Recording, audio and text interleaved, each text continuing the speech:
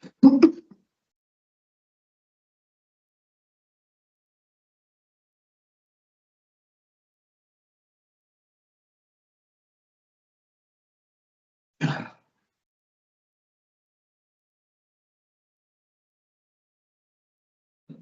morning. My name is Parole Officer Bernard. Today is Friday, February 14th, 2025, and this is a hearing of the Connecticut Board of Pardons and Paroles. The following board members are present this morning and by stating their names on the record, certify they reviewed all statutorily required documents and available pertinent information in preparation of this hearing. Good morning, Mike Polk. Good morning, Joy Chance. And I'm Ellen Zappo-Sasu. Also present is Victim Services Advocate Nina Vasquez. Please state your name and inmate number for the record. My name is Lawrence N. Simonoff, inmate number 388770. This hearing is being conducted in consideration of the parole application for Lawrence Simonoff, inmate number 388770. He is serving a sentence of 15 years jail followed by 10 years special parole for attempted sexual assault, first and home invasion. As of today, records reflect the parole eligibility date of November 16, 2024. There is victim input in this case. There is an offender accountability plan for the offender. It has been reviewed and shows the offender has completed the following programs. The offender has completed the men's trauma group, self-awareness group, coping skills, anger management, individual therapy, social skills, stress management, voices, Tier 2, Second Chance PAL program, co-occurring disorders, problem sexual behavior, alternatives to violence advance, and the offender is currently working in the officer's clothing. Utilizing the statewide collaborative offender risk evaluation system, the offender's overall score on the RT falls within the low range of risk for recidivism. Utilizing the static 99R, the offender's overall score for sexual offense recidivism falls within the low range. This is your opportunity to express to the board why you believe you should be granted parole. You may begin.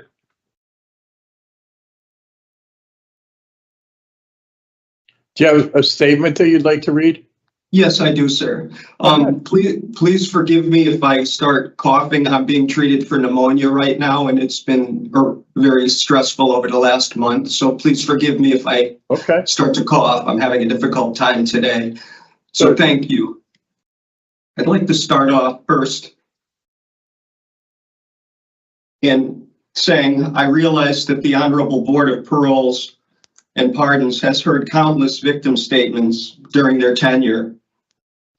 Please know that mine is my own, personal, genuine, and sincere, even though it may hold a familiar tone as those that came prior to it. I'd also like to read my statement now that I've compiled over many times over the past 13 years of my incarceration. I first thank the Honorable Board of Pardons and Paroles for the privilege to appear before you today, as I have patiently awaited for this day to express my remorse, my empathy, and the apologies to the victim of my crime, her family, and others who were impacted by my actions, and also of the journey of my rehabilitation. First and foremost, I wish to extend my most sincere and heartfelt apologies to the victim of my crime, also her family, for my most shameful actions and regrettable actions on the night of January 21st, 2012, and for the resulting trauma and pain that I alone am responsible for. While the words "I am sorry" seem simple and small, given the scope and depth of my offense, they are sincere and they are genuine. The empathy and remorse that I carry and feel is with me each day. My hope is that with the passing of time, the wounds that I have inflicted have begun to heal. However, I am afraid that scars will remain. I hope and pray the joy, the peace, and the happiness the victim and family is so entitled to in life, I have not kept from them. In reflecting on how this terrible event came to be, I chose to use cocaine to ease the pain and loneliness I felt in witnessing the horrible effects of Alzheimer's on my now deceased mother. I chose the urges and desires, the instant gratification to feel better in the moment and follow irrational thoughts at another's expense, my victim. I am deeply sorry for my actions, as well as the suffering I have caused my victim and her family. Time has allowed me to see how my poor choices, thoughts, and my actions have led to my offense. I now have the skills and tools and clarity to make positive, healthy, and meaningful decisions to lead a purpose-filled life. I am also reminded of the cost and impact my thoughts and actions have had and the heartbreaking pain I alone have caused. During my incarceration, I have taken advantage of the multitude of programs available to me to address my addiction, my urges, flaws, and shortcomings. I am now aware of thinking errors which can lead to undesirable outcomes. Voices, NA, AVP, Tier 2, Sex Offender 1 and 2, as well as others, have been most helpful. They have also been engaged in the prison industries for the last 8 years, namely in officers' clothing, giving me a purpose, self-reward, ethical, and morally empowering work. The mindset has been instilled from my 20 years of being self-employed prior to my incarceration. I also enjoy helping others to dream of positive possibilities after prison. I hope in the opportune time to once again be a business owner. Also, I have pursued my associate's degree through ASNATUC for self-value for a positive path forward. Time has also allowed me a new profound honor of being a father to my only child, my daughter Haley. Also, my son-in-law, Aiden. The title and pride I feel as a father is dear to my heart. Years lost, simple and special moments, now lost to time, I only hope to make up. I look forward to my daughter's wedding, as a father should, to hold and get to know my new granddaughter, Claire. Born on January 12, 2025, and to experience the wholeness and love of family. I so dearly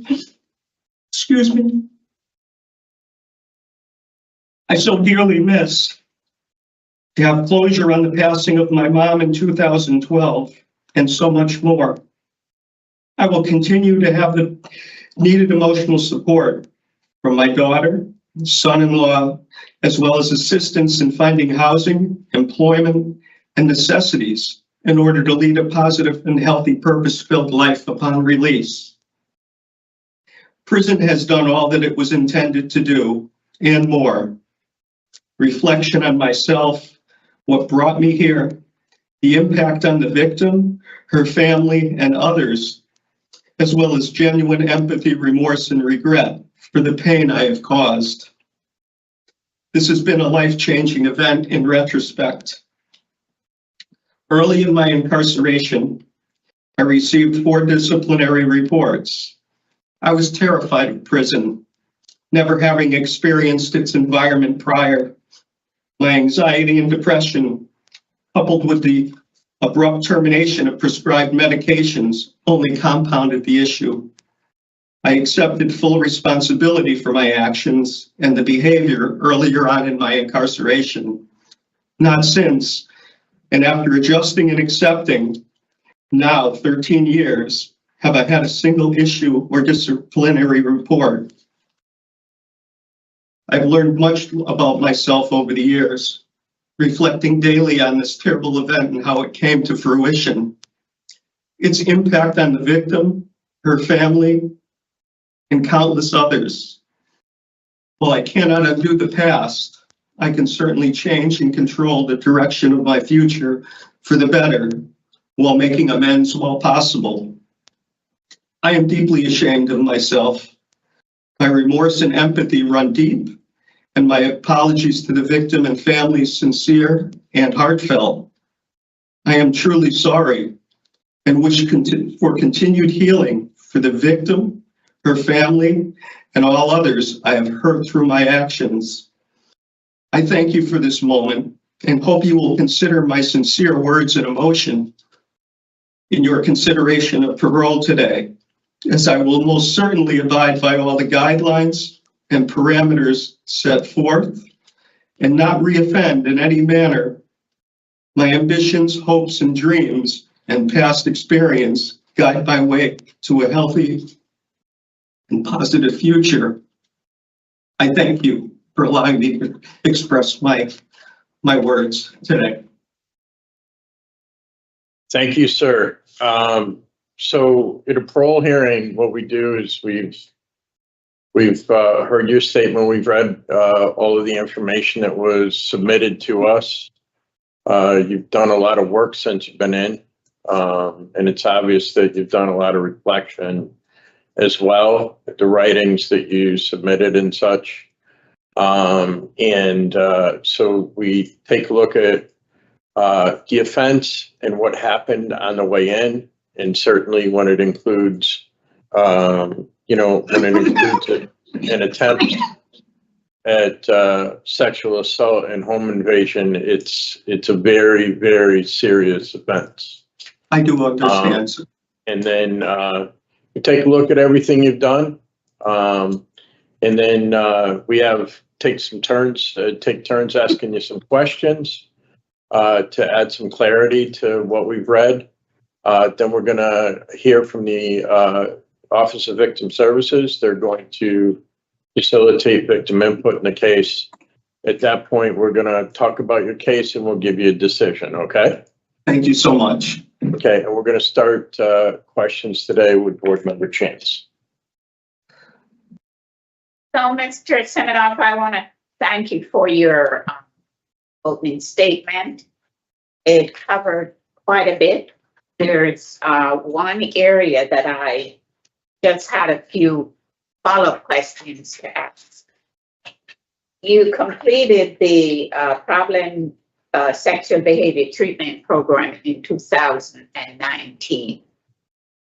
Can you tell me what insights you gained from that program?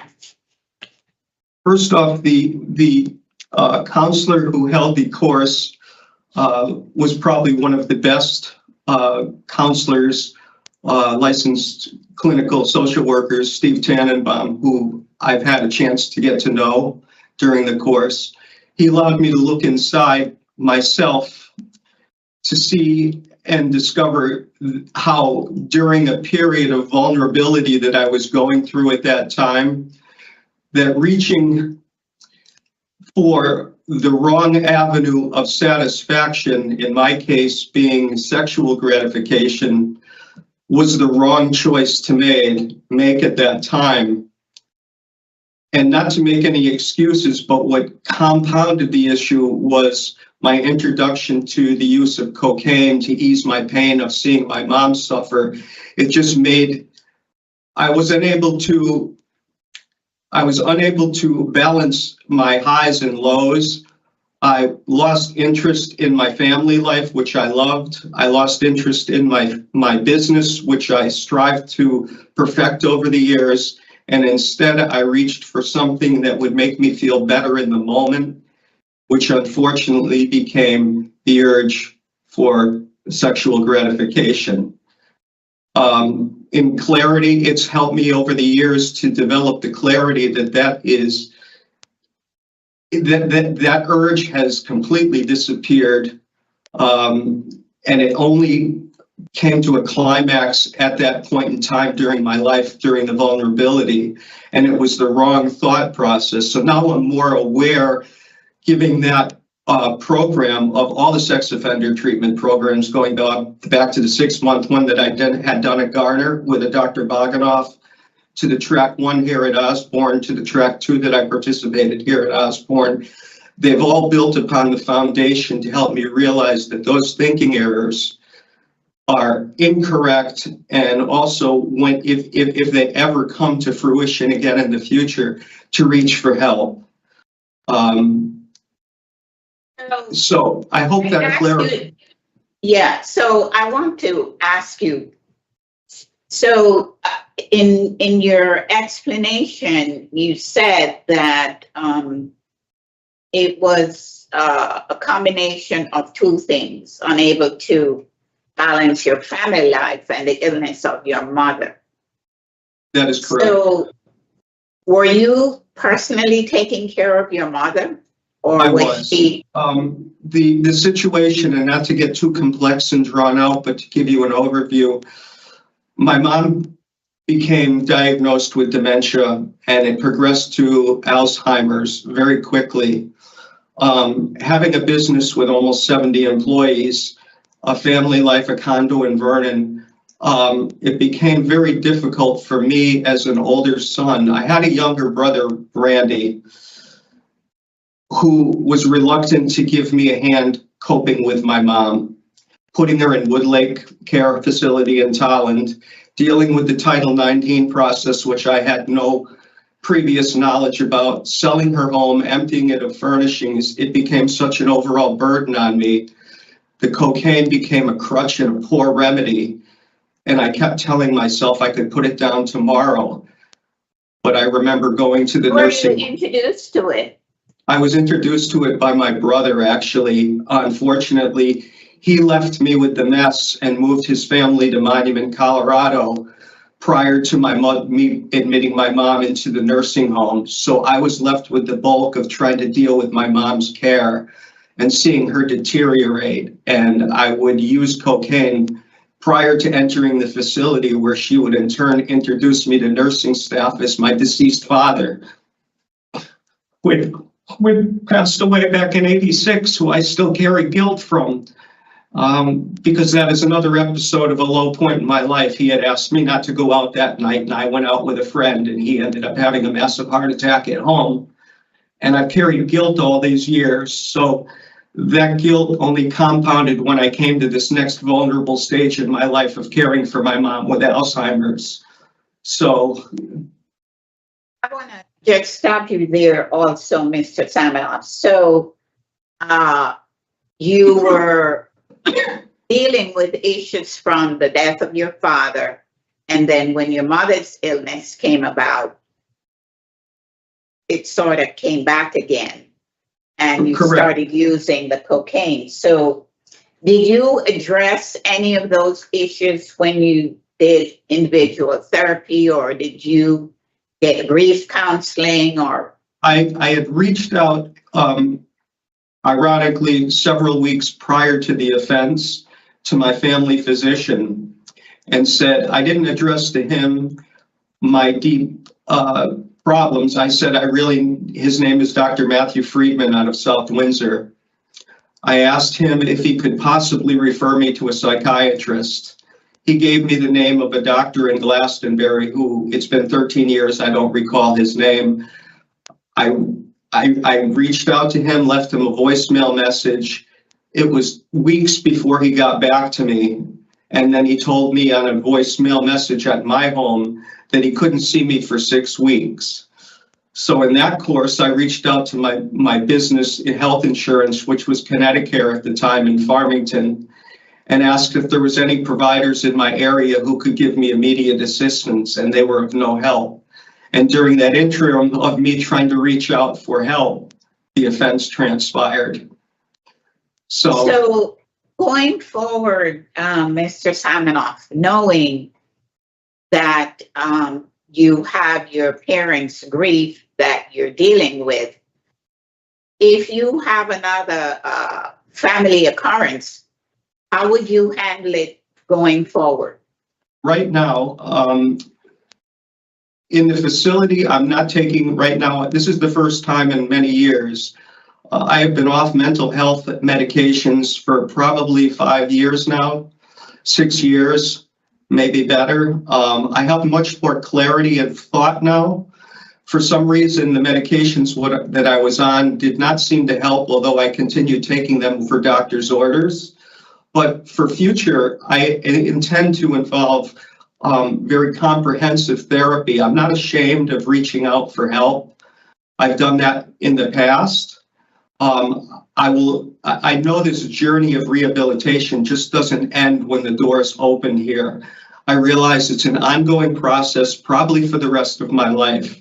So I would take the proactive approach on immediately upon release, and when the doors finally do open, to be proactive with the parole officer and all else involved in my case and the stipulations to set up therapy for sex offender, for emotional support, for drug addiction, and continue that, and not just say, okay, I feel better, it's time to stop this. I think it's, from what I've learned and what I know and what would make me feel comfortable, is to continue that talking, because what I do here is I journal a lot. It helps me to see my thoughts on paper where I can go back and read. So I think having a sounding board and someone to respond in a positive manner, even though some things may be difficult to swallow, that process needs to be ongoing for me, and I'm open for that. Now, in terms of your addiction, okay? Excuse me. That's okay. Specifically, what are you referring to? Are you referring to attending meetings, get a sponsor, do the 12-step, I think reach out to CCAR? I mean, there are lots of things that you can be a little bit more specific. yes, of course. While here, I've attended NA meetings, which I felt very helpful, although they can get distracted in a prison environment. I've reached out to CCAR, who I've also met with, and I've reached out to them. They unfortunately have not gotten back to me to further, but I think what I would look forward to, I think one-on-one counseling is probably the most effective. However, group support is also a foundation. One-on-one counseling for substance abuse? Across the board, substance abuse, sex offender, and emotional support. I think emotional support is a foundation for all of that. So there are 3 areas I would like to concentrate on, all separate. I don't think one will overlap the other. I think because they're both highly specific areas that need to be addressed and continue to be fostered. But I'm going to say to you, Mr. Simonoff, that for Yes. sex offender, the group setting is the most appropriate and most effective. I understand that, and I am completely positive for that. Okay, so I would, urge you to consider that. It's been considered, and there's no question in my mind that I would not follow that through. You have my word on that. Okay, and I am glad that you connected with CCAR, because one of the things that they do is they will help you in how to live a sober life in a sober community. Correct. And it sounds to me like, that would be of help to you, seeing that you've never addressed that before. Correct. So I find that very positive, and it's good that you proactively, decided the 3 areas that needs addressed in order for you to move positive in your life. Yes. Now, you mentioned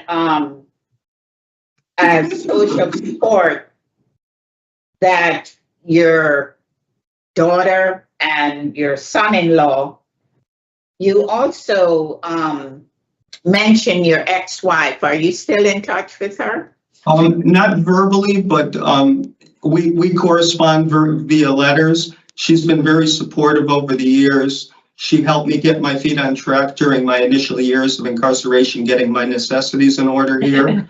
And we're both involved in, even though my daughter is 30 years old, she was 17 when I became incarcerated. I came in 2 weeks before her 18th birthday, unfortunately.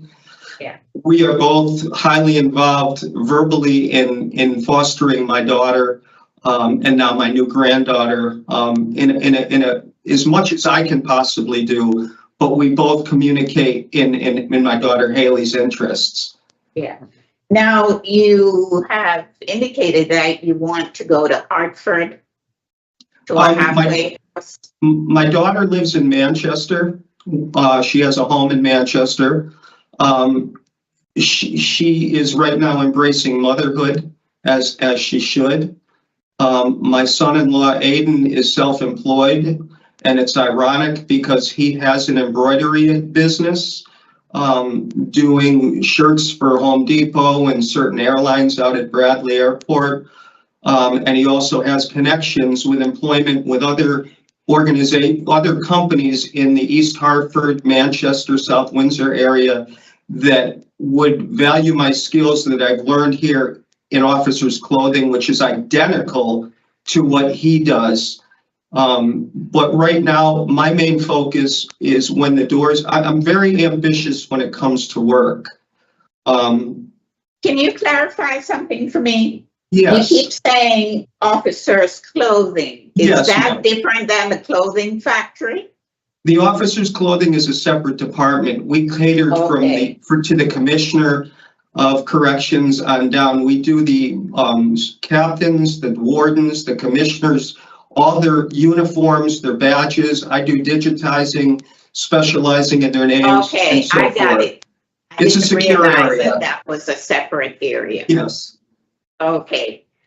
All right. So, yeah, there are one or two very good halfway houses where if and when you do go out, because you also have 10 years of special parole. So, Yes, ma'am.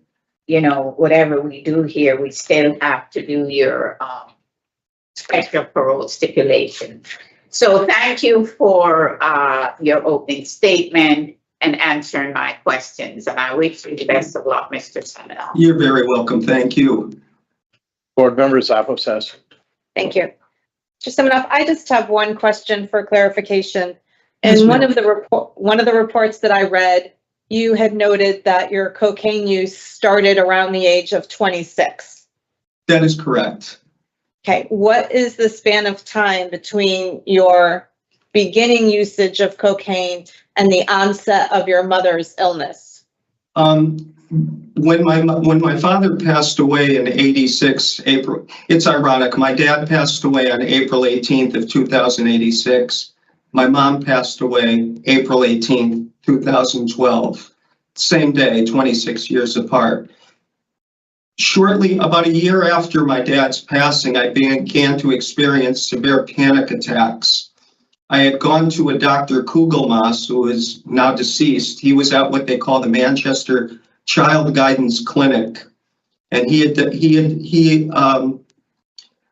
said that I was carrying a lot of anxiety and guilt because of the passing of my father and not being there at his request that night to stay home. And that I was experiencing during the holidays severe anxiety attacks. I was treated briefly with Klonopin and Xanax back then, which then I became weaned off of.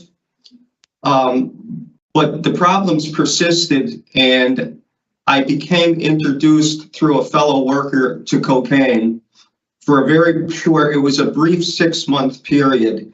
Again, it seemed to alleviate the problems of feeling negative at that point, of feeling down in the dumps, but then again, you had to keep chasing that feeling. And I remember the day, it was October 17th, my mother's birthday.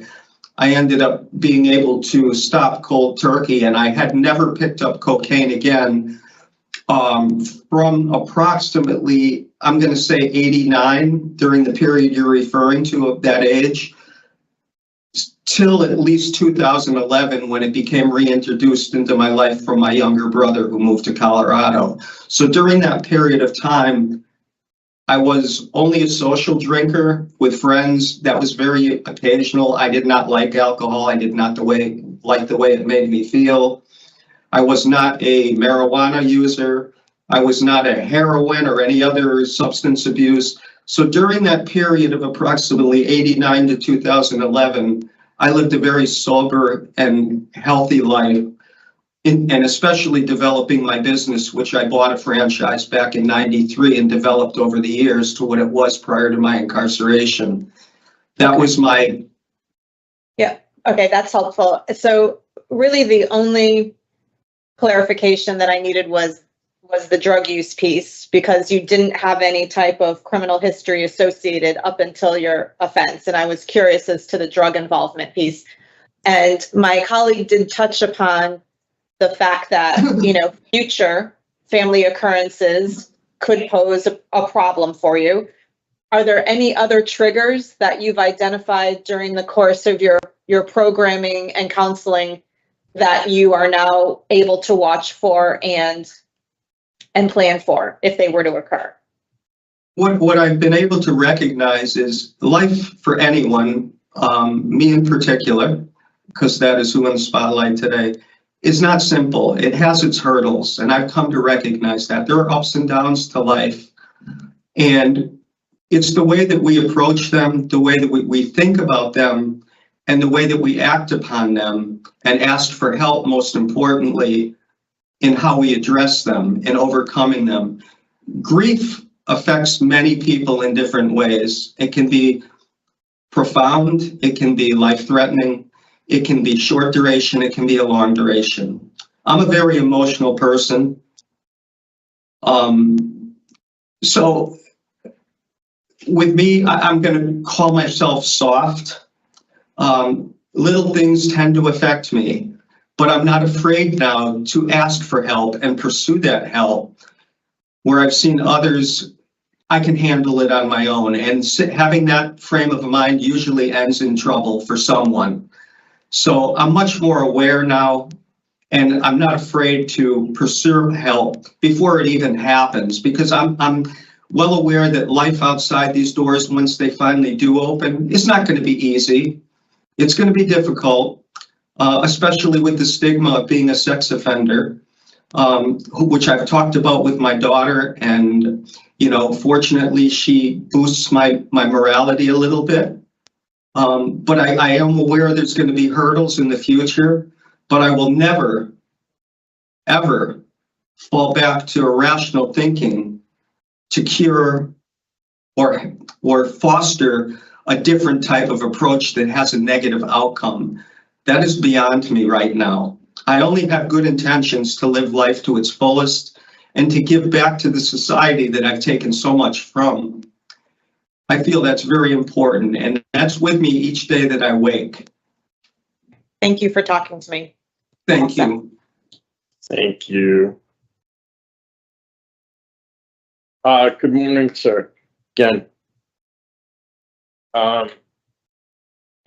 One of the things that was really important for me to hear, that I really thought was genuine was, I don't often hear somebody go to the extent that you did in terms of recognizing what the victim in this case went through and may still be going through, and the ongoing things that the person could still be dealing with.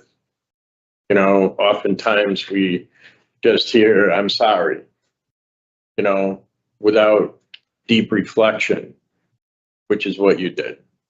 And voices, which deals with victim impact and understanding, is a program that you've taken that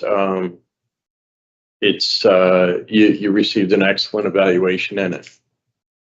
And that's really important. you're 61 and, you know, you went, many years in your life with really only one hiccup in 1990.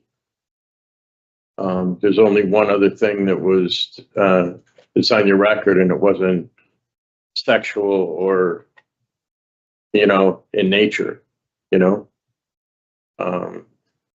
So I appreciate all the work that you did. Thank you.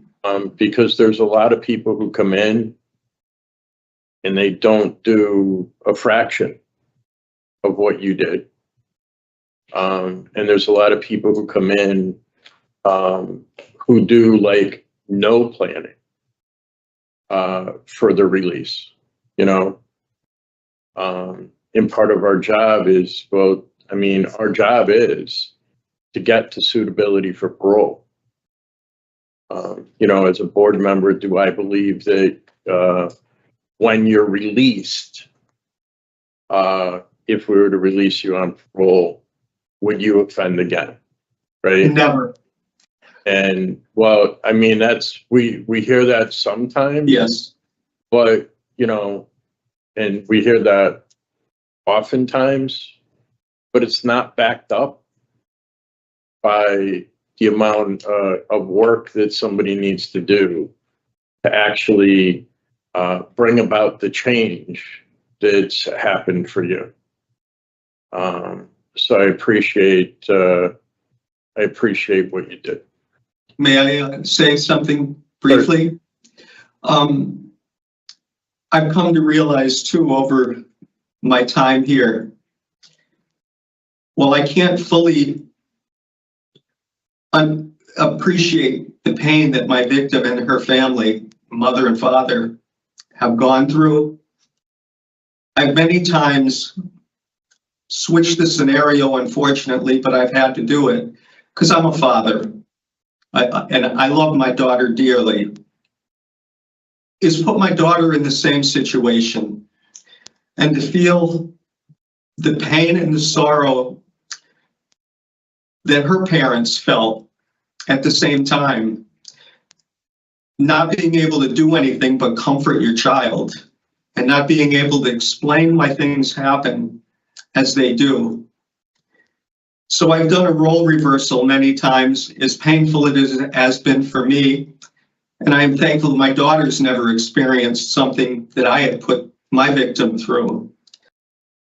But in order to fully understand, I've had to do that. So I wanted to experience the pain that her parents felt, because change cannot happen without pain. And that has been an added factor in my rehabilitation, is to picture myself in the same position as a parent, which I am. The world is not a kind place today. My daughter has told me numerous times, Dad, it's not how you left it. People are beeping their horn at a green light before the light even changes. People are rude. People are disrespectful. It's not the same as you left it 13 years ago. And you have to be prepared for that. And I'm prepared as much as I can be, but I'm willing to face those hurdles and overcome them with a positive outlook. So I just wanted to add that, and I thank you for allowing me to do that. Absolutely. So at this point, I'm going to recognize the Office of Victim Services for victim input, and you can't speak at all during victim input. And then as soon as that's done, we're going to talk about your case and give you a decision. So your part in the hearing is now over, okay? Thank you so much. Ms. Vasquez? Good morning. Thank you, Chair. Good morning, Chair and board members. We have a victim who's logged on to this. I'm sorry, can you speak up just a little bit more? We can't, it's small. Is this better? We can hear you now. Okay, thank you. We have a victim who is logged on to this Teams meeting and wishes to address the board. This is your opportunity to express to the board members your wishes and concerns. Please unmute your microphone and you may begin.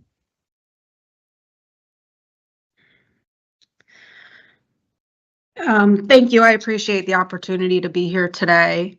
I want to start with the fact that I appreciate the fact that Mr. Simonoff has taken courses and gotten counseling while he's been incarcerated, and I appreciate his apology.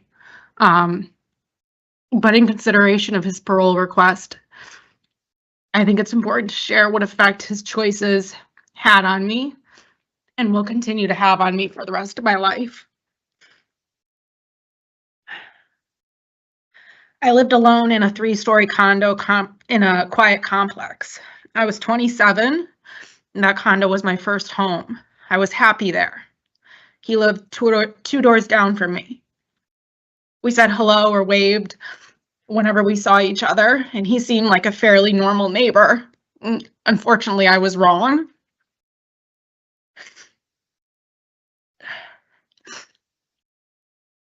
One night, I was woken up by the feeling of 2 hands rubbing upwards from the top of my breast to my shoulders. I opened my eyes and saw a black silhouette standing over my bed. I can still see that silhouette clear as day. And every time I think about it, I'm reminded of the fact that I went through something that nightmares are made of. Something that you see in the movies, and something that you think will never happen to you, and something that should never happen to you. And there were 3 distinct points that night that I actually thought I was going to die in my own home. It's been 13 years, and I still remember it like it was yesterday. The first time was when he had me pinned on the ground next to my bed with his arm pressing my neck against the ground. The second time was when I was trying to get out of my bedroom away from him through the door that connected my bathroom out to the hallway. He grabbed me from behind and threw me away from the door towards the shower. And there was a 90-degree angle tile ledge in the shower. And as my face was falling towards that ledge, I distinctly remember thinking I was going to hit the ledge and crack my head open and die. The third time was as I managed to get to the top of the stairs. He came up behind me and shoved me down the stairs towards the sliding glass doors at the bottom. And I remember thinking as I was flying down the stairs that I was going to slam into the glass and die in my own home.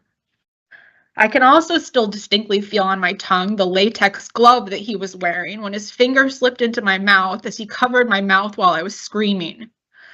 Whenever I see latex gloves, the feeling of them on my tongue flashes through my mind. After I managed to escape and get to a neighbor's house, when the police came, they asked if I wanted to call anyone. And I refused until they told me that that nightmare had actually happened. It was so surreal that part of me thought maybe I just had the most realistic dream of my life, but unfortunately that wasn't the case. After that night, I was terrified to sleep in my own home. I went to counseling.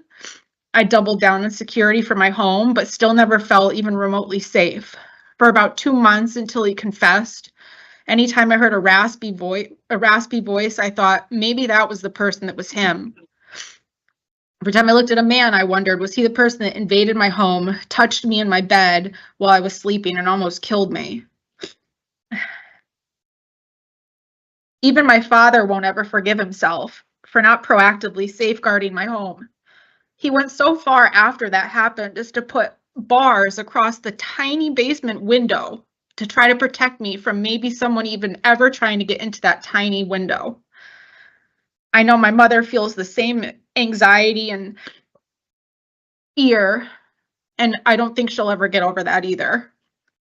It's been 13 years since this incident happened, and it still affects me. I know what it feels like to actually think you're going to die in your own home, and I know that it's actually possible. I have a lot of anxiety that I never had before this. I've struggled with anxiety on and off over the years since this has happened, and it's impacted me and my family in many ways. My anxiety has also increased with the thought of him getting out of prison. No matter how much security I have at my home, it never feels like enough, and I just keep upgrading my security measures. Just this past week, I upgraded my system with the thought of him getting out. If I hear a sound in the middle of the night, my head starts racing. My heart starts racing. If something seems out of place or strange, I have to search my house to make sure no one's hiding somewhere. If someone comes to do work at my house, I take extra mental notes about what they look like, what they say, and what they do, in case I ever have to talk to the police again about who's been in my home. I make sure anyone who comes to my house to do work knows that a dog lives there. I don't trust my neighbors. I'm always wondering if they're watching me, planning an attack, or having sick fantasies about doing things to me. I don't like anyone touching my chest area. I don't like to sleep on my back because it makes me feel extra vulnerable to unwanted touching. Even preparing for this hearing has caused me a lot of anxiety, and I suspect I'm going to have a lot of increased anxiety after this. I find myself spiraling with anxious thoughts about the what ifs. And at times, the impact that this has had on me even surprises me because I know how strong I am. Frankly, there's a lot that I don't even want to say today about how this has affected me because I'm afraid of what will happen to me or my family as a result. Rest assured that his choices have significantly impacted me and will continue to impact me for the rest of my life. Thank you. Thank you for sharing that statement with us. It's important that we hear the impact of criminal offenses, especially offenses like this, and what kind of ongoing damage has been done.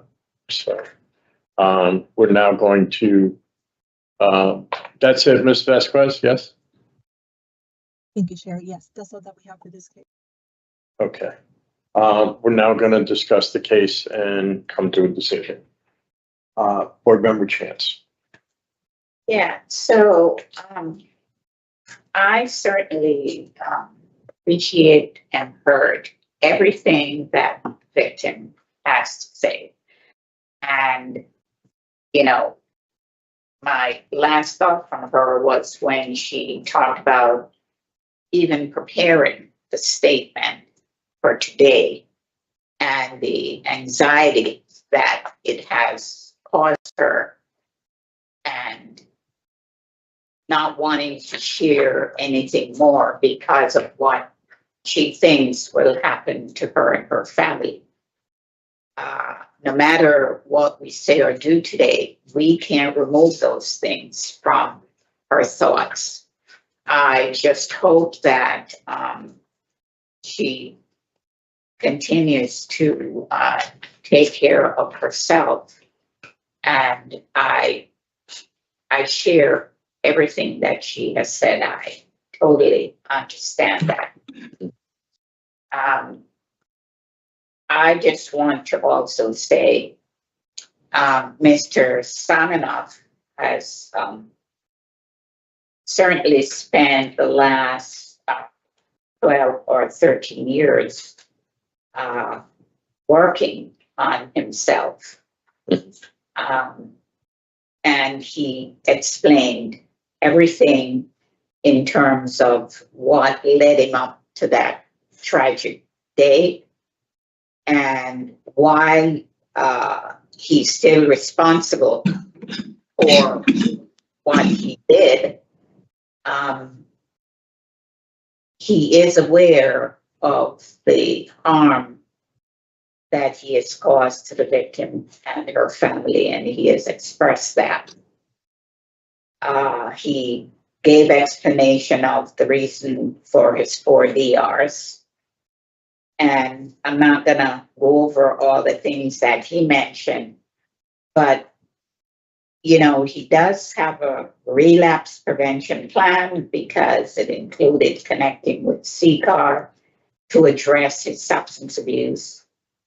He has a release plan to go to a halfway house with family support. He has job assistance from his son-in-law. He has, emotional support from his ex-wife and daughter. And he has good work ethics as evidenced by the work that he did at DOC. And he did complete 13 programs over the period of 13 years that he was there.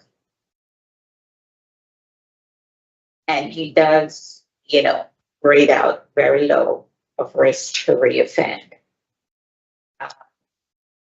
However, I heard the victim loud and clear, and it's evident to me that she still relives that event, and she gave those 3 examples of why she's reliving it. And I hear her concerns and know that she's aware that he was given 15 years. And so originally, I had a question mark coming in. But I can tell you after hearing the victim today that I'm going to go with a denial for today. And my reasons are just going to be the nature and impact the victim and victim's family. So, Mr. Chair. Okay, board members have to say. I think this one is very difficult because the victim's statement was compelling. And I think that we've also on the other side seen that Mr. Simonoff has engaged in risk relevant programming, has spoken to his offense, has expressed remorse and regret and apologized. And I found him to be sincere.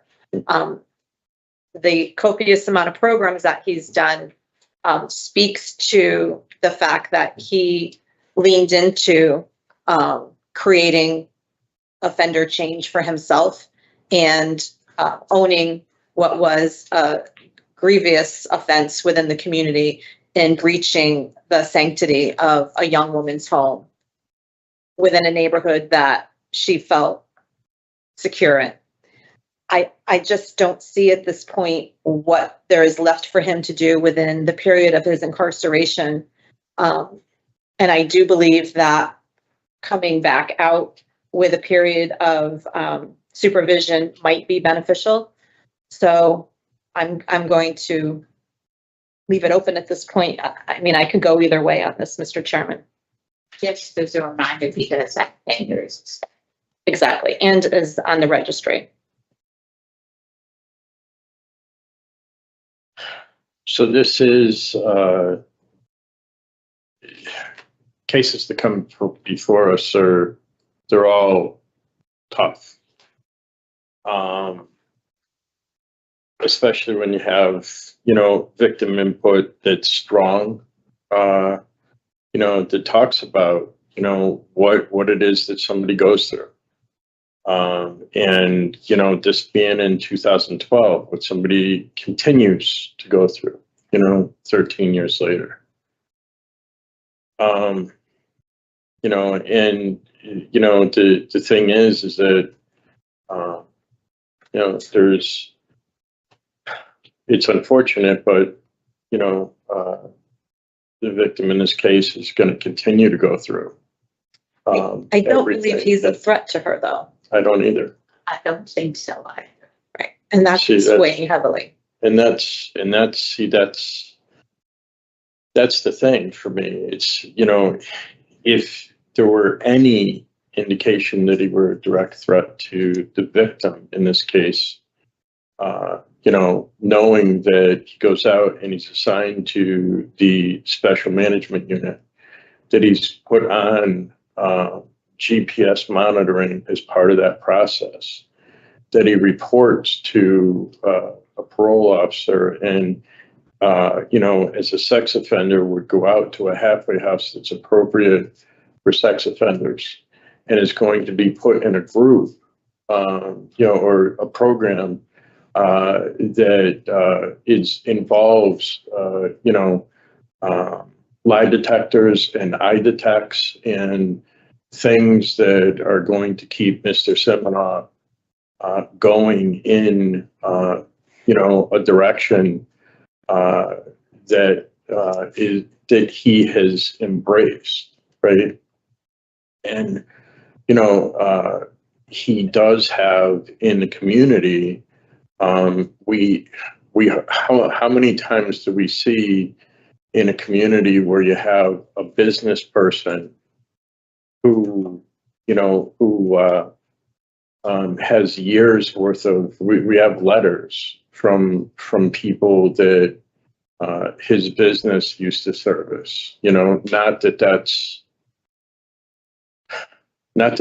anything to alleviate the pain that the victim feels, but, you know, that he has, you know, he has done things like that, you know.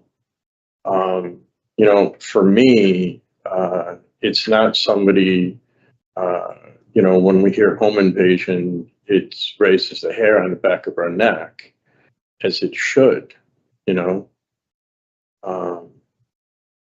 I don't believe that Mr. Simonoff goes out with the threat of committing offenses like this again, especially with his, and we hardly ever see a well thought out release plan, which includes a recovery plan, which includes mental health support, which understands that he's going to have to address, you know, 3 things out there where there is definitely a family out there that is going to try to help him reintegrate and have a position out there that he can do, you know.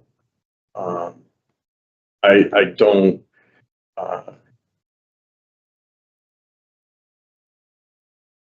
feel for the victim in this case. However, I really believe that Mr. Simonoff is suitable for parole. Can I add something? Yes, go ahead, sure. So, I thought about this, and despite all the positive things that Mr. Simonoff has done, in the victim's mind, she thought she was going to die on 3 different occasions. And it's obvious that she has not finished addressing those 3 different fears at 3 different times.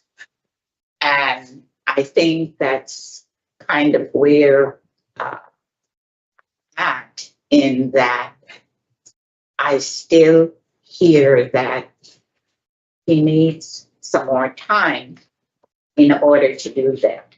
And I'm sure she's aware that eventually he is going to be back in the community. And so I address all the positive things that Mr. Simonoff has done and the positive detailed release plans that he has. But for me, you know, I just wanted to impart that was the piece that really. I totally respect what you're saying. Yeah, okay, thanks. So, board member Zapusasu, where are we? I am leaning toward granting discretionary parole because I do not believe that he is at risk of reoffending or poses a threat to the victim. And I believe that his programming and his release plan speak to those points.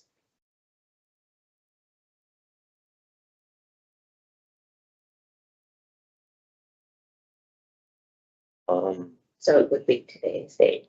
So what would we have? I have halfway house. I have mental health evaluation and treatment as deemed necessary. I have community-based treatment for problem sexual behavior. And I have no contact with victim ES. There's also a registered victim SS. Yes. So it would be those 2. Is there anything else that you have in this case? That's all I had. So regarding Lawrence Simonoff, 388770, I move to grant parole on or after today's date, February 14th, 2025, with the following stipulation: halfway house placement, mental health evaluation and treatment is deemed necessary, community-based treatment for problem sexual behavior, and no contact with victims ES or SS. Is there a second? Second. Those in favor will signify by saying aye. Aye. Aye. Those opposed, no. That was nay. So on a vote of 2-1, Mr. Simonoff, you've been voted to parole. Your conditions will be explained to you prior to release. And I hope, I don't want any further discussion, but I hope you really heard what the victim said. Because there's, as you pointed out to begin with, the impact is there. So, you go out and you continue to do what you've done inside, on the outside, okay? Thank you so much. All set, officer. This concludes the hearing for Lawrence Simonoff, number 388770. You're all set, sir. Thank you, sir.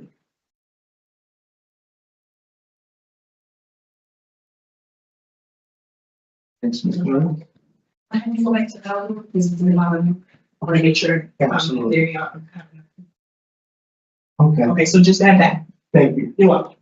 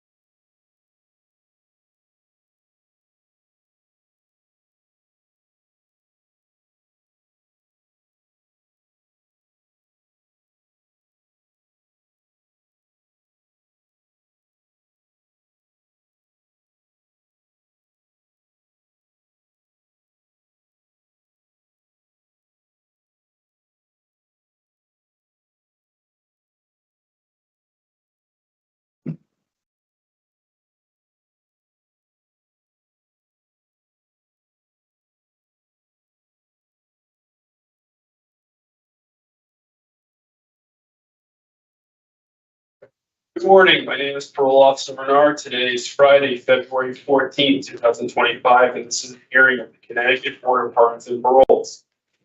The following board members are present this morning and by stating their names on the record, certify they reviewed all statutorily required documents and available pertinent information in preparation of this hearing. Morning, Mike Pohl. Good morning, George Hans. And I'm Ellen Zappo Sasso. Also present is Victim Services Advocate Nina Vasquez. Please state your name and inmate number for the record. David Kawiecki, 205-177. This hearing is being conducted in consideration of the parole application for David Kawiecki, inmate number 205-177. He is serving a sentence of 18 years jail with 10 years special parole for corrupt organization and racketeering act, five counts of conspiracy to commit burglary first, criminal possession of a pistol/revolver, assault on a public safety officer, larceny third, 3 counts of larceny first, burglary first, 3 counts of larceny second, and burglary second. As of today, records reflect the parole eligibility date of June 12, 2025. There is victim input in this case. There is an offender accountability plan for the offender. It has been reviewed and shows the offender has completed the following programs. The offender has completed anger management, stress management, alternatives to violence, people empowering people in tier 2. Utilizing the statewide collaborative offender risk evaluation system, the offender's overall score on the RT falls within the moderate range of risk for recidivism. Utilizing the static 99R, the offender's overall score for sexual offense recidivism falls within the low to moderate range. This is your opportunity to express to the board why you believe you should be granted parole. I did all my programming. I'm enrolled in school for my GED. I'll be taking my tests next Wednesday, and next month I should be completing my GED. Have a GED diploma, and I stayed positive throughout my incarceration without getting any DRs, any trouble. I've been a role model inmate throughout my incarceration. I just stay positive, you know, be good as I could be, you know, and throughout my incarceration, just, you know, being safe. And I caught COVID like 6 times already, you know, to put a toll on my body.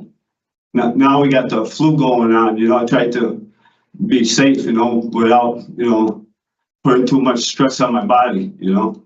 I have, you know, medical problems, you know, and I tried to be safe as I could, you know. It's hard for me to, you know, to be, you know, safe, you know. It's in this environment, it's got to be positive, you know. And I work my best, you know, in school, trying to achieve my diploma and everything else, be productive, you know. I always stayed positive, always working, being in school, working as a laundry worker, a tierman, food server, shower worker. I just kept, you know, keeping up with the place, you know, cleaning up the place, everything, stay positive, you know, trying to do my best. Stay on everybody's way, be myself, you know, and try to get out of here in one piece, you know. Thank you.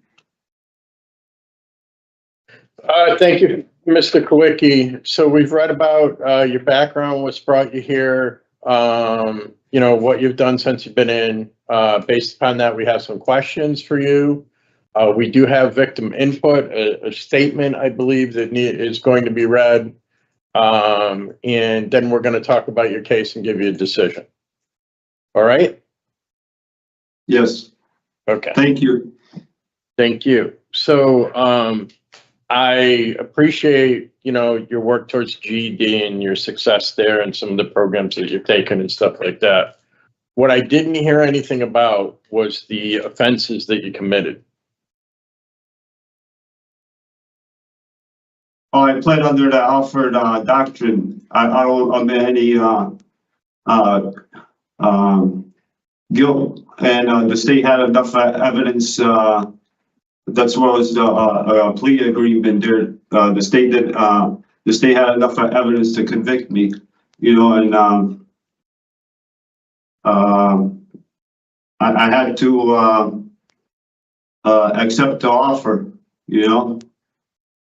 I had public defenders. I didn't have a private attorney. You know, I have a new public defender today. You know, that's helping me out. You know, with a sentence modification also. Thank you. Yeah. So I can appreciate the way you answered that question. You know, for me, you know, I have 4 pages of victims here. And I got absolutely nothing from you. I haven't had, you know, I've been here for almost 6 years, haven't had that many victims in a case before. You know, this was very well planned out stuff that happened. I realized that when you talked to the parole officer, you had nothing to say except they made me the fall guy, you know, the whole thing. So I am not believing at all that you didn't have anything to do with this. You wouldn't be sitting here right now if you didn't, right? But I didn't hear anything about that, right? Which for me leads to where's the change here? You know, it's some other guy, you know, some other guy's responsibility, you know?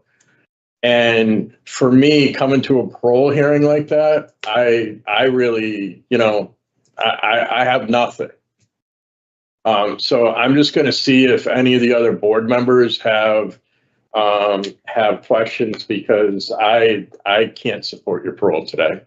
Board members Apusasu, anything? I have no questions. Board member Chance, anything? Okay.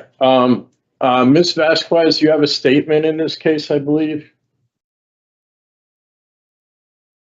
Thank you, Chair. Yes, I do. I had the opportunity to speak with several of the victims. Only one wished for me to read this on their behalf. And it reads like this. If he has been rehabilitated, I am okay with him to be released onto parole. However, if he hasn't shown any changes, does not take full responsibility, even though I believe in second chances, I'm not in favor of parole. Thank you, Chair. This is all that I have for this case. Thank you, Ms. Vasquez. That was definitely somebody that was trying to extend some grace there. So where I'm at on this case is that I do not believe that Mr. Kawiecki is suitable for parole. He doesn't show through his statement and through the questions asked just about the offense in his interview with the parole officer that he has affected the amount of change that I would need to see in order for him to go out. He has a criminal history that looks like exactly what he's in there for. And the nature and circumstance of how many offenses are here just doesn't get it. While I do recognize that Mr. Kawiecki is trying to turn things around through his work with, the GED. And certainly that's something that he should continue to do because, if he goes out there and if history repeats itself, he's 52 now, we'll be seeing him again for another, how many years, right? He's got 10 years of special parole to follow this. I have halfway house placement, have mental health evaluation and treatment as deemed necessary. I have a list of victims that I will read for inclusion in no contact with victim or general stay away. And I have no contact with 5 co-defendants. So, I have 5, yeah. Okay. Absolutely agreement here with what you said. Okay, so regarding David Kawiecki, 205177, I move to deny parole based upon nature and circumstances of the current offense, criminal history, and inadequate evidence of offender change. I further move to set the following special parole conditions. Halfway house placement, mental health evaluation, and treatment is deemed necessary. No contact with co-defendants Sebastian Kuzik, Marcin Paxbo, Anthony Panfano, Camille Sikowski, and Robert Kowal, and no contact with victim SS, CC, MA, BH, MS, another MS, and a general stay away from Express Food Mart, Ms. P. Petromart, European Travel, Obsession Market, Cumberland Farms with the address East Street in New Britain. In DDS office of Dr. E.T. Is there a second? Second. Those in favor signify by saying aye. Aye. Those opposed, no. The ayes have it. Mr. Kawiecki, we're sorry that we weren't able to give you a parole today. We hope that you use the time to continue to work on your GED and you're able to get some things done when you get back outside. Okay. That's no halfway house, right? That was special parole. And DOC halfway house is something that they'll review. Well, actually, DOC reviewed you for a halfway house and denied you. The halfway house is attached to your special parole. Oh, okay. Is it approved for a halfway house or no? At the end, when you discharge and go to special parole, yes. Oh, okay. This concludes the hearing for David Kawiecki, inmate number 205177. You're all set, sir. All right, thank you. Have a nice day. Happy Valentine's Day. You too.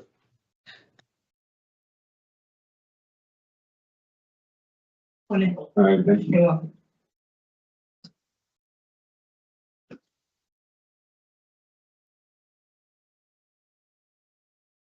Thank you.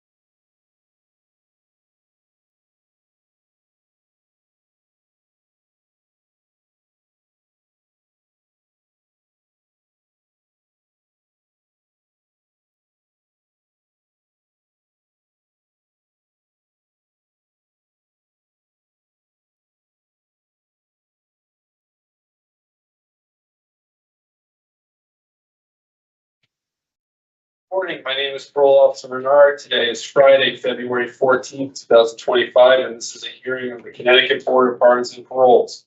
The following board members are present this morning and by stating their names on our record, certify they reviewed all statutory required documents and available pertinent information in preparation of this hearing. Good morning, Mike Cole. Good morning, Joy Chance. And I'm Ellen Zappo-Sasso.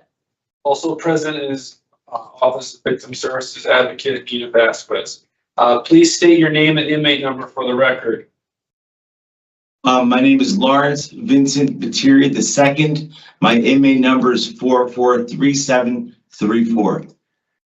This hearing is being conducted in consideration of the parole application for Lawrence Vetere, inmate number 443734. He's serving a sentence of 10 years executed suspended after 4 years with 5 years probation for 3 counts of criminal violation of restraining order, criminal possession of a firearm, violation of protective order, and illegal possession of a weapon in a motor vehicle.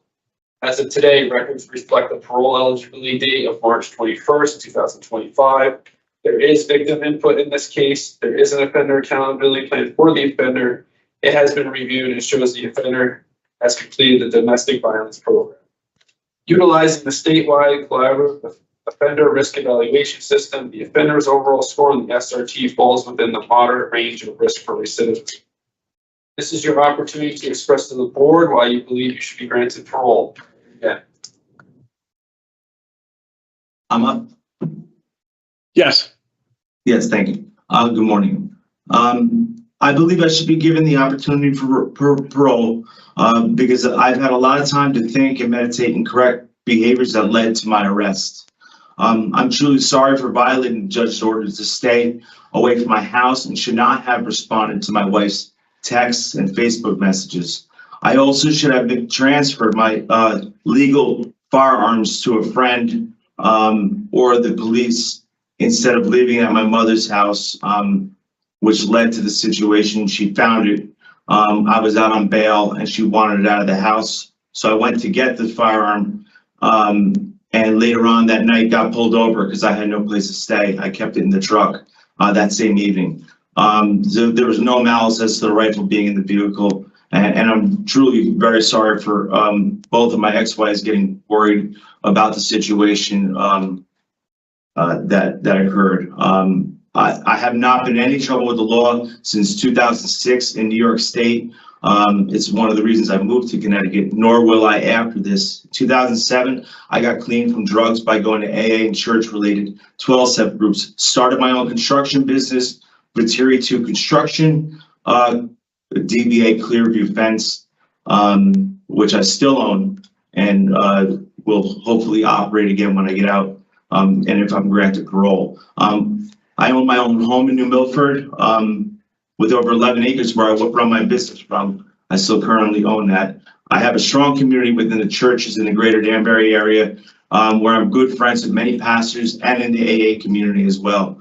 I will continue with the same plan I used in 2007 to put my sobriety first, using the tools I've learned over the last 20 years. God, church, 12-step programs, my friends and family in these places. I have very strong ties in the community. I work for many law enforcement and many people that work for the city of Danbury, New Milford.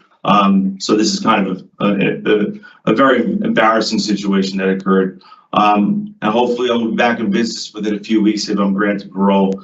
I have a lot of loyal, I have over probably 200 to 300 loyal customers in the area that all trust me with their families and homes. I run a $500,000 a year business, and I've been running since 2008, which does very well. It's a fencing business. Before this event occurred, I had 750 credit score and great business ratings with no issues. I only reference these things as to it being a solid proof that for the last almost 2 decades, 17 years, that I have been a law-abiding citizen, business owner, and a good father to my children. I have no history of violence, nor have I even thought of committing a violent offense. The end of a bad marriage brought upon a situation I could have avoided had I gotten the help that I needed. I only wanted to go back to my house, which I own, I solely own, and I'm truly sorry for the whole situation. I really hope the parole board can see the man I've been over the last 15 plus years, and not just these offenses. I'm fully equipped and prepared to re-enter society clean and sober with the home business and strong community of sober-minded people to make sure I have a solid foundation to build back upon. I will make sure I obey all the court orders regarding both of my ex-wives, and I really need my children back in my life. Children I've fully supported for 11 years, and I've never missed a day without my children being around me.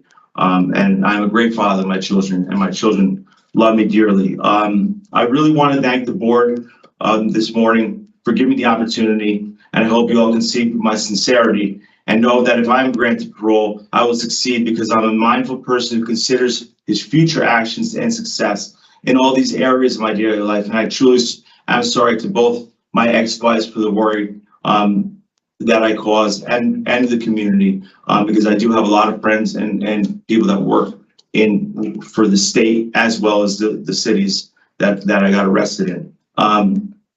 I'm truly sorry for the hurt that I've caused my children for my absence. And I just expect, and I know from the past that I have the ability to get right back on track and maintain my business and home and my community within the churches and AA. That's my plan. Thank you. Thank you, Mr. Vetere. So what we're doing here is we've read about what brought you to this incarceration, what you've done since. We've received some letters on your behalf, and based upon the information that we have in your interview with the parole officer, we have some questions for you. We're going to take turns asking those questions, and then we're going to hear from the Office of Victim Services, and then we're going to discuss your case and give you a decision. Okay? Sure. So questions today, we'll start with board member Zappo Sassu. Good morning. So, when reading through this case, there is a bunch of concerning and alarming components to it, and you hit on many of them during your opening statement.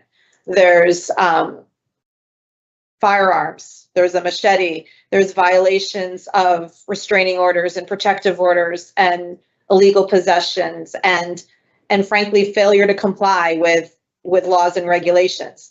I have to assume from reading through this and looking at your substance abuse score at the time, which was a 4, which is high, that drugs and alcohol played a role or severely impacted your ability to make good decisions during this period. And I was hoping that you could spend some time talking to us about your road to recovery and the drugs that you used, how you came to use them, and where we stand today.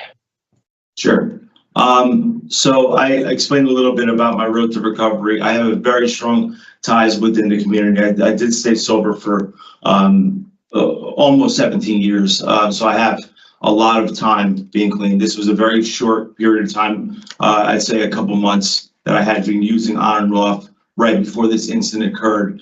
And truthfully, I'm new to the order of protection thing. I really had not been in a situation like this. So I didn't know how serious it was at the time. And being the fact that I was using, I wasn't really in the right state of mind. I was using crack cocaine for a very short period of time, on and off sporadically. I was going through a bad situation with my marriage at the time, and you know, a lot of disagreement. So I was leaving the house, and you know, just not doing some of the things that I should have been doing. So basically, yeah, I did contact people to get some help at the time. Back in the days, my drug of choice was heroin, something I've never gone back to. You know, but I do know for a fact that I have the ability to get back on track. Like I said, I have multiple churches in the area that I go to 12-step meetings, and I started to go before I had gotten arrested. I contacted a couple pastors of mine that I'm friends with, and like I said, I actually worked at a drug treatment facility, and I do have a lot of connections. So I know I have the foundation of people in the area, and I know that my business and my home and family means a lot to me, way more than any drugs. It was a very short period of time. Not saying that it's okay, but it definitely did impact my thinking. But as for the machete, my lawyer brought, it was I did have work tools in the vehicle, and I have a fence company. So I do use the machete to go through the woods when I'm measuring, when I'm going through prickers and stuff like that. And I guess it shouldn't have been in the vehicle, but it was with my work tools, but they charged me anyways with it. The rifle, it was a legal rifle. I own 11 acres of property in New Milford, where I can legally hunt. So I am an outdoorsman, and this was not an illegal rifle. I just should not have been in possession of it. My attitude, I do truly apologize, because my thinking was very old school type of mentality. My dad was a Vietnam veteran, and it was always never surrender your firearms type of beliefs. Now I'm looking back in hindsight saying to myself, that's absolutely ridiculous. It would have been a temporary thing had I just listened and turned them over to police temporarily and let the situation go by, and they would have been able to bring him back. But I just wasn't in the right mind at the time. And I think that points to some of our concerns, is that, you know, there are rules and laws regulating public safety for a reason. And when someone willfully says, well, that doesn't apply to me, or I'm not interested in that, or I know better, you know, that's a concern. Can you talk about the role that alcohol has played in your life? Because it is also noted in one of the reports that you experimented with alcohol early on as a young teen. And has that continued in your life? So alcohol was, you know, when you're younger, I'm sorry. When I was younger, I drank moderately, not heavily. Alcohol was really not my thing. I do drink, you know, a little bit of wine before this event occurred, but nothing crazy. It's not really my thing. But I did drink a little bit of wine. I don't have issues with alcohol. Was never my drug of choice was heroin. And, you know, being that I had lost a few friends to heroin laced with fentanyl over the last 10 years or so, you know, I was not going to go back to using that. So it's just kind of you know, I was going through a lot of hardship, and you know, I don't know what I was thinking at the time, but it was just a bad choice altogether. Okay, thank you for being honest. Thank That you. brings me to your discipline history, and there were 2 for Pruno while you were incarcerated. So that spurred my concern about your alcohol issues. And can you talk about those discipline tickets? Sure. I have never been incarcerated before, so I was, they put me in Walker. My bond was $1 million. And so they put me in Walker. And in Walker, I'm not sure if you know about Walker Correction, there's a lot of Pruno that is made in that facility. It's almost like they kind of turned the other way. So you know, when I had gone there, I had a cellie that was involved in, I never made it before. So somebody taught me how to make it, and it was just something to make a little money and just, to be honest with you, kill the time. It was just, I was going through a lot at the time, but you know, it's not something I was actually engaged in drinking, and I'm not into wine. Wine was my drug, my drink if I did drink. Okay, and again, I think to me that just speaks to there are facility rules, and maybe Yes. you could have read a book or something else to pass the time instead of engaging in illegal activities within the facility. Yes. Continuing on this theme, it has a note here that you were discharged from Tier 4 and you wanted to do Tier 2. So when we look at someone who has a criminal history that's intertwined with drug use, I'm curious to see your reflection on what that means. That's the program that we like to see people take in terms of addiction services. So Yes. tell me about that turn of events with Tier 4 and Tier 2. So I took, you know, I was proactive in here. I tried to get a job. I did get a job, but they put me in, and I wrote in for Tier 4 at the same time. So I wrote in Tier 4. I got into Tier 4 program and didn't end up doing the job. I went into the Tier 4 program. I was there for about 2.5 months. To be honest with you, it's a very minimal program. They're not, you know, I've been in 5 rehabs from 1998 to 2007. I left Connecticut Valley Hospital in 2007. That's when I stayed clean. So, you know, I've been in intensive programs.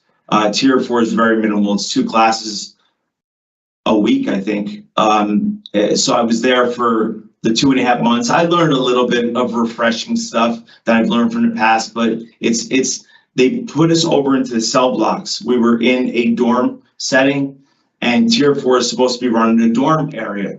So they put us over into the cell blocks again because of moving into jail. So they ended up putting me with one of the elders. Now, one of the elders are people who have completed the program who are there to basically keep things in order and, you know, make sure that, you know, people aren't doing things wrong or talking out of place and doing, you know, illegal things. So I was placed with one of the elders. Everything seemed to be okay. And the first day that I got into the cell, he said he had a bottom bunk pass. So, and I have witnesses, Counselor Regazzino and Counselor Stewart both knew what happened. He wouldn't let me in the cell, and he was an elder, and he said he had a bottom bunk pass, but it expired and he wasn't moving to the top bunk. So it was a big situation that occurred. I had to sit outside for 3 hours until he cooled off. And finally I got into the cell and he sat on the desk. He was really upset with me because I told him I had a bottom bunk pass. I have two bad hips. And so there was kind of like a grudge break from the beginning, and I have 2 of the counselors were witnesses to this event. And, you know, for 3 weeks, he was just trying to throw books on the bed, and he was just frustrated with the situation with Tier 4 and not being in dorms because he had a single cell at the time. So a lot of that frustration came down upon me. So I had asked him for 3 weeks politely, please stop throwing the books in the middle of the night. He was detoxing off methadone, so he was going through a lot of stuff. He was up at all hours of the night. And one night I was going to divorce court the next day, so I was a little nervous. I was just shaking my foot in the bed. He's like, why are you shaking your foot? He got really upset with me, and I yelled at him. I said, I've been dealing with your you're throwing the books for 3 weeks. I've been polite and asked you. Make a long story short, he went to the counselors and said he felt threatened and whatnot. I didn't threaten him. I didn't say anything threatening towards him, but he did go to the counselors, and being that he's an elder in the program, he's one of the only 2 elders, and I got placed in a cell out of all the people in there with one of the elders. So I felt it was very unfair to me. I told Counselor Kawiecki, it's not fair that I was one of the only people placed in a cell with an elder. He wanted the bottom bunk. It was well known to everybody about the situation that occurred. And, I told Counselor Kawiecki, I just don't think Tier 4 was for me. I've been in intensive drug programs. It's really not much of a program at all, especially being now in the jail cells, because there is no program. It's just 2 minimal classes a week. They're 45 minutes 2 times a week, and sometimes they just cancel the classes and give you credit. So for me, who's been in 5 drug programs that are very intensive and worked at a drug facility, it was kind of like being in kindergarten again. And I'm not denouncing the program and saying it's not, I'm sure it works for a lot of people. And she understood my concerns. I said, look, maybe Tier 2 would be better. She said, I would recommend you for Tier 2. I said, I'd be willing to do that. I had the time, and but to be honest with you, I'm not saying, I know you guys like to see those programs done, but I've been in intensive programs where, you're doing programming every few hours. So, it was kind of very, very minimal, but I have like I said, very strong ties with the AA community. I do my meetings.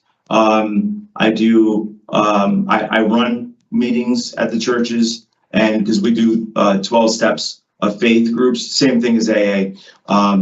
Like I said, I volunteer for at some of these churches to help out with addicts and stuff like that. So I'm very advanced in the recovery, being clean for so many years. Okay, so all that being said, you have also referenced your 5 intensive programs, and you do have that sober period post 2007 that I think probably ran up through 2022 or close to that. 2023, yes. Okay, so the 5 previous programs, obviously when you left CVH, you were able to take skills with you to stay clean. What were the intervening factors at that point? Was that the domestic issues becoming prevalent that caused the relapse? Yes, correct. Me and my wife had, we have 6 children between the 2 of us. I have 4, 2 from an ex, 2 with her, and she had 2 from 2 other relationships she was in before me. So we had 6 children from 2 different households there. My ex-wife, so from 4 different households. So there was a lot of stuff. I run a very reputable fence business in the Milford, Brookfield, Danbury area, which is very demanding. So I'm very busy. Plus juggling all the kids and doing stuff. My wife had started her own business, which she was supposed to help me with mine. So it caused a lot of friction in the relationship, a lot of arguing, no hands-on or threatening or anything like that. But it just got to the point where, I had told her I was just overloaded, and, that was pretty much what happened. What were the lessons that you were able to take away from the domestic violence programming that resonated with you? Actually, Counselor King was amazing. He was a very good instructor in that program, because at first, we say, oh, domestic, it's not, they make it out to be much worse than it is. And these programs, they're jail programs, they can't, that's what the talk around the jail that people say. And actually, I took a lot out of it. It was one of the best programs, that I've been in, way better than the Tier 4, that I learned about the red flags of relationships, how to avoid arguments and other options that you could do instead of engaging in arguments and, getting help or walking away. But it was a great class. It was very engaging. He really engaged us with us. during that whole session. Yeah, it was, it opened my eyes to a lot. You could see how little fighting situations can easily change into a violent situation. You know, there were some videos that we watched that were, you know, that explained a lot of these things. But for me, it was really the red flags, because I've had 2 marriages. They were quick relationships. You know, getting pregnant after a month and a half into the relationship, and then, you know, I now look back and see, wow, I could have avoided this or slowed things down, and, you know, not gotten into these, you know, situations.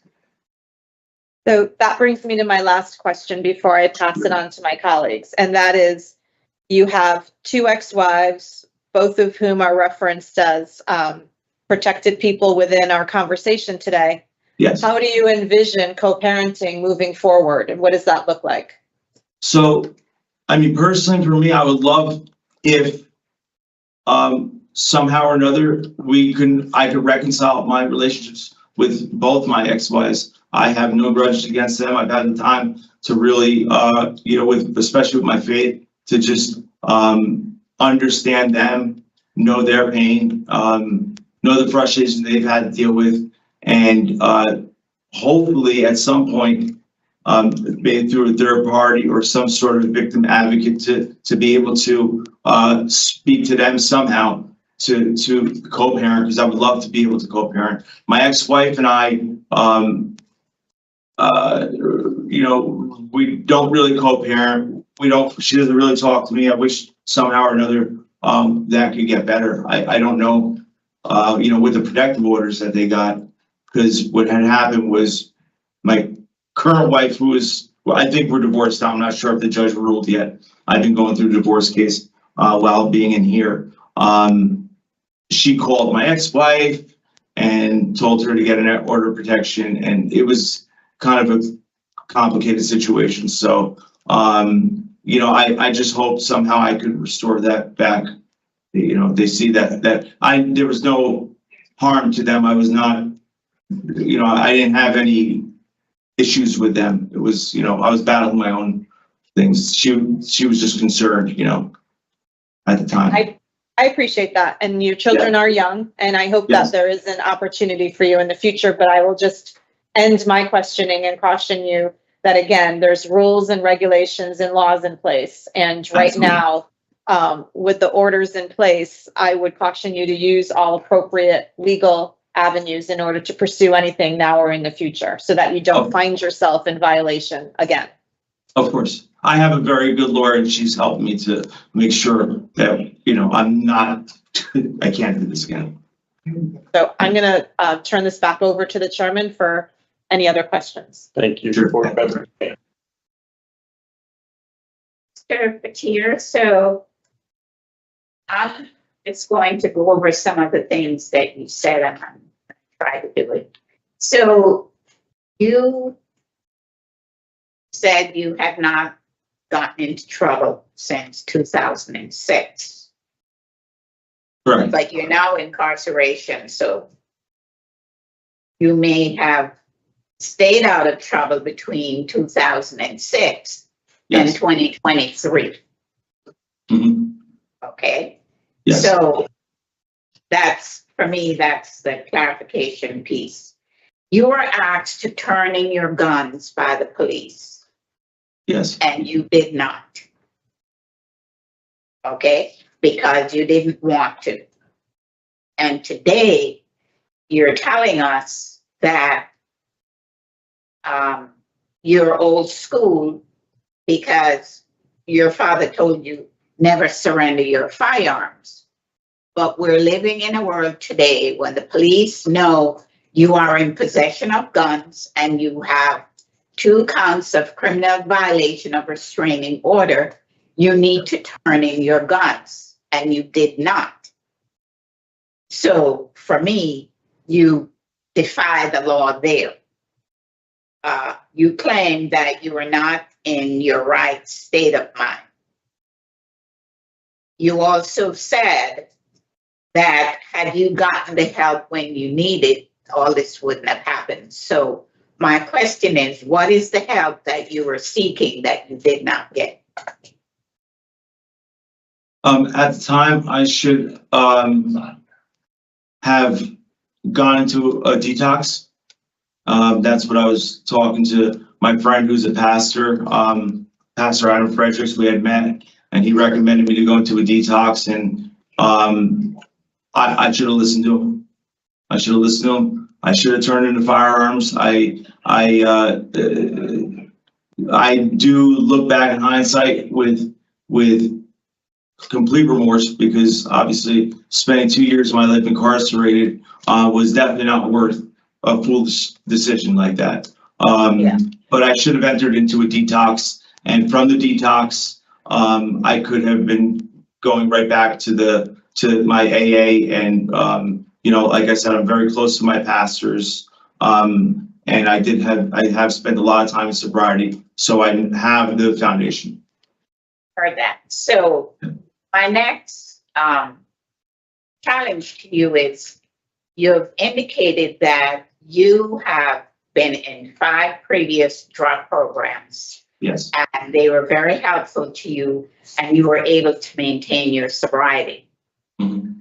Today, for me, when I heard you spoke about Tier 4, I felt that you were undermining the program because you probably felt that you didn't need it because you had completed 5 previous programs. Now, I'm thinking that what would have been more appropriate from you is to say to the counselor, I don't think I need this program, but I do Tier 2. But you were removed from Tier 2 because you threatened someone and you were given 30-day suspension. Is that correct? It's not, I didn't threaten.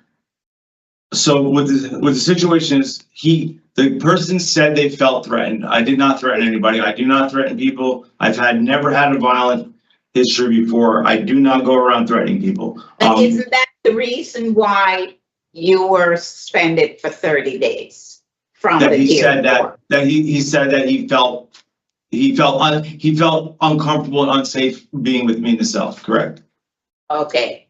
And someone just doesn't come up like that unless someone says something to them and they feel threatened. So it would have behooved you to say, maybe you said something that was not appropriate, but everything I hear you saying, you're, putting the blame on other people. So also going to your order of protection, you said you were new to it, but that was a court-ordered document. Yes. And you had 2 of them. It's obvious that you didn't pay any attention to them, because if you did, you would have taken it more seriously. And I believe your wife told the police that you had put a knife to her. That's what she said, but that never happened. I have to be honest. I wouldn't sit here and lie. But there are 2 orders of protection. Correct. I should have obeyed. You're absolutely right. I was absolutely wrong. And looking back now, I with all the adrenaline and things that were going on at the time, I was just not thinking correctly. But having 2 years to thinking about it, it was absolutely foolish. It was just foolish, to be honest with you. And I know you think your sentence was excessive, but I would like you to really think about everything that has occurred, okay? And it would have been more helpful to me if you had actually acknowledged that you screwed up. Oh, I do know that. Yeah, but you come up with all these reasons as to why things happen. And it was always that, you're blaming somebody else, not turning in the firearm. You listen to your father because you're old school. What we're supposed to do is there are laws. Correct. And we just need to obey the laws. You're absolutely right. And You yes, did with a gun yeah, and a protective order, yes, and that's why you are where you are. yes, ma'am. And, you know, you relapsed, and it's obvious that you needed treatment and you chose not to participate. So accept all those, you know, responsibilities as yours.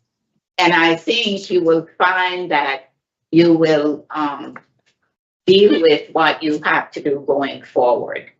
Yes, ma'am. Now, I had a question, and I heard you say on more than one occasion that you're a great father. But I want you to tell me why you think you're a great father. I just, for the record, I don't think that I'm a great father. I know that I'm a great father from not just my own perspective, from my families, my friends, my pastors. I'm a member of several churches. People know me very well in the community. I'm very well known through Brookfield and New Milford and Danbury police departments. People know me very well. I'm very good friends with many of the officers. People know me as a good father. I have been there financially for my children. I've been there emotionally for my children. I bathe my children in the morning. I change my children. I've been changing diapers for the last 11 years. I am involved in my children. I put almost all of my children through private Christian school. I don't think that I'm a great father, ma'am. I know that I'm a great father. Okay, The so situation- Mr. Vetere, Yes. you say you are a good father, and you just gave some examples as to why you think why you say you're a good father. Yeah. So to follow through with that, you need to obey the laws Yes, ma'am. and follow the court rulings, because you've been incarcerated and Yes. your children are out in the community and don't have their father. Yes. So when you tell yourself you're a good father, you need to walk the talk and do the right things. Yes, ma'am. Thank you. Thank you. Thank you. Board Member Chance, I'm going to try not to beat a dead horse here, but just for clarity. So you were in Tier 4, yet you weren't in J-Dorm. No, so when we were in J-Dorm, just for the record, so for the first 2 months, we were in Or J-Dorm. the end. I want to talk about the end here. Okay, The yes, transition is what I'm, because we're Correct. well aware of J-Dorm. We've been Yes. there, we've walked through, gotcha. I've sat in on groups there, stuff like that. Mhm. Yes. So you were not in J-Dorm when this whole, I want to go to Tier 2 happened? Correct. So I was in J-Dorm for 2 months. Right at the end, they put us into the cells. So that's when all a lot of changes occurred. And so you weren't taking part in the daily things that happen within the dorm Correct. setting, right? Yes. Yes.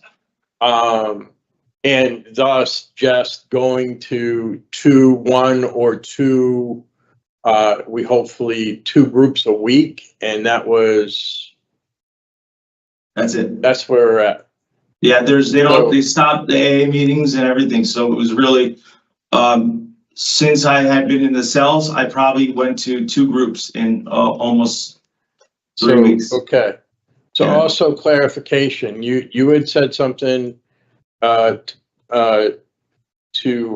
board member Sapu Sasu that you were pretty well clean from 2007 to 2022. Mhm. Yet, what I have in front of me is it says that you relapsed on crack in 2015. Correct. Yes, I told the Okay, parole officer that. Yes. and that's what happened. Yes, that was a 1 month period. It was very sporadic a few times. I had told my wife, I gave it to her, and then I stopped. It was a very short period from, I did not hide that from the parole. I told Menard that, yes. That's what I'm reading. Yeah. Correct, That's what yes. Yep. Just trying to clarify what the deal is there. Yes. And when it comes to the violations that I'm looking at here, Mhm. because obviously for me, when I looked at this, I was like, yeah, no. Uh-huh. Because too much is going on with domestic violence and guns, right? But I'm looking at this and I have one, not that none of these are okay, but there was a contact in Facebook. Then another violation where you had a thick head here about turning the guns in Yes. that you're supposed to, and you've, you came to your senses, Yes, although it took prison for you to do that. it did. Then what did you do? Not out in front of, in the driveway? No, I'm not sure what the, April 25th, 2023. not out in the driveway. I'm Seen in not the sure. driveway, seen in the driveway of the residence. You're seen in the driveway of the residence that you were just, what were you doing there? I'm sorry. Yes, I went back to get tools out of my work truck. I have a business operation at my home. Yep. Yes, I went back to get tools for my truck. And then, but there wasn't any direct contact, No, sir. direct contact in those two. No. And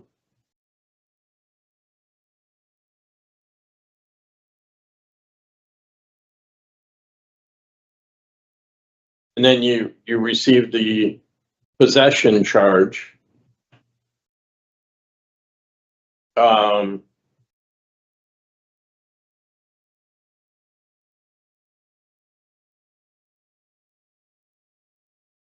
And then you went and slept in the truck. I'm not sure And what it said. That's where they located the machete and shotgun shells. Yes, I was trying to get a hotel room in the Marriott Hotel in Danbury. I was having trouble transferring my cryptocurrency to my bank account, so I wasn't able to. I fell asleep in the truck. So just for the record, like I said, I have property at my home where I hunt and I'm an outdoorsman. Yeah, that's. I totally understand that. I don't have it. I'm trying to go through this because I understand. Yes. Like I said, when I first read all of this, I was like, yeah, no. Yeah. No, I know it looks really, yes, sir. Yeah, no, it looks awful. Yeah. I know it does, but if you're gonna say, and not for nothing, you know what else looks awful? The Pruno tickets. Mm-hmm. You know better. Yes, I mean, great businessman, but making hooch to get somebody else drunk, that's to make money that you don't need. Correct. You're absolutely right. Yeah, it was a hard, stressful time in my life. I've never been through something like this. My first time in prison, honestly, sir, I was just going through a lot. I was extremely distressed. I was unsentenced, not knowing my future, and there's no programming at Walker. You literally are just there. At the time I didn't have a TV, and it was just a lot of stuff going through my head. Looking back now, since I've been sentenced, I knew I'd stay out of trouble. I need to get back to my family, my children, back to my business, back to my home. Like I said, I have a very reputable business out there. I own my own home. Okay. And I have very strong ties in the community with the AA and the churches. And that's how I stay clean all these years. I did have a very brief period, like I told Parole Officer Menard, in 2015. I never hit that. There's just a lot, so it's just, there's certain things.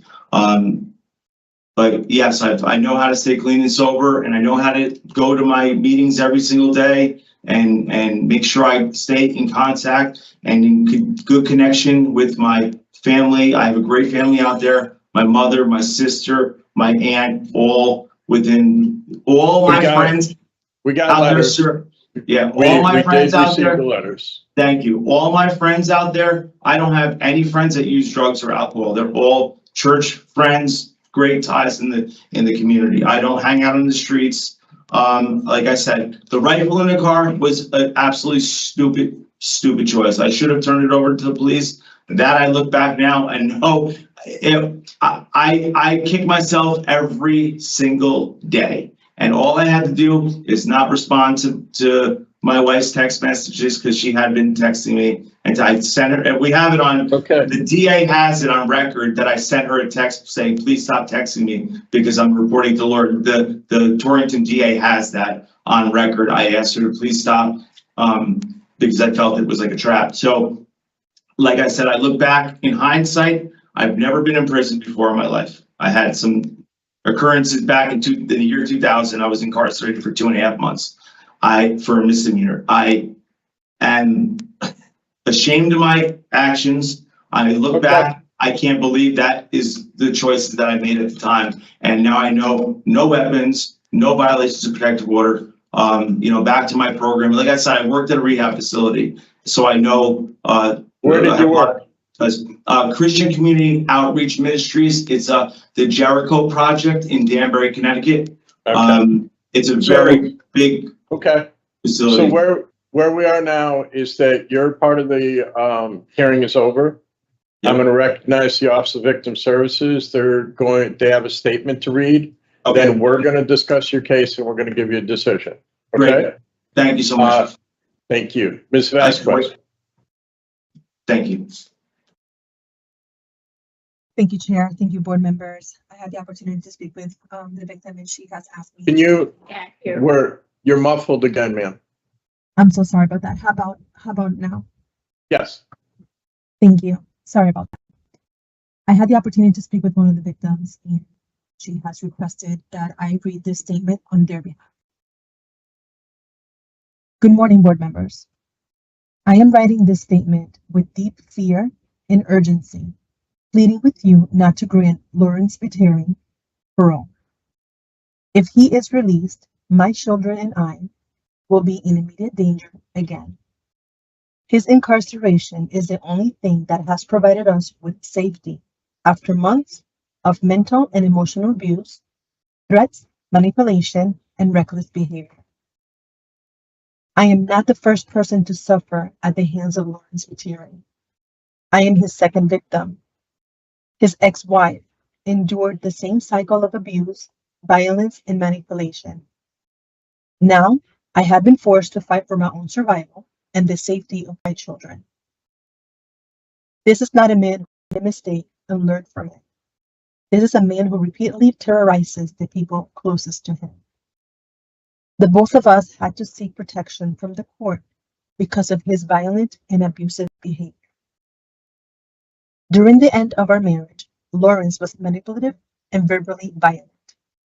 His erratic behavior was terrifying, and he took pleasure in making me feel powerless. He was court-ordered to continue paying the mortgage on the marital home after a restraining order that was issued in March 2023 for threatening my life in front of our children. But he violated this order and refused to comply. He failed to disclose that he had not paid the mortgage for 3 months before the restraining order, almost causing our home to go into foreclosure and leaving our children homeless. 1, he threatened to stone me to death in front of our children. 2, he threatened me with a knife and displayed erratic, dangerous behavior in their presence. 3, he had drug-induced psychotic episodes, including one where he described dreaming of multiple Denver police officers lying dead around him after having a restraining order. Will still harass and share this information via messages. This is not someone who can be trusted back into society. His erratic tendencies, blatant disregard for court orders and history of threats make it clear that he is a danger to everyone around him. Lawrence has a history of violating restraining orders and court mandates, proving he has no respect for the law. He has repeatedly violated protective orders, ignored financial obligations, and shown no remorse for the damage he has caused to our family and everyone's life around him. 1. He refused to pay court-ordered mortgage payments, almost making his own children homeless. 2. He has done everything in his power to manipulate the legal system, causing unnecessary suffering just to exert power and control over me. 3. He does not follow rules. 4. He does not respect the law. Releasing him would be giving him another opportunity to continue his pattern for abuse and defiance. Throughout our divorce process, Lawrence's sole focus was revenge, not his children, not his obligations, and certainly not rehabilitation. He fought to take the marital home, not because he needed it, nor less, nor has provided it, not because he needed it, nor has provided for it, but because he wanted to see me and our children homeless.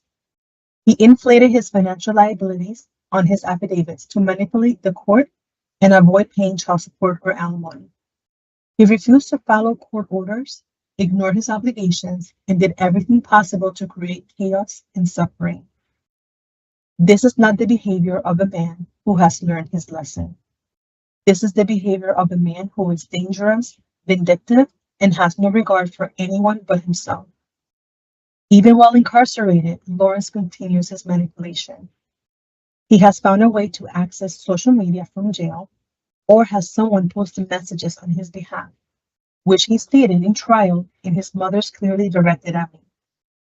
He is still harassing and intimidating me, even while behind bars.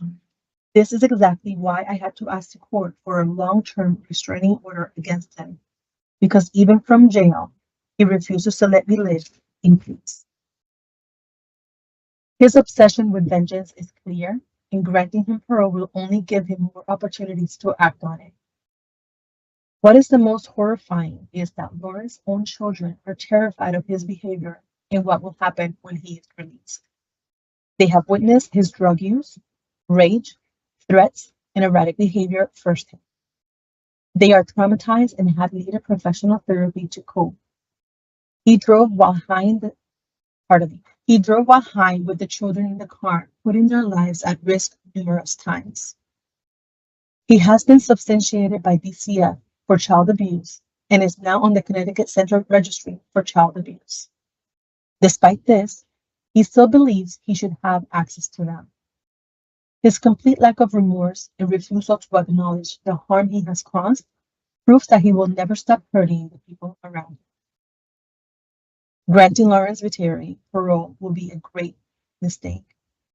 His history of substance abuse, emotional abuse, criminal behavior, and ongoing harassment shows that he's not rehabilitated or will ever change. He has terrorized 2 families. He has violated restraining orders. He has made violent threats against me and law enforcement. He is on the Connecticut Child Abuse Registry. He continues to manipulate and intimidate from jail. If keeping him incarcerated is the only way to protect those he has harmed. If released, he will continue his cycle of abuse, manipulation, and vengeance. I beg you to consider the severity of his crimes and the lasting trauma and effects that he has inflicted. My children, all of the children, and I deserve to live in peace without the constant fear. Please do not grant his parole. Respectfully submitted by one of the victims. Thank you, Chair and board members. Thank you, Ms. Vasquez. Board members, Apusas. So I think I definitely have a clearer view of some of the incidents that occurred, and I do believe that it's fair to say that Mr. Vetere does have some explanations for what happened, and I think that it's the purview of this board to always listen to both sides of the story. So I appreciate the clarification that he brought to some of the situations, which I know that we recognize in a lot of these cases that involve domestic issues and children and substance abuse. We've seen it before. The word that I keep coming back to in terms of this case is conformity in terms of rules and regulations. And I'm concerned that the items that we've discussed today could be blips on the radar, or they could be a prelude to further criminal activity that could impact public safety. So in terms of today, I appreciate that Mr. Vetere is accepting some of the consequences, has acknowledged the need to adhere to rules and regulations. And I do acknowledge that his release plan and his acknowledgement of his recovery as a priority are important amidst the community support he says that he has. But I think, especially in view of the testimony today, that I would be a denial of parole based on the inadequate institutional program participation, injury, and impact, and would be open to other items from my colleagues. Board Member Chance. I absolutely agree with everything that you have said, Ms. Sasso. And I just wanted to add that today I did not hear Mr. Vetere accepting responsibility for anything that he does. And that is of concern to me because he would blame others. It would have been a little more helpful if he didn't say, well, you know, I wasn't in my right state of mind. I didn't get the help that I needed. Hasn't been in trouble since 2006. And, you know, really undermining a good program that we know is of value. And I feel had he continued with that program that he would have found some value in it. So that's what I want to add to what Mr. Sasso said. And so I am also not in favor today. And I have the exact same reasons for denial, the nature, injury, and inadequate program and evidence of offended change. Mr. Chair. So you have, in addition to programming, you have inadequate evidence of offender change? So on my worksheet, they're together. I can separate them out. So they were recently separated? Okay. So they can be update two? that. Yep. Do you have both? No, I was leaning heavily on the inadequate institutional program participation. Okay. Injury and impact, and panel member Chance added nature and circumstance. Okay, so regarding Lawrence Vetere 443734, I move to deny parole based on nature and circumstance of the current offense, injury and or impact to the victim or the victim's family, inadequate institutional program participation, and inadequate evidence of offender change. Right. Is there a second? Second. Those in favor signify by saying aye. Aye. Those opposed, no. The ayes have it. Mr. Vetere, we weren't able to give you parole today. We do wish you well, and thank you for coming to speak today. This concludes the hearing. Here, 4437. Notice?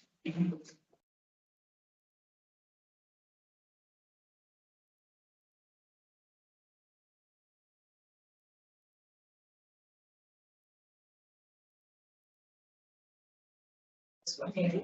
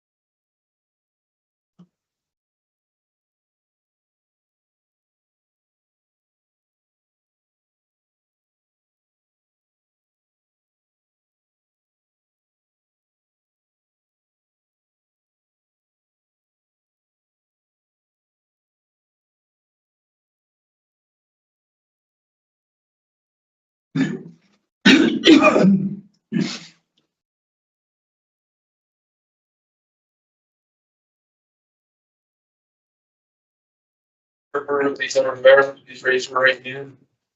Solemnly swear or solemnly and sincerely affirm, as the case may be, that you will faithfully discharge according to law your duties as an interpreter to the best of your abilities. So help you God, or upon felony and perjury. I do. Good morning. My name is Parole Officer Bernard. Today is Friday, February 14th, 2025. This is a hearing of the Connecticut Board of Paroles. Following board members are present this morning by stating their names on the record, certify they reviewed all statutory required documents and available current information in preparation of this hearing. Good morning, Mike Paul. Good morning, Joy Chance. And I'm Ellen Zappo Sasso. Buenos días, soy el oficial de libertad condicional Menard. Hoy es viernes 14 de febrero del 2025 y esta es una audiencia de la Junta de Indultos y Libertad Condicional de Connecticut. Los siguientes miembros de la Junta están presentes esta mañana y al decir sus nombres en el registro certifican haber revisado todos los documentos legalmente requeridos e información pertinente disponible en preparación a esta audiencia. Please state your name and inmate number for the record. Por favor, decir su nombre y número de confinado para el registro. José Luis Quinones Rodríguez, 43-82-47. This hearing is being conducted in consideration of the parole application for Jose Quinones, inmate number 438247. He's serving a sentence of 20 years, executed, suspended after 5 years jail, with 10 years probation for illegal sexual contact. As of today, records reflect the parole eligibility date of April 25th, 2024. There's no victim input in this case. There is an offender accountability plan for the offender. It has been reviewed and he has not completed any program. Utilizing the statewide collaborative offender risk evaluation system, the offender's overall score on the SRT falls within the low range of risk for recidivism. Utilizing the static 99R, the offender's overall score for sexual offense recidivism falls within the low range. This is your opportunity to express to the board why you believe you should be granted parole. You may begin. Esta audiencia se está llevando a cabo en consideración a la aplicación de libertad condicional de José Quiñones, número 438247. Él está sirviendo una sentencia de 20 años, ejecución suspendida después de 5 años de prisión y 10 años de libertad provisional a seguir por contacto sexual ilegal. Hasta el día de hoy, los expedientes reflejan una fecha de elegibilidad para libertad condicional del 25 de abril del 2024. No hay testimonio de víctima en este caso. Hay un plan de responsabilidad para el ofensor, el cual ha sido revisado y demuestra que el ofensor no ha completado ningún programa. Utilizando el sistema colaborativo estatal de evaluación de derechos del ofensor, el puntaje general del ofensor en el SRT cae dentro del rango bajo de riesgo de reincidencia. Utilizando el Static 99R, el puntaje general del ofensor para reincidencia en ofensa sexual cae en el rango bajo. Mr. Quiñones, esta es su oportunidad para expresarle a la Junta por qué piensa se le debe conceder libertad condicional. Puede comenzar. Bueno, yo creo que toda persona comete errores y siempre tiene uno una segunda oportunidad. I think that everybody makes mistakes and everyone deserves a second chance.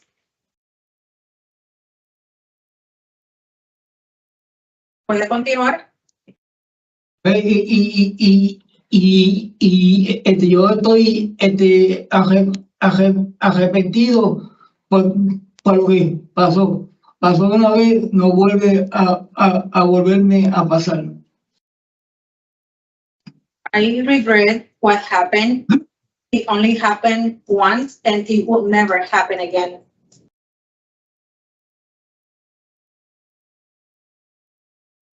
¿Puede continuar? Porque ya no, como le digo, en el que yo, yo tengo problemas en el habla. Sorry, I have these problems. Y estoy arrepentido por lo que pasó y quiero ser una mejor persona. I am remorseful for what happened and I want to be a better person.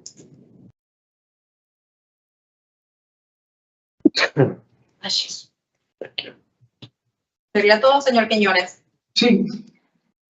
That's all. All set. So we've read about your background, what you've done since you've been incarcerated.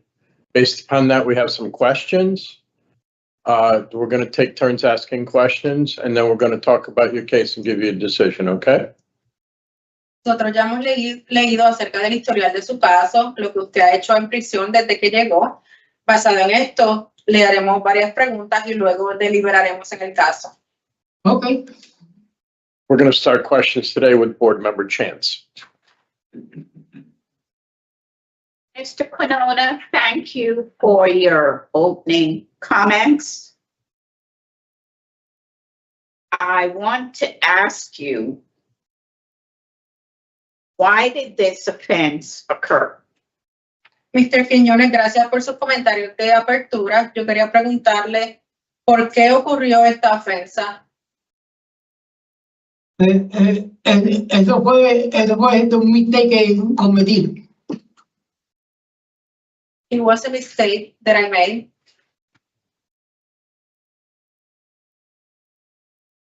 What was going on with you? ¿Qué estaba pasando con usted? No, en esos momentos, nada. El problema fue a casa, llegó a casa. At that moment, nothing was going on. The problem came to my house.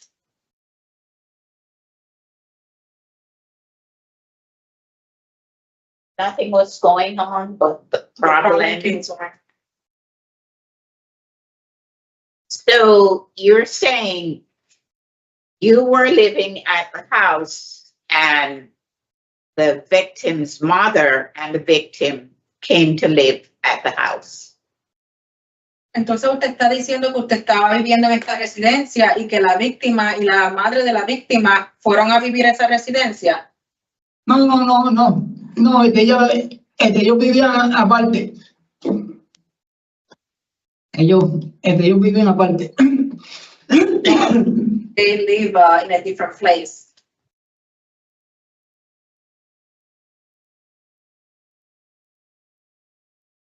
Why did you think you could get away with sexually offending someone who was under the age of 16 when it happened? And you were probably how old? 50? Or 52? ¿Por qué usted piensa que usted se podía haber salido con la suya ofendiendo sexualmente a una menor de 16 años cuando usted tenía cuánto, 50 o 52 años? Algo así. Pero como vuelvo y digo, eso fue un error mío. Un error mío que no me va a volver a pasar jamás en la vida. I will say it again. It was a mistake that I made, and I will never do this again in my life. I understand you keep saying it's a mistake. But someone at your age don't just get up and just decide that they're going to sexually offend a victim that young. Yo entiendo que usted sigue diciendo que fue un error, pero eso no justifica que una persona de su edad simplemente decida ofender sexualmente a una menor. Entiendo. I understand.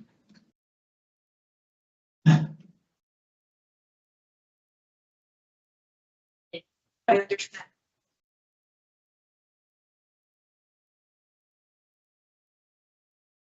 What are your thoughts about what kind of treatment or counseling you think you need so it doesn't happen again?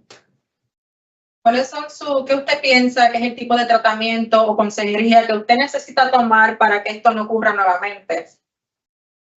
Yo estoy dispuesto a cualquier tratamiento que me den, porque yo estoy esperando. Yo hice yo me inscribí en los de los programas que me texto y todavía no me los han dado los programas ni nada. I am willing to take any treatment that I can get. I am on a wait list for some of the programs, but I am still waiting. You know, Mr. Quinones, you said it happened once, but it happened more than once. Mr. Quinones, usted mencionó que esto es algo que usted hizo, pues sucedió una vez, pero esto ocurrió en más de una ocasión. 2 veces. 2 times. You also threatened to harm the victim's mother if she told her. Usted también amenazó en hacerle daño a la madre de la víctima si ella decía algo. No, en ningún momento. En ningún momento. I never did that at any moment.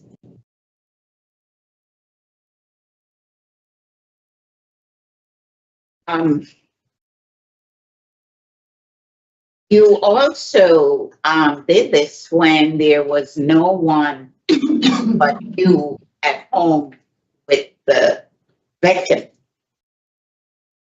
So do you think this is something that you were planning in your mind?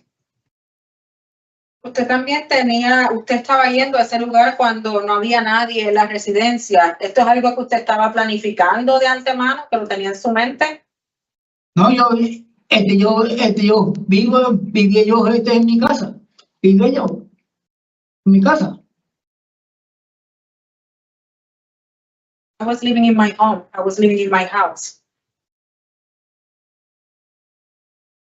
So because it's your house, you felt you had a right to do what you feel you wanted to do? So, porque era su casa, su residencia, ¿usted se sentía en derecho de hacer lo que quisiera hacer? No, en ningún momento, no. No, no.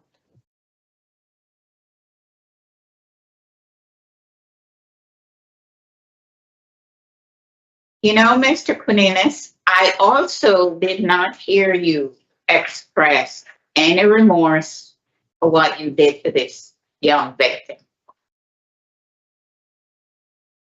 Mr. Quiñones, yo tampoco lo escuché expresar ningún tipo de remordimiento o hablar acerca de la víctima en este caso. ¿Perdón? Tampoco lo escuché a usted expresar algún tipo de remordimiento acerca de la víctima en este caso. Yo sé que yo, como explico, pues yo no me sé expresar bien, no sé cómo expresarme bien. Como digo. I don't know how to don't really express myself, how to explain myself. It's very easy, Mr. Quinones. I'm sorry for what I did. Is that difficult?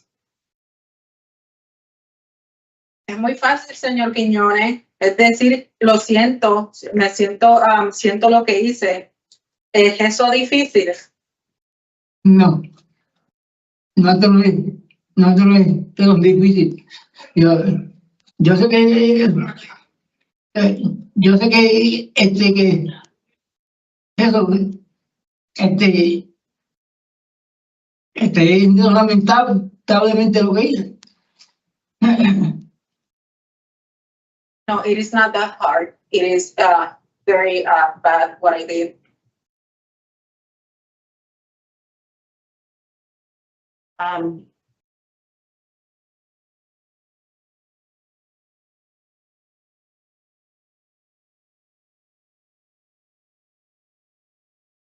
The sex offender program that they have there, do they have it in Spanish? El programa de ofensor sexual que ellos tienen ahí en la facilidad, ¿lo tienen en español? No tienen aquí. No tienen aquí. Porque, yo escribí al consejero y me dijeron que de momento lo que hay es voice y adición. Y escribí, me pusieron una lista y los otros días vinieron a verme, pero que como no tenía el texto en español, me dijeron que me iban a llamar. Y esperando estoy. Y me apunté también en la escuela de arte. Y todavía me han llamado.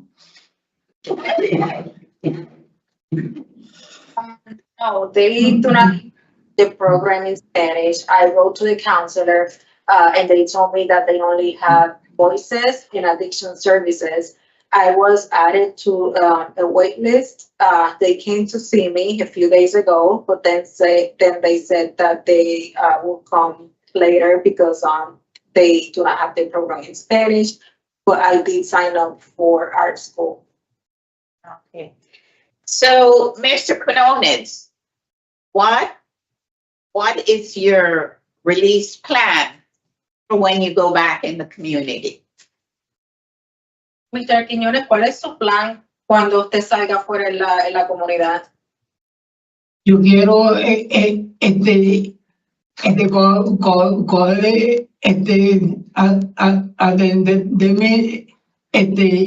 atender otras condiciones médicas mías y eso, y de ayudar a mi papá y eso, que está ya bastante mayor y eso.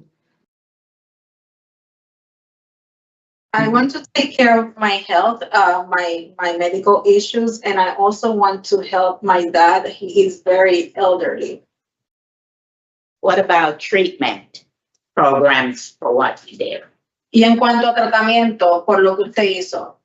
Esperaré que me digan cuál es el programa que tengo que hacer y hacerlo. Ir en donde sea a hacerlo. Wait until they tell me what program I need to do, and I will go anywhere and I will do the program. So he needs to take substance abuse and problem sexual behavior treatment. Usted tiene que tomar los programas de abuso de sustancias y tratamiento de conducta sexual problemática. Sí, yo sé que tengo que hacerlo, pero que aquí toda la vida no me lo han dado. Yes, I know I have to do it, but I haven't get those programs in here. And also you will have to register on the sex offender registry. Are you aware of that? Usted también tiene que registrarse en el registro de ofensor sexual. ¿Usted está al tanto de esto? Sí, cada 3 meses, según tengo entendido. Yes, my understanding is every 3 months. Okay. So you were asked to identify a high risk if you're back in the community, and you say you need to stay away from minors and you would stay home and not go out. But that doesn't sound realistic, Mr. Quinones, because you have to participate in treatment programs in the community. Usted mencionó cuando le preguntaron que identificara situaciones de alto riesgo afuera de la comunidad. Usted mencionó que tenía que mantenerse lejos de los menores de edad y quedarse en su casa. Pero esto es un plan que no es muy realista, ya que usted tiene que salir a tomar tratamiento afuera de la comunidad. Eso es así. What about employment? Y en cuanto a empleo, Pues primero tengo que operarme las manos y la espalda para después a ver si puedo conseguir un empleo o algo así. Si puedo o si no, luchar al Alezay por las condiciones mías. first I need to have surgery on my hands and my back, and then I will see if I can get a job. If not, then I'll try to get SSI for my conditions. So you want to go to a halfway house in Hartford. And you say, who else beside your father and your sister do you have for support? Usted mencionó que usted quiere ir a un halfway house en el área de Hartford. ¿A quién usted tiene que lo apoya, pues, aparte de su papá y de su hermana? Entre los otros dos hermanos míos, uno que está en Puerto Rico y uno en Florida. No tengo más nadie. My two brothers, one is in Puerto Rico and one is in Florida. Nobody else. So I know you also have 4 disciplinary reports. And they're all for the same reason. Can you say what they are? Usted tiene 4 reportes de disciplina. Los 4 son por la misma razón. ¿Me podría decir por qué? ¿Por qué son? Los 4 son para el mismo caso, porque como el caso mío es feo, no puedo vivir en esa área. Y querían darme, y antes que me dieran, me fui del sitio.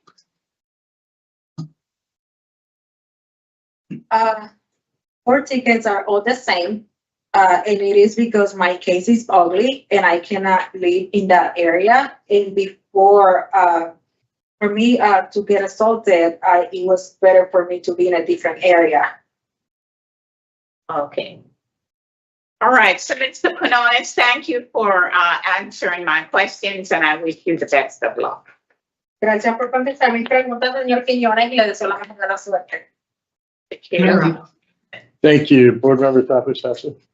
I have no questions. I just want to note in the evaluation that he did state that he's not in need of treatment because his mind is right and he's focused on moving forward. I understand that programming in the community for his language issues would be best. And so I strongly recommend that we do that because I do believe that he needs programming. That's what we. Right. I mean, the questions that Board Member Chance was asking, a lot of the ones that were unclear are things that he's going to have in treatment for problem sexual behavior, which in DOC, it's not held in Spanish right now. So to get him what he needs, I mean. Right. But, he needs, I felt I needed to ask those questions. Oh, yes. So he can understand Absolutely. why we're putting him out and what it is that he needs. Right, no. So, Absolutely. if you don't. I mean, the thing is that the tickets for refusing housing are, I mean, no tickets, okay, but I understand. And you know, he rates out low and, you know, so, yeah, I don't have any questions. You did a good job doing this. So, you know, Mr. Chair, I can see that, Mr. Quinones is truly in need of the problem sector behavior treatment program, in addition to, you know, substance abuse and, some medical issues. And I feel those will be more appropriately addressed in the community where there are Spanish-speaking treatment programs available to him that I feel he absolutely needs. So, you know, I'm in favor of granting him today so that he can truly access and participate in the programs. And my reason for asking him about his release plans is just so that he understands that it's required of him when he goes back out. Right. So I had him granted, and I had the problem sector behavior treatment, no contact with minors, mental health evaluation and treatment, if necessary, and halfway house. And JR. And yeah. And the other piece is, you know, to get its suitability to begin with, he rates out low. And his criminal history in 2012, he had, in another jurisdiction, he had dangerous drugs, which could be heroin or Right. or cocaine or whatever it is, you know? Yeah.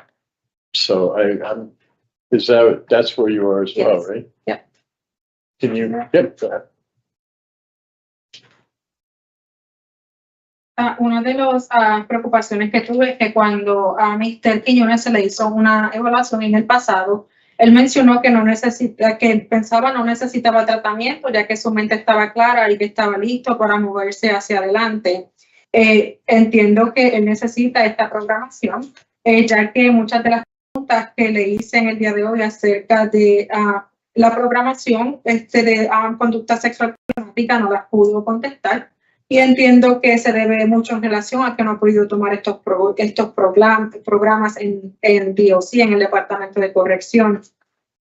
Él tiene un total de varios reportes de disciplina, todos son por la misma situación, la cual yo entiendo. Él tiene un puntaje bajo. No creo que él sí está en gran necesidad de tener programas de tratamiento sexual afuera en la comunidad, además de programas de abuso de sustancias y de poder atender sus problemas médicos, por lo cual es más apropiado que pueda hacer esto afuera en la comunidad, donde pueda acceder realmente y participar de estos programas.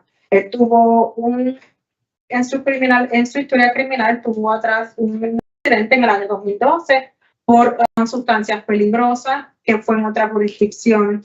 Debido a estas razones, entiendo que sería beneficioso para darle la oportunidad y que pueda hacer esos programas afuera en la comunidad. I'll take a breath next time. I'm sorry. In regard to inmate Jose Quinones, 438247, I move to grant parole on or after April 25th, 2025. No, wait, it's today. It's today. I'm sorry. Sorry. It is 2/14. Okay, let me start again. In regard to Jose Quinones, 438247, move to grant parole on or after today's date, February 14th, 2025, with the following stipulations. Halfway house placement, mental health evaluation and treatment as deemed necessary, community-based treatment for problem sexual behavior, no contact with minors without parole officer's permission, and no contact with victim JR. Is there a second? Second. Those in favor signify by saying aye. Aye. Aye. Those opposed, no. The ayes have it. Mr. Quinones has been voted to parole with the stipulations as stated. En el caso de José Quiñones, número 438247, hacemos una moción para otorgarle su salida bajo libertad condicional efectivo el día de hoy, 14 de febrero del 2025, con las siguientes estipulaciones.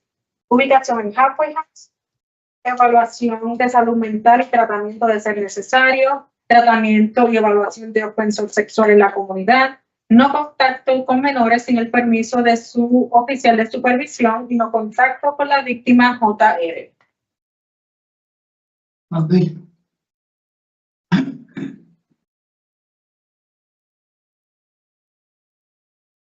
This hearing for Jose Young, inmate number 438247. Concluye la audiencia de José Quiñones, número 438247. Sería todo, señor Quiñones. Ok, entonces sí,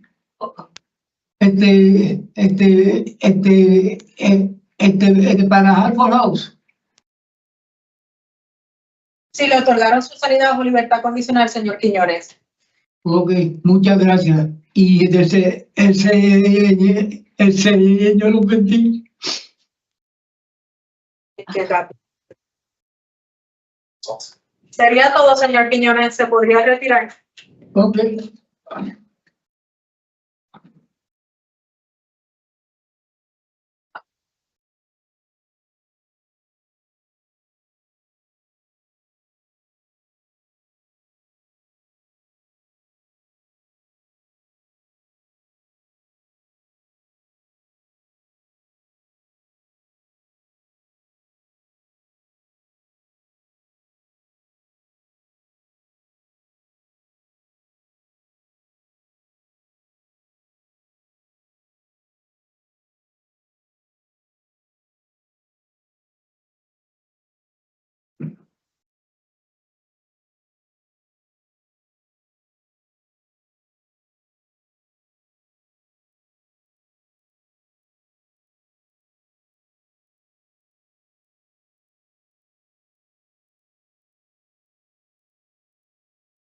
Morning, my name is Parole Officer Bernard. Today is Friday, February 14th, 2025, and this is a hearing of the Connecticut Board of Pardons and Paroles. Following board members are present this morning and by stating their names on the record, certify they reviewed all statutorily required documents and available pertinent information in preparation of this hearing. Good morning, Mike Paul. Good afternoon, Mike. Good morning, Mike Paul. I was right. Good morning, Joy Chance. And I'm Ellen Zappo Sasso. Please state your name and inmate number for the record. Hi, my name is Jason Evans, 367-370. This hearing is being conducted in consideration of a parole application for Jason Evans, inmate number 367-370. He's serving a sentence of 30 months jail, flat sentence for possession of intent to sell narcotics, violation of protective order, 2 counts of assault third, possession of controlled substance, failure to appear second, and violation of probation with underlying offense of violation of protective order. As of today, records reflect the parole eligibility date of April 7th, 2025. There is no victim input in this case. There is an offender accountability plan for the offender. It has been reviewed and shows the offender has completed the domestic violence program and is participating in the Tier 4 program. Utilizing the statewide collaborative offender risk evaluation system, the offender's overall score on the SRT falls within the high range of risk for recidivism. Your opportunity to express the board why you believe you should be paroled. I'm sorry, I didn't hear the question. You can read your statement. Oh, okay. I want to thank the board first for seeing me, and I'd just like to say that I believe everyone deserves a chance, and that actions speak louder than words. And since I've been here, I not only take responsibility for what I did, I also feel terrible for what I did. I volunteered for the Tier 4 program because I just wanted to be around people just like I would be at home, that aren't using and aren't doing the wrong thing. And it wasn't originally on my OAP, but I wrote until Counselor Ragazzino put me in. And I spent the better part of the last 10 years helping people. I became a personal trainer. I was on 10-year special parole. I actually did the best and most successful I ever did being on parole. And I think it's a good hindrance from doing the wrong thing, and it keeps you in line. And if I'm granted parole, I know I won't be back. And and I'll use that year that I'll be on parole to, you know, I have a place to stay. I have a job waiting for me, and I want to build back my business. I have a really good plan for when I get home. I have a sponsor already. I talked to my therapist, Betsy Thirachi, so I'm going to go back to therapy as soon as I get my state insurance, of course, and NA and AA. So, thank you.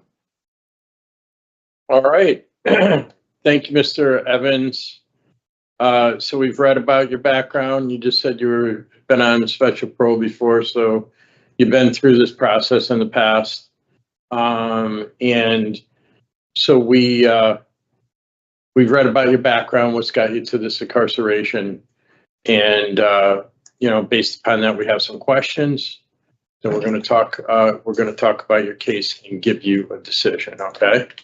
Okay. All right. So, you're back. Why? Okay. So look, when I was doing good and everything, once COVID hit, my ex, Agnieszka Gallegos, and she was drinking like the whole time we were together. I actually fell off the wagon during the lockdown, and we were just terrible together.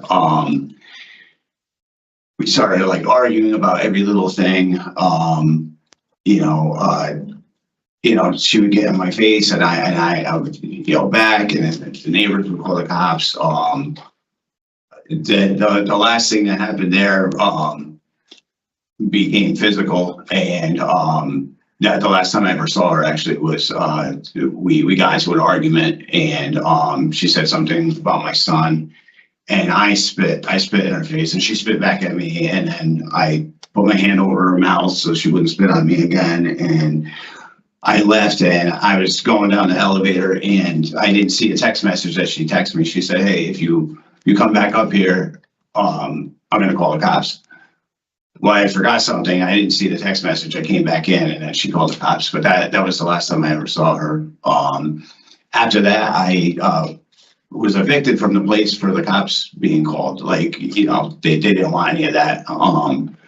So then I had to stay at hotels, and I ran through a lot of my money, and then with the case and everything, and I ended up living in my car. I was homeless for the first time in my life.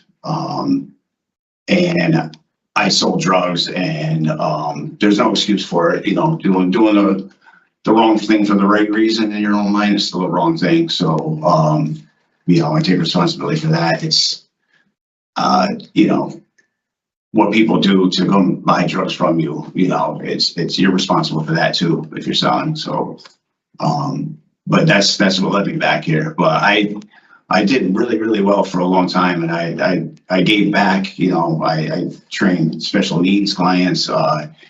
You know, I was really happy at one point, and honestly, our relationship was really, really good until the alcohol. And you know, I wish her the best. I feel terrible. I lost a good woman on that one. I really did.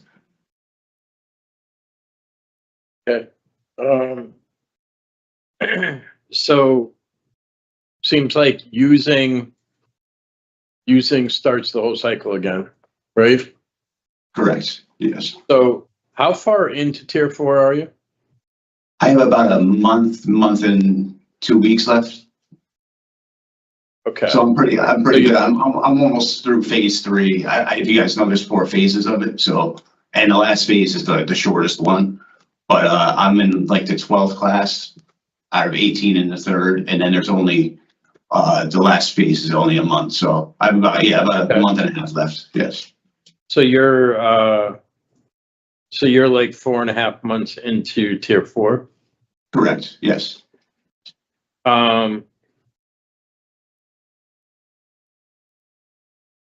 So let's continue on with that a little bit. So when you release, what is your recovery plan? Okay. It's okay. I wrote it down just so. Yeah. I'm gonna read to you. Okay. Yeah.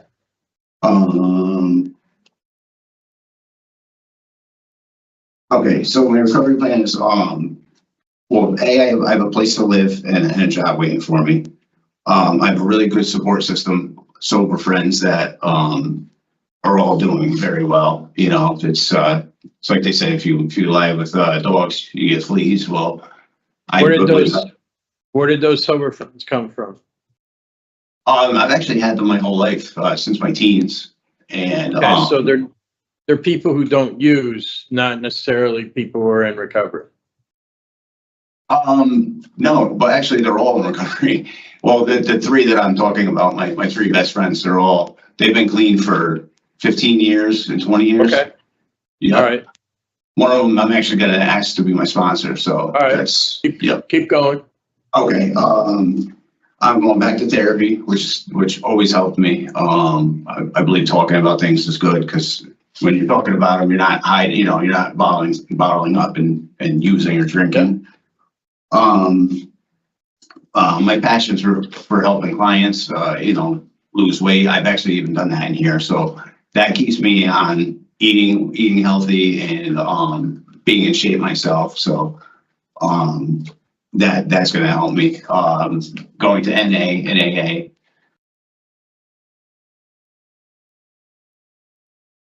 So do you go in the Waterbury area?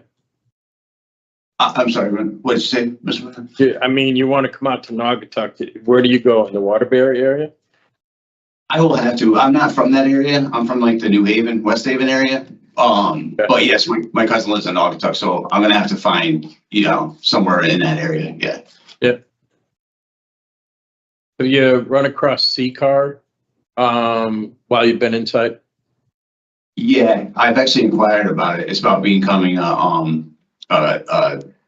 what is it, a peer mentor, a group, drug counselor? So actually, there's two reasons why you do it.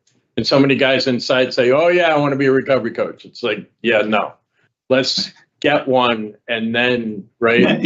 Yeah. So what it's about is getting somebody in the community, as you understand personal training. It's getting a coach in the community that's connected to the recovery resources. So when you come out in a new area, and there's a C-Car office right here in Waterbury, Recovery Community Center. And so they have access to resources. They know where meetings are. They know where everything related to recovery is.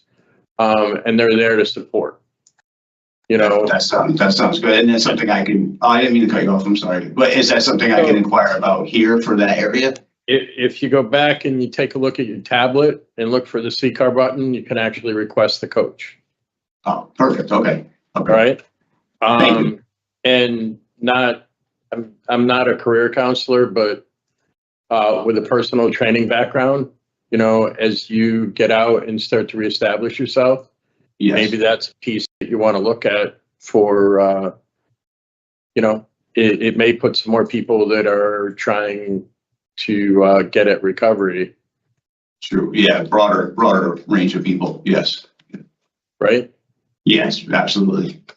It's funny because a lot of people, that's what they do too. Like a lot of recovery and yoga, working out, it really does go. So a lot of my clients were ex-alcoholics or ex-addicts, like you just said. Right.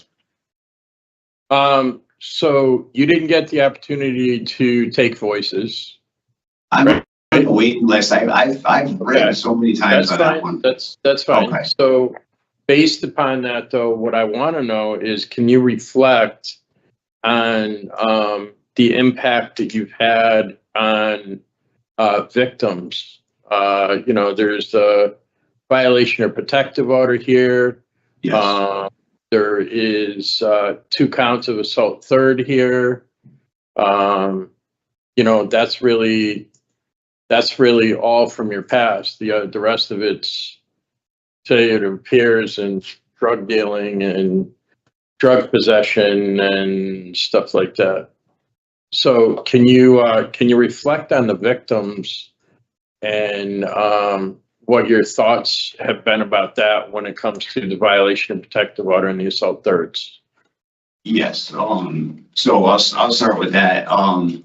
as far as Agnieszka, like I said, I lost a really good woman. I feel terrible. Like, first of all, my father would roll over his grave, you know, at what I did. Like, spitting on somebody, like, I've never done that before. I've never had, you know, I've never had anything like that in my past. I've had girlfriends my whole life. I've never gotten, nothing's ever gotten physical. And I feel terrible because she left her husband for me, and like, she expected more from me, and we were really happy for a long time. Like, I'm not going to say it was all bad, because it really wasn't. It was really bad at the end, and I broke her heart. Like, that bothers me, like, to this day, you know, like, because I've had my heart broken, you know, and this whole thing broke my heart too.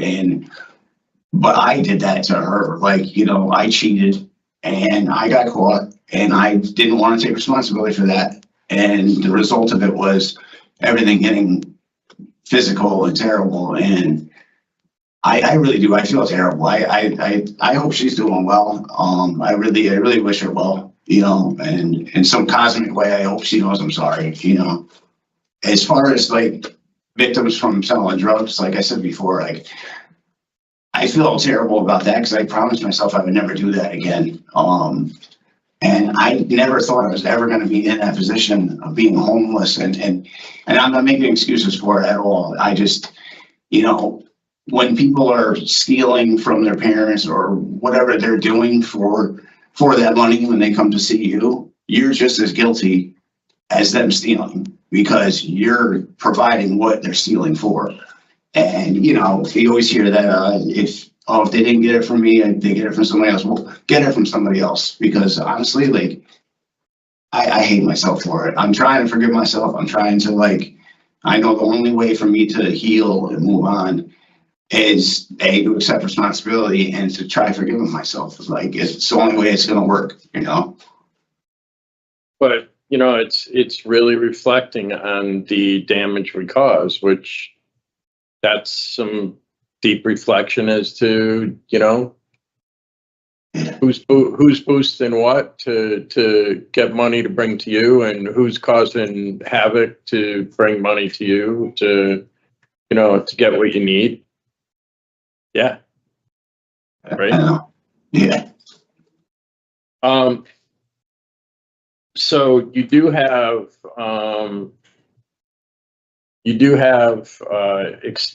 extensive experience with personal training. You have a job lined up with the auction.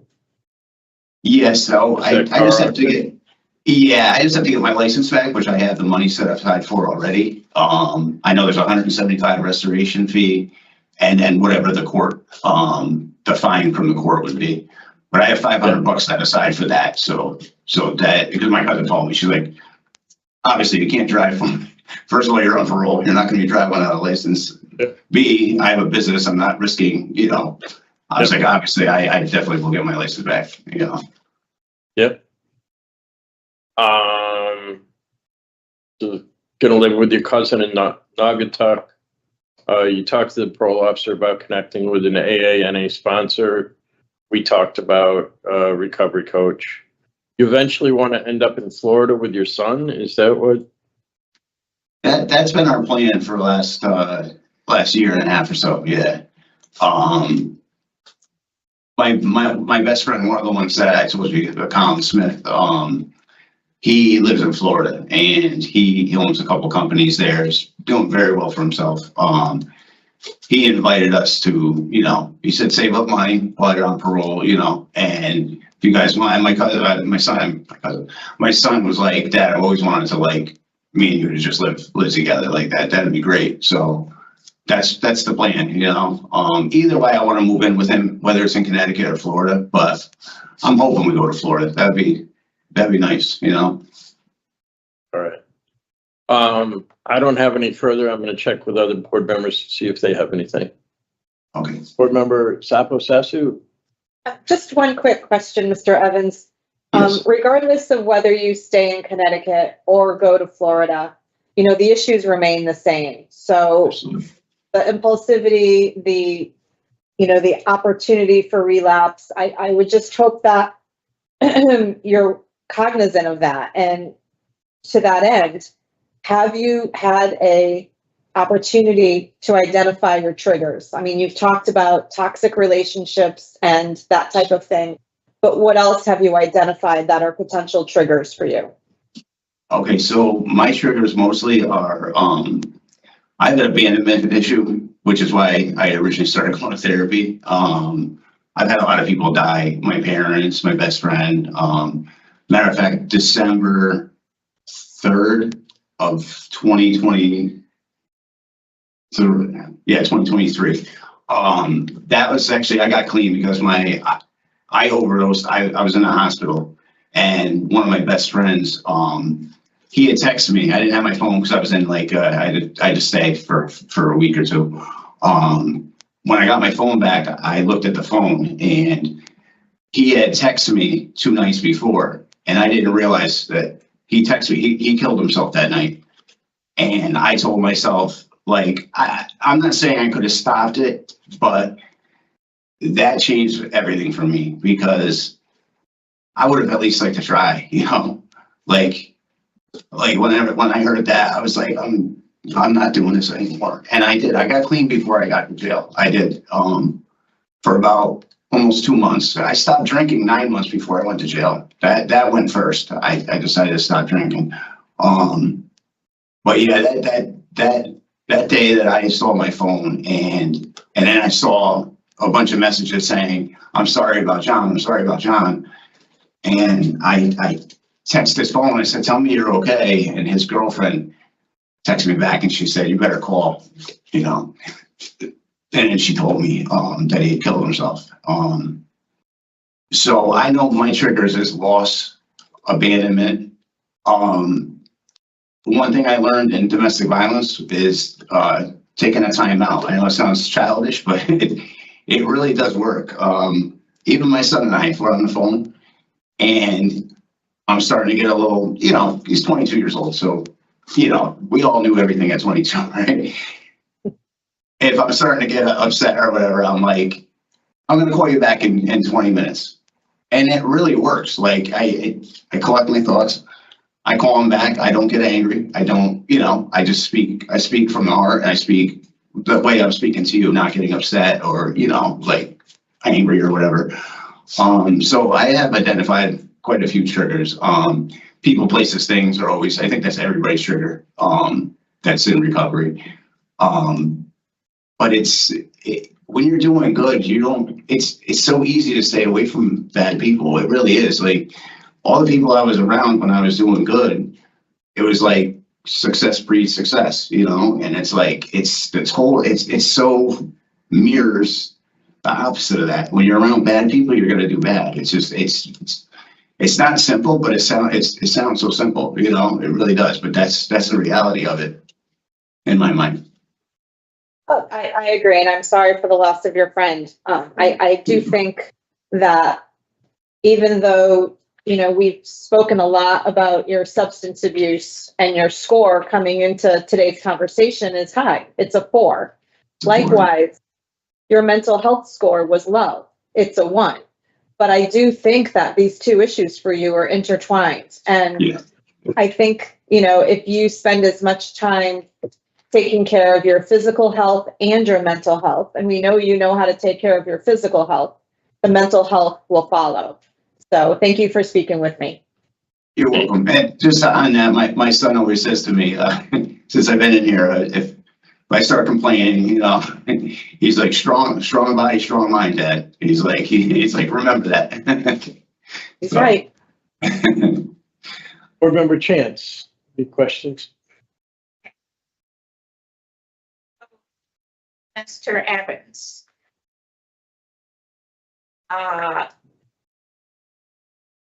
You said that you volunteered to go in tier 4, but you had a drug score of 4. So on my OAP, it just said addiction services. So right. So addiction services could be tier 2 or tier 4. I figured I wrote to tier 2, and I was trying to get into that too. And I wasn't hearing anything back. So I went to Counselor Rags, and I happened to see him. And I told him, I'm like, listen, I don't want to be around. I'm sure you guys have heard, there's stuff in this jail. It's crazy. It's like everywhere. And I was like, I just want to be away from all that stuff because I don't want to be around it. So first they moved me to the aftercare program, even though I didn't do tier 4 yet or whatever. But they put me in there to wait. And I waited there for about, I think it was like 3 or 4 weeks. And then he got me upstairs into tier 4. But yeah, I didn't know I had to do it. Like I really was volunteering because I wanted to do it. I didn't know I had to do it. Do you understand? I really wanted to do it. So I'm going to tell you where my concerns are. Okay. So one, it's your criminal behavior and your criminal thinking. So you said that you worked as a personal trainer for 7.5 years. Yes. But they terminated you because you were training your personal clients there at the facility. And that wasn't appropriate, right? Well, no. Well, are you talking about Planet Fitness? Because I worked for FitPro Studios. And my boss, Tony Salamanak, he and I had an agreement. I paid him 25%, and I was able to train my clients there. The problem was he wanted me, after about 2 years of that, he wanted me to put them all back on. And these are clients that I got on my own. Like it wasn't like people coming through his door. So why did they terminate you? What was the reason? Yes. Well, he terminated me because I wouldn't transfer the clients there because I was making like $50 an hour and then giving him 25%. He wanted me to transfer them all to FitPro and make $20 an hour, which was fine if they were FitPro clients, but like we had an agreement. So yes, he terminated me. Yeah. So the other piece is, at one time you were on special parole. It was for 10 years.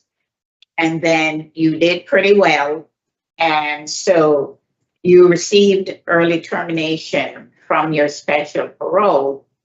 That was 5 years ago. Yes. But here you are today. Yes. And that's because. Had you not been given that early termination, you would still be on special parole because it was not scheduled to expire until October of this year. So you were given an opportunity to be out there and stay clean and sober, and you didn't. And then you told the parole officer that you accepted your sentence for the drug offenses, but not the domestic violence. Why not? No, I didn't say I don't accept. I know what I said was this. I said when I went to court, I couldn't accept. I did the Alford plea. So what I was saying was that I do accept it now. That's the difference. Like I didn't accept it then, and so I took an Alford plea. No, I do accept responsibility for that. That's the difference. Today you are. For since I've been in prison, I have. Yeah. I didn't admit it in court, and I didn't want to admit it to myself. But yes, I do. I absolutely take responsibility for that. I did that, and I feel terrible. Okay, so I'm just going to follow up on something that my colleague, Mrs. Sasso, said before, and that is, this is another concern. Your mental health score is a 1. Yes. And obviously, from when you talked about toxic relationships, death of family members,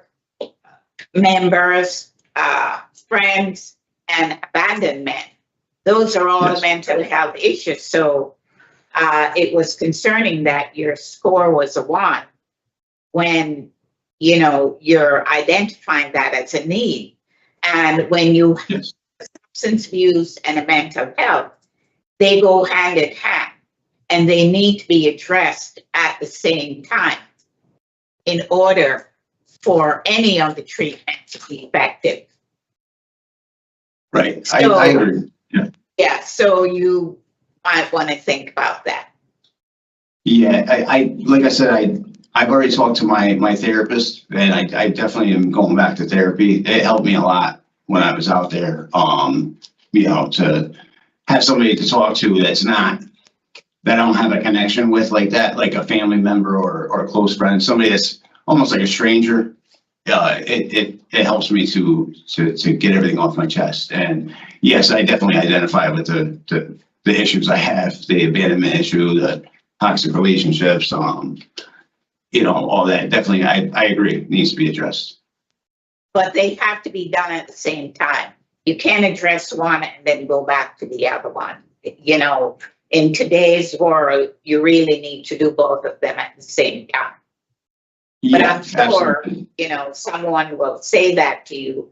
I'm just telling you that that's something that you need to be thinking about, and that it should be a priority for you. It is, absolutely. Okay, thank you. I'm all set, Mr. Pierce. Thank you, Board Member Chance. So, where I'm at with this is that, Mr. Evans rates high. And in order to, and some of the things that's driving that, is, substance use and mental health, criminal attitude and behavior, and just his history. He can't change. He is in tier 4. He is participating. He is, by his report, 4.5 months in with a month and a half to go. He outlined a release/recovery plan. He wants to go back out. He said that he was successful on special parole. During his special parole, I only saw one violation, which wound up as a verbal for the use of alcohol back some over, I believe, 10 years ago. Other than that, there wasn't any other misconducts in there. So he has taken the domestic violence program. He has expressed, you know, what caused the assault thirds and his regret for them, and how he violated protective order. Understands that. He engaged in the domestic violence program and, as I said, the tier 4 program. He's got an opportunity to live with his cousin, which is in a different place than he was before, as an opportunity for employment in the community, as people in his life who are not using and would be good support for him. So I would support Mr. Evans' parole, contingent upon his completion of tier 4. I think the last month and a half is important as it deals with his transition back into the community and other types of sober living topics. And it would afford him the opportunity to take community-based treatment for domestic violence, as he has a flat sentence currently. And that's where I am. Board members, Assassin?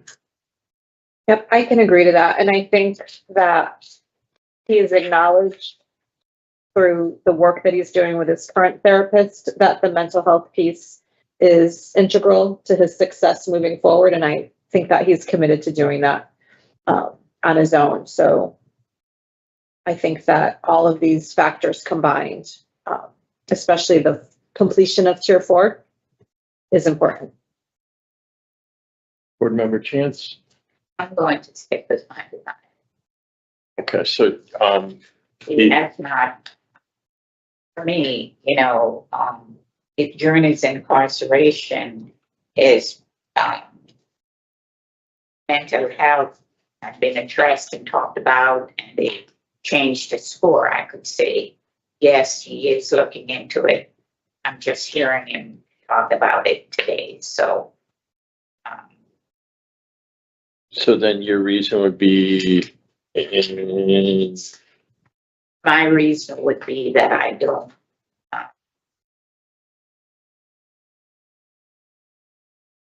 I think he's in the TRUE program, but I think I would go with the medical institution program participation for me. all right. I have him with, no alcohol consumption.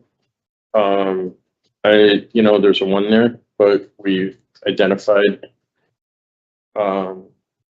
that he wants to connect with mental health support, and the domestic violence program.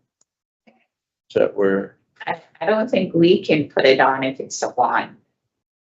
I'm not sure. I don't think so either, which is why I said it's my hope that he's acknowledged the work with a therapist and is going to continue that, because I don't think we can put it on either. And Right. no driving without his license is suspended. Yeah. And then the no contact with victim AG.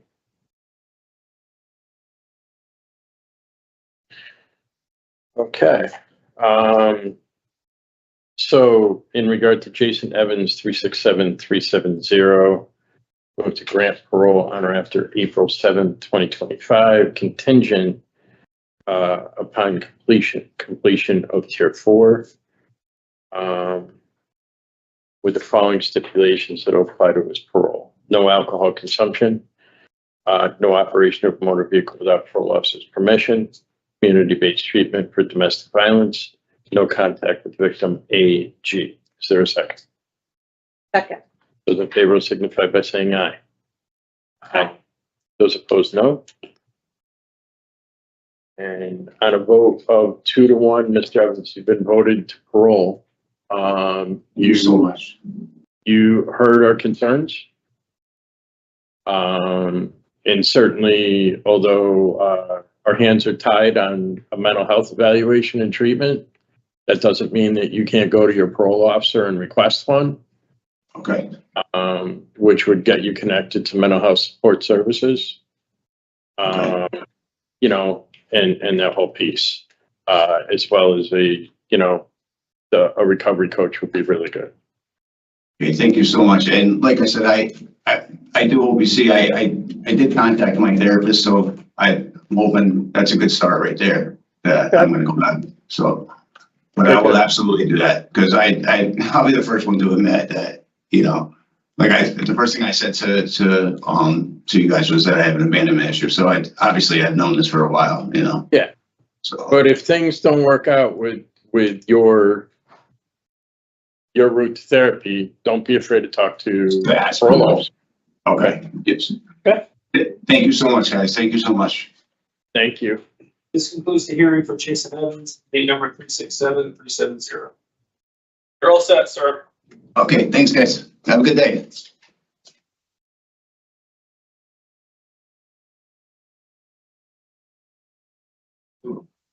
Evans. Here you go.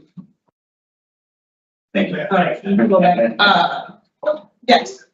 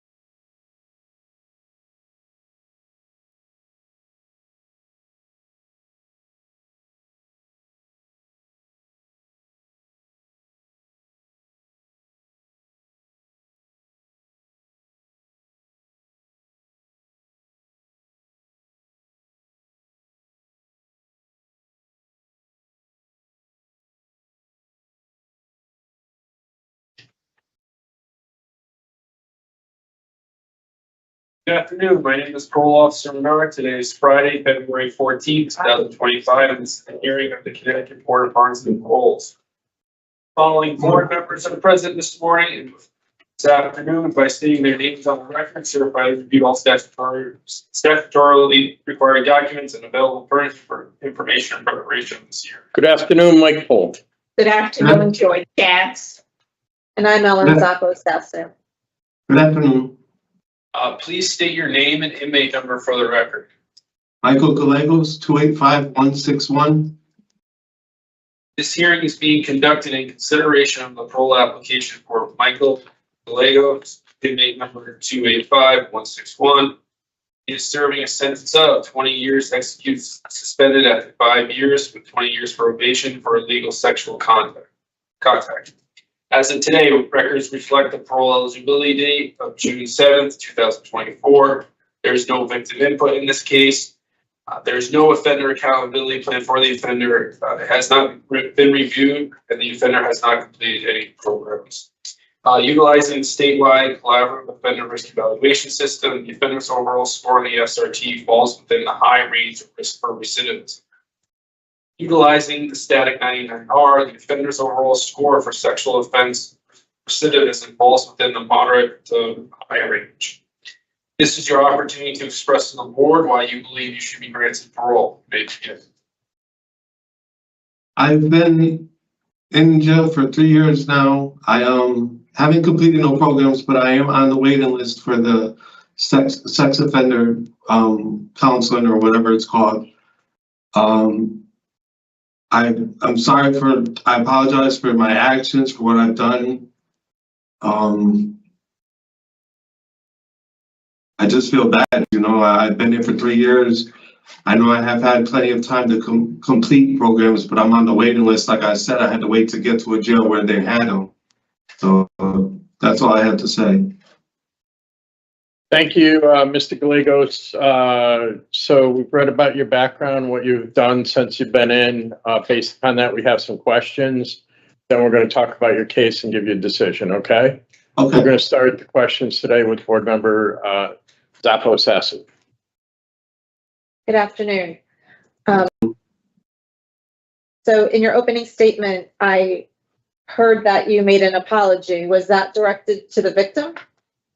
To the victim and to just everyone, you know, I made a mistake. Okay, well, I think we should start there. I mean, this, from what we've read, Mr. Gallegos, was not your first offense against related minors. Yes. So can you talk to me about what's happening here and what led you to reoffend years later? I don't know. I don't have an answer. I don't know what led me to reoffend. I guess it was, I wasn't doing no therapy or no counseling or nothing like that to understand why I did what I did. So you admit what you've done? Yes. Okay. What about your failure to register? Were you in denial over this? No, I have registered. It was like every so often the letters would come at the same time. Like I would get the failure to register. I get the paperwork at the same time that to register. Okay. In your previous offenses with, I believe they were your much younger stepsisters? Yes. How old were you at that time? 17. Okay. And what programming did you do following your conviction on those charges? I was in a program called Young Adult Services. They had therapy there, group counseling, stuff like that. And did you get anything out of that program? I was getting a lot out of it, and then I was supposed to have an overnight with my mom and my daughter, an overnight stay, and they denied it, so I ended up leaving the program. Okay. How old is your daughter? He daughter? she's 24 now. Okay. Can you go over your relationship status? Because we saw at one point you said 3 children, but there's actually many more than that.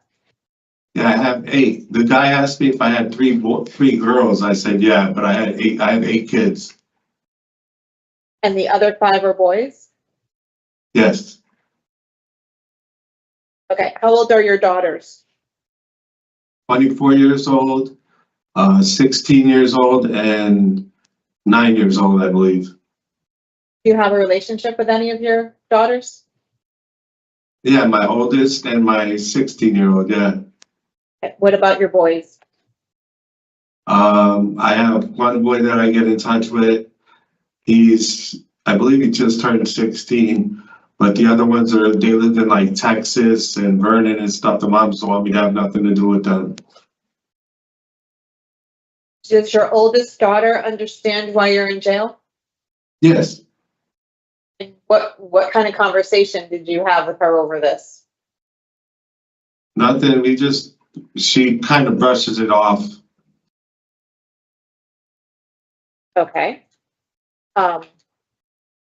Do you brush it off, Mr. Gallegos? No, I don't. I accept what I've done. Okay. How would you feel if your youngest daughter was subjected to this type of activity with a relative? I feel really upset. I don't know how I would react. The lack of programming while in the facility is a concern to me. You don't have any discipline reports, which is typically something that would prevent access to a program. You say that you're on the wait list. What are you on the wait list for? Do you know? Sex treatment. Yep. Is that it? Yeah, Have you ever taken the Voices program, which talks about impact on victims? no, I haven't. Have you talked to anyone about any mental health concerns? No, I have a mental health worker. I speak to her once, like every week and a half. We talk. Do you advocate for her, to her, about potential programming opportunities for you? No, it's more she just calls to see how my medication's working, how I'm feeling, how I'm sleeping, stuff like that. It does say that you are compliant with your medications. Was that an issue for you when you were out in the community, keeping your medication straight? Yes. Do you have a plan as to how to handle your mental health and your medication issues upon your eventual release? Yeah, I was gonna sign up for mental health treatment. My medication, my mom, I know she'll make sure I take it. Stuff like that. Like I really want the mental health treatment when I get out though. Okay. And that's good that your mother is going to be involved, but at the end of the day, it's your responsibility to take your medication. Yes.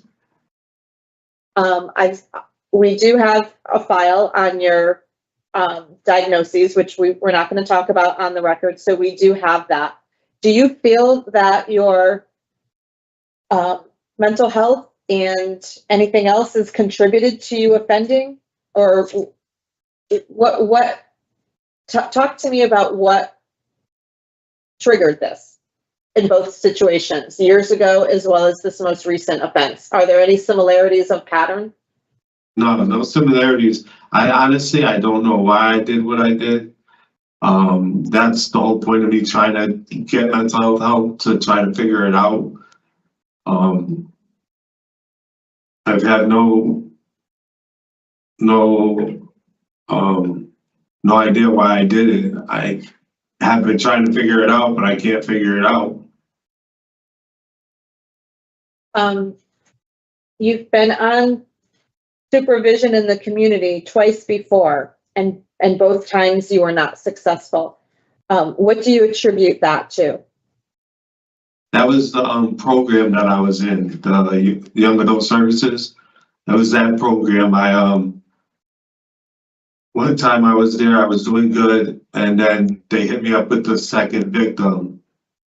Then I got violated probation for that.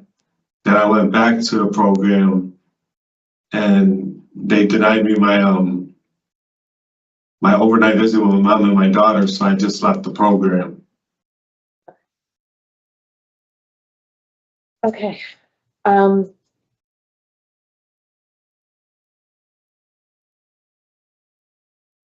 In terms of your employment history, what have you done there, and what does the future look like for you in terms of stable employment?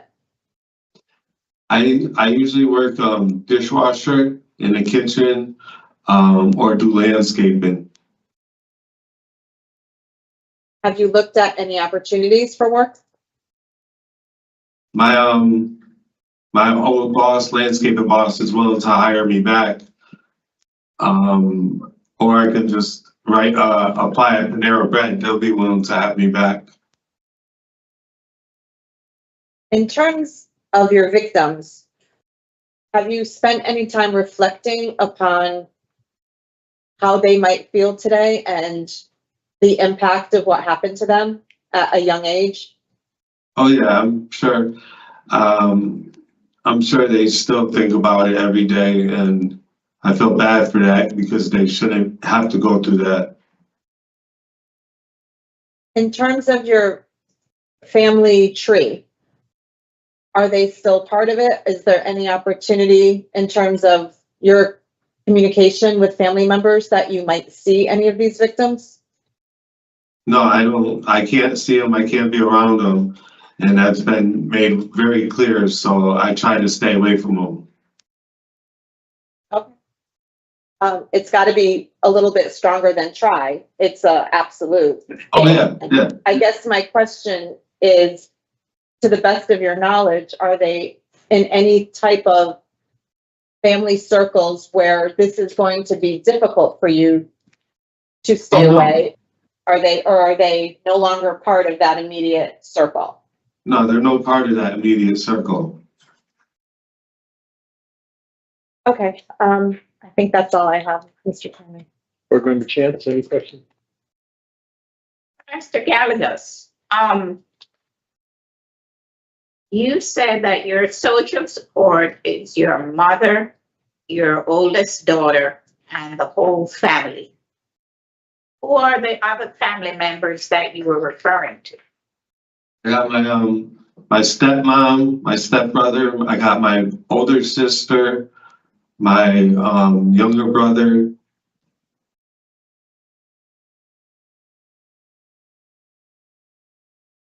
And so they are okay with what you did. None of them are related to any of your previous victims or your current victim. My stepmother is related to the first two victims. But she still supports you. Yes.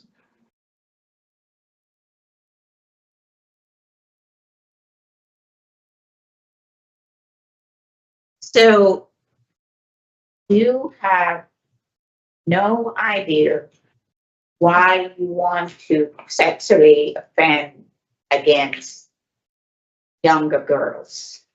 You have no idea why. I don't know why it was what it was. That's why I'm trying to undergo the mental health treatment and the therapy to try to figure it out. Are you attracted to younger girls? No, actually, I'm not. My first girlfriend was 2 years older than me. I've dated females in their 50s. But your victims are your two stepsisters. How old were they? I think 9 and 13. Yeah. And now your current victim was 11.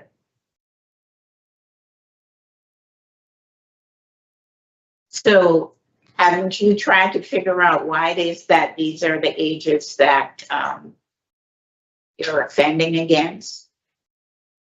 I mean, that would be very important for you as you go through the treatment, wouldn't it? Yes. You also want to go to your mother's home.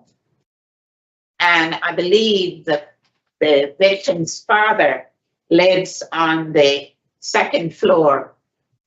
Is it a 3-family home? It's 3 apartments, yes. Right.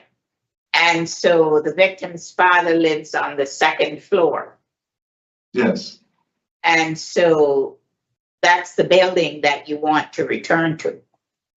Yes, he has no issues against me or nothing like that. He has no problem with me. And you know this how? My mom.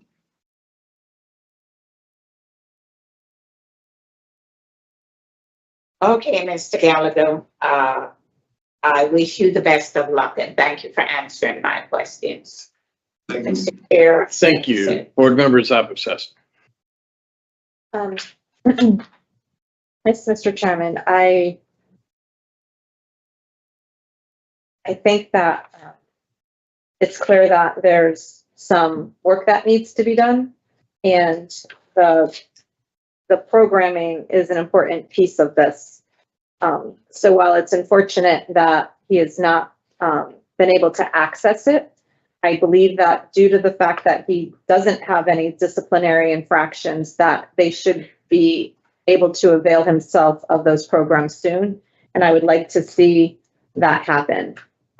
So at this point, my recommendation today is a denial based on inadequate institutional program participation, nature and circumstances, and obviously open to anything else. And it would be no evidence of offended change. Okay. And also from a criminal history, because it's not the Yes. first time that this has happened. Yes, Is that where we are? yes. Okay, regarding Michael Gallegos to 85161, vote to deny parole based upon nature and circumstance of the current offense, criminal history, inadequate evidence of offender change, and inadequate institutional program participation. Is there a second? Second. Those in favor should signify by saying aye. Aye. Those opposed, no. The ayes have it. Mr. Gallegos, we weren't able to give you parole, and we do wish you well. All right, thank you. Thank you. The hearing for Michael Gallegos, inmate number 285161.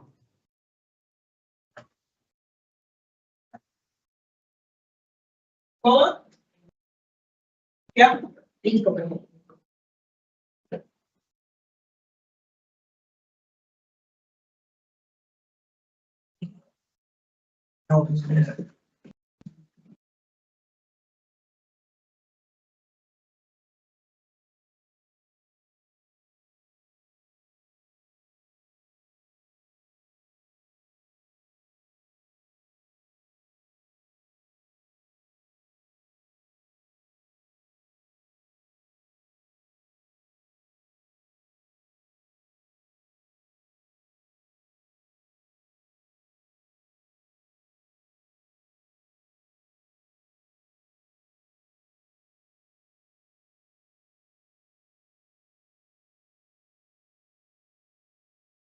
Good afternoon. My name is Parole Officer Menard. Today is Friday, February 14th, 2025. This is a hearing of the Connecticut Board of Fines and Paroles.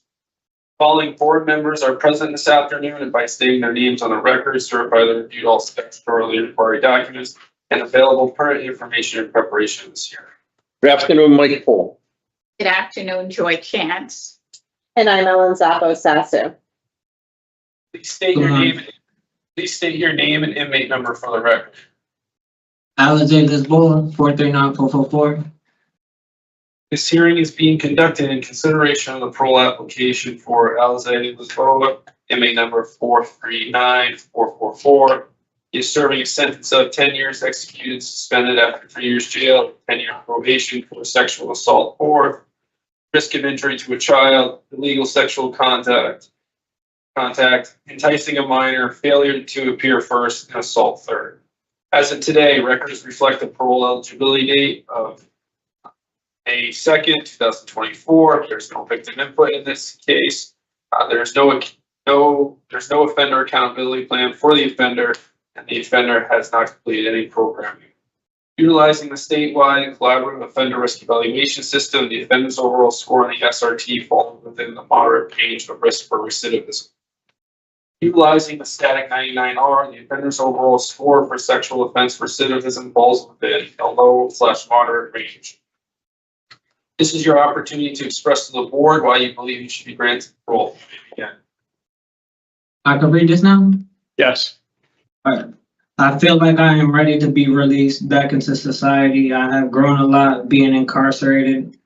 At all this time, I have learned a lot about myself and becoming a better person. I am looking forward to be released back into the community. I am looking forward to reunite with my loved ones again. But mostly importantly, I plan to continue to do the right things from here on out. I am going to follow through with parole. If I am granted parole, I am going to look for a job to help me get back on my feet again. I'm definitely going to stay out of the way from the negativity, especially anyone or anything that could possibly get me into trouble or sent back in here again. I don't plan to ever step foot back in here in a place like this again. I just looking forward to keep learning as I go to hopefully move past all this. All right. Thank you, Mr. Lisboa. We've read about your background, what you've done to prior to your incarceration, what you've done since, and based upon that, we have some questions for you. When we're done with questions, we're going to talk about your case and give you an answer, okay? All right. Our questions will start with Board Member Chance. Yes, so Mr. Lisboa, I certainly appreciate your opening comments. Thank Couple you. of things. In order for me to determine your suitability to go out on parole, it would involve you participating in premium in programs, and also you would refrain from getting any disciplinary reports. You would talk about based on the programs that you've completed, how you benefited from them, what new skills you have learned, how you're going to apply that when you go back in the community, and what your new plans are to prevent you from committing these very serious criminal offenses. Okay? Yes. And I know you are 25 years old, and you have been committing these crimes over the past couple of years prior to age 25, but they're serious enough. And today, in your opening statement that you wrote down, you did not express one, remorse for the victim, how it has impacted that victim, what kind of life they must be having. You basically talked about just yourself and wanting to get back with your family. So there are some concerns for me there. And I don't know what other questions I can ask when you have not done any programs. So do you understand what I'm saying? Yes. I have no other means of making that determination because I would depend on you completing some form of program. And you've been incarcerated there for, little over a year. This is your first offense, But you have, for disciplinary reports. And, the last two, one was last April where you were threatening someone on the phone, and in November of last year, you assaulted another inmate. So those things would prevent you from getting into programs. You understand that? Yes. Right. So unfortunately today, I'm not going to be able to support your release for parole because for me, as of now, you're not suitable. So that's where I am. Thank you, Mr. Chair. Board members, I was asked any question. Just one quick one. So it notes in the report that you have 2 daughters, and that you collect SSDI. Why are you collecting at this point? The Social Security, Yeah.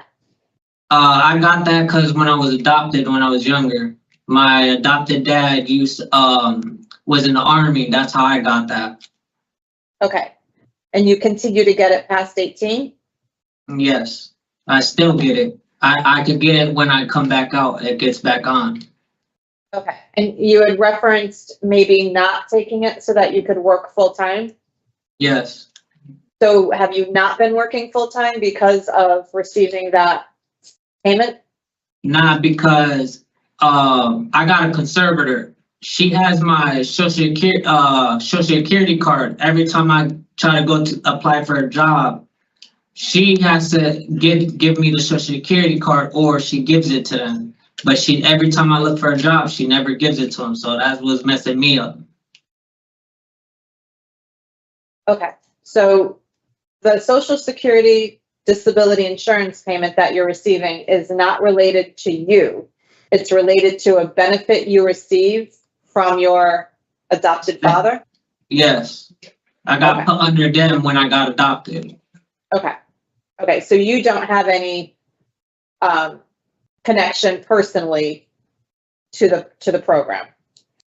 No. You're the benefit. I really don't know. I got a conservator. She knows more than me. I don't know. Okay. Okay. What is your relationship with your daughters, or and the mother of your daughters at this point? We still talk here or there, and I really don't know anything else much, but I plan to see my kids and stuff. Okay. All right. Thank you. No problem. All right. Thank you. Board Member Chance. So as I said before, Mr. Chair, I have no way of knowing whether Mr. Lisboa has made any changes during his incarceration. He has some very serious crimes here, which he started committing from he was, under the age of 20. He's now 25. He still has not been able to participate in any programs because of the disciplinary reports that he has. So without knowing, what skills or how he's going to go back in the community and not commit any of these offenses is of concern to me. And so today I cannot, as I said, support his release for parole. Right, and we're in a pickle because his end of sentence is in October. He has, because of his offenses, he has the short-term program, Voices, and an addiction services program to take. And he needs to get those done by July, which is 3 months out of if another panel was going to give him parole. So, I mean, for me, I don't have any choice here. I'd certainly like to send them back, have programs come back, but there's not enough time to do that. And, Three certainly, years probation. Yeah, he's got- 3 years. he's got 10 years of probation. He's got 10 years of probation, right? Yes. Yeah. So, he's got 10 years of probation and they'll be able to, take and, make sure that he has the programs there, or he can also use some time while he's in now and get that squared away. Board member Zaposasu, anything further? Yeah. I have, inadequate institutional program participation, inadequate evidence of offender change, and poor institutional adjustment. Right. So regarding Alezay, Lisboa 439444, I move to deny parole based upon inadequate institutional program participation, inadequate evidence of offender change, and poor institutional adjustment. Is there a second? Second. Those in favor signify by saying aye. Aye. Those opposed, no, the ayes have it. Mr. Lisboa, sorry that we can't give you parole. I really hope, think about it between now and when you're out, and it's not a very long time. It might seem that way, but it's not very long before you go home. And we want you to be successful out there. See what you can do inside on the way out, okay? All right. But I got a question though. Yeah. So I was only told at assessment, all I had to do is a sexual assault program. That's it. I was not told no other program. And when I wrote to parole in here, they told me the only program I got to do is a sexual assault. I don't got no other program. That's exactly what parole wrote me back in here telling me. I don't know who it was. Yeah, that's even with that, the parole officer can explain it to you later on. Okay? All right. This is a hearing for. Thank you. Thank you.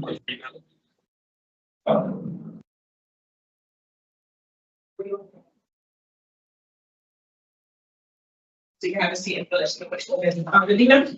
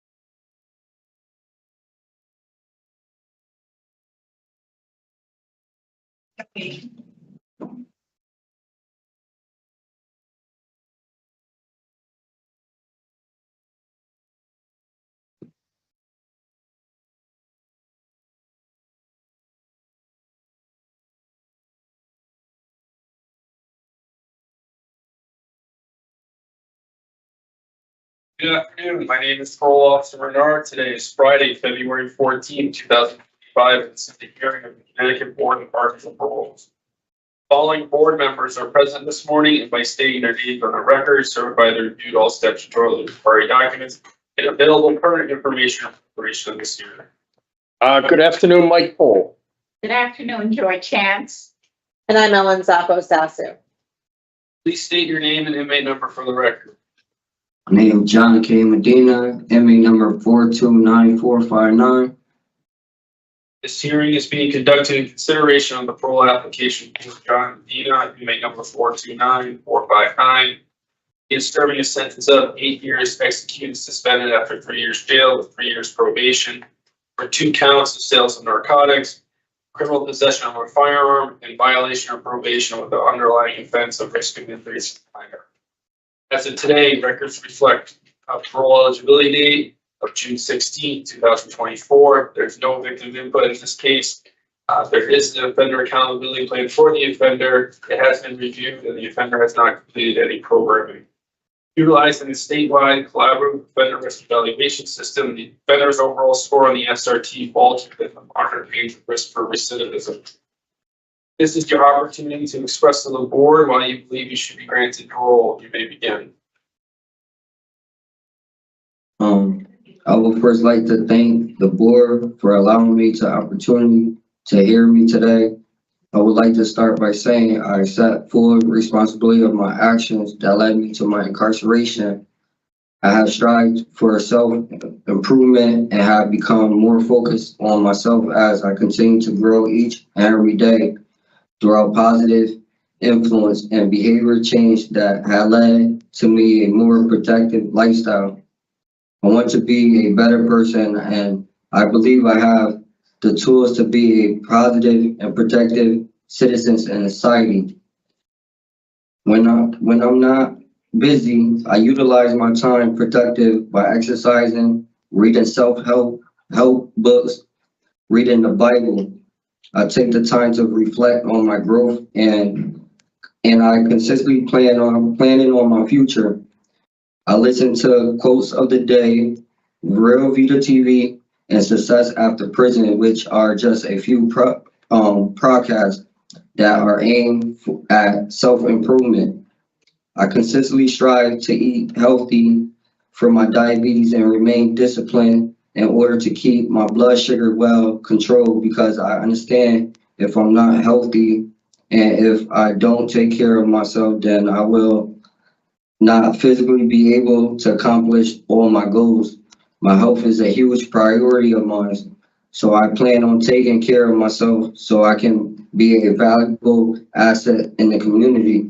We all heard having the idle time is the devil playground, and I'm having and maintaining a routine keeps me busy, focus on my goals, and continue to motivate me to have a positive future that I can look forward to.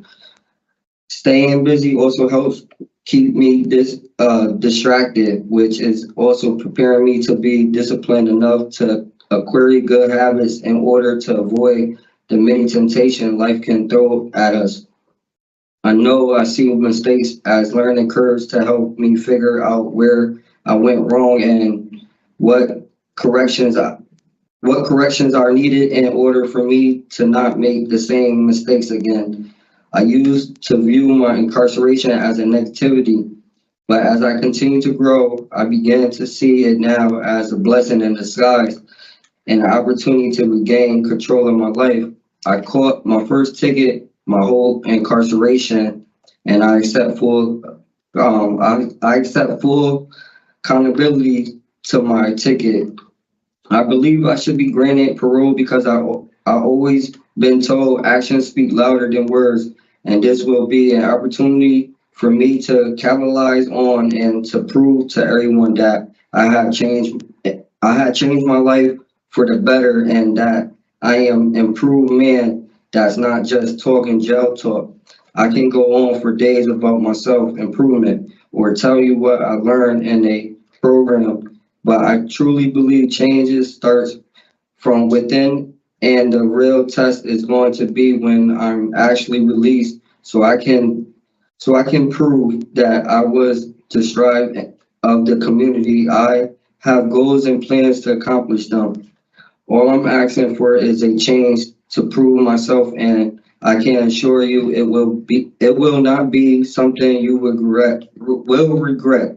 I believe I have so much more to offer to the community and plan to be to plan to aid by any parole stipulations required of me. With that, I'd like to thank the entire board for the time and consideration. Thank you. Thank you, Mr. Medina. So what we do is we've read about your background and what's brought you to this incarceration, what you've done since you've been in. Based upon that, we have some questions for you.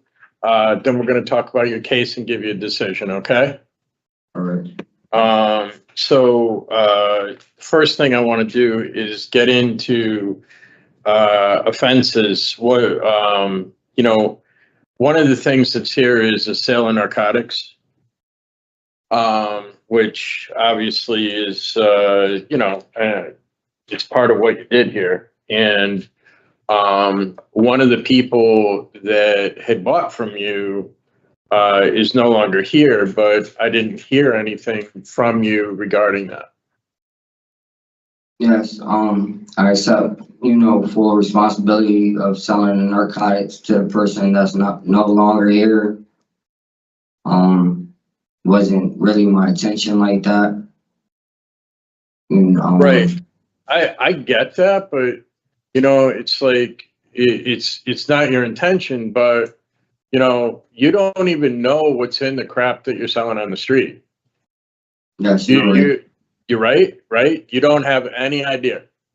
Yes, And, some people, just in the middle of addiction, buy what they can get, and next thing you know, they're gone,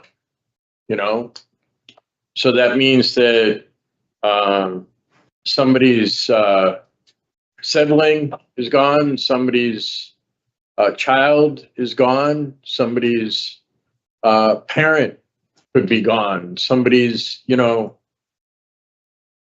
that's a big thing, and one of the things that you were scheduled to take as part of your is part of your programming was voices, which goes through all of that. You are eligible for parole now, and your end of sentence is somewhere around October, November, somewhere in there, right? But it's some of the stuff that some of the other stuff that's here that's extremely concerning is the gun that you have. And the fact that you got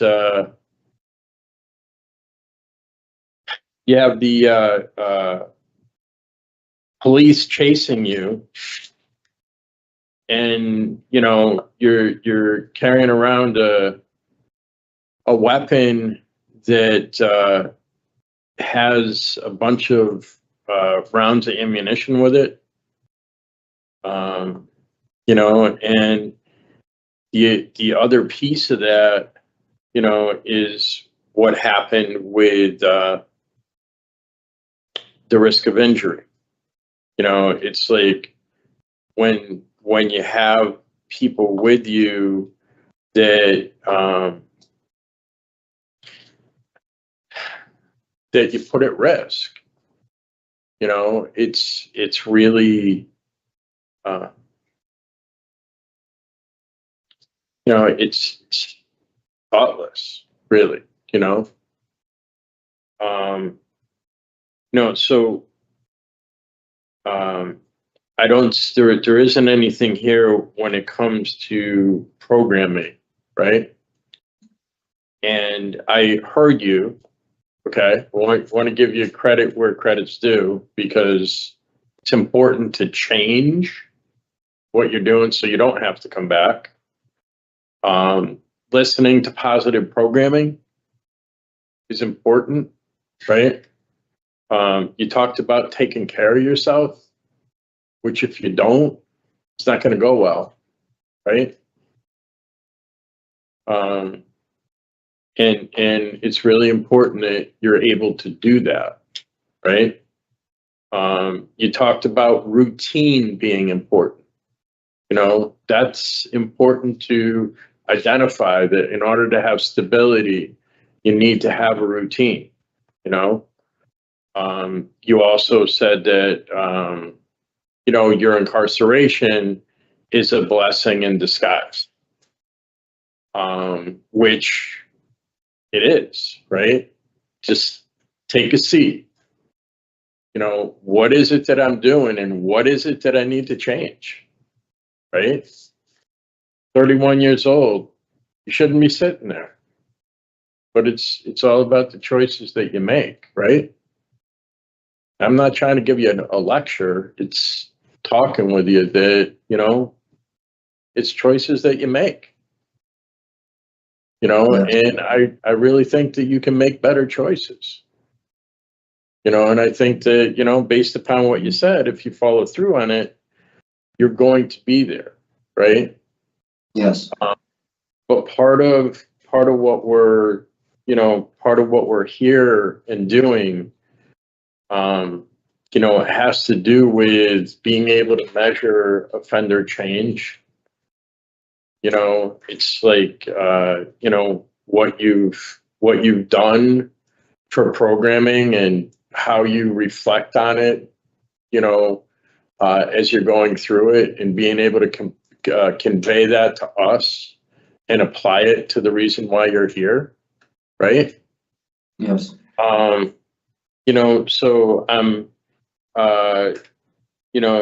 there's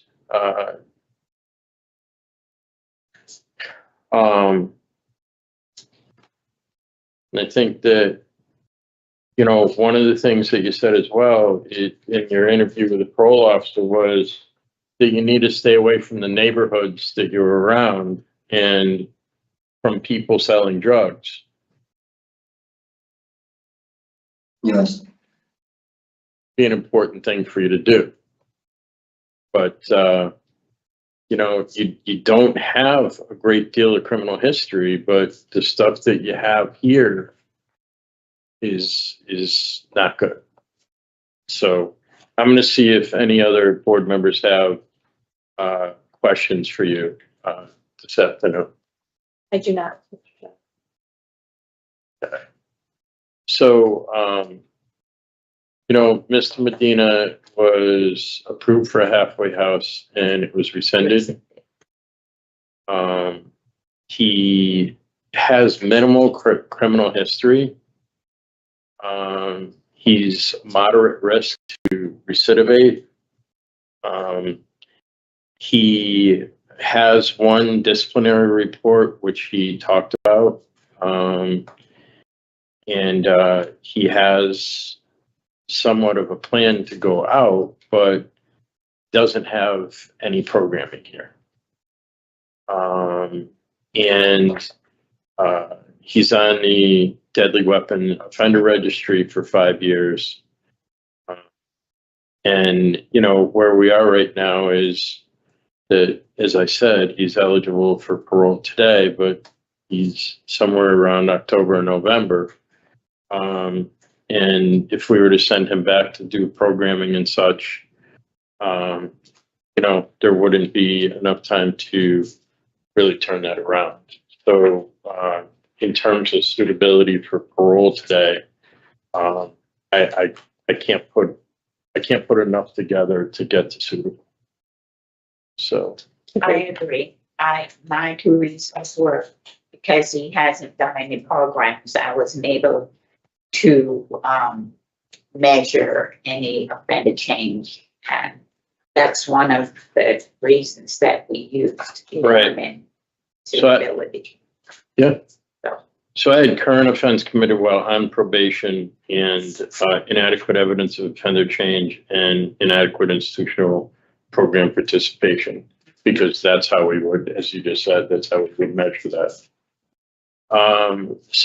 Regarding inmate John Medina, 429459, I move to deny parole based upon the current offense being committed while on probation, inadequate institutional program participation, and inadequate evidence of offender change. Is there a second? Second. Those in favor signify by saying aye. Aye. Those opposed, no. The ayes have it. Mr. Medina, we weren't able to give you parole today. I really heard what you said in your remarks, and I encourage you to continue to go in that direction. See if you can't get into some programs before you discharge, okay? All right. We wish you well. Thank you. This concludes the hearing for John Medina, number 42994.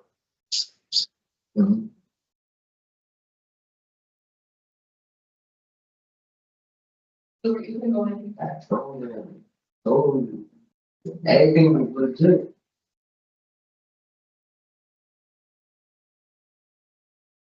That bitch, bro.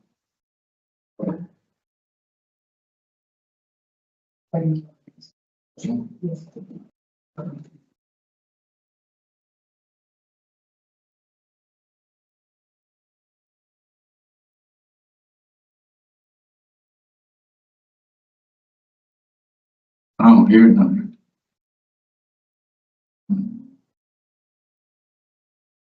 Mr. Stewart? Are you Yeah. okay? Yeah, okay. It's the next one that I.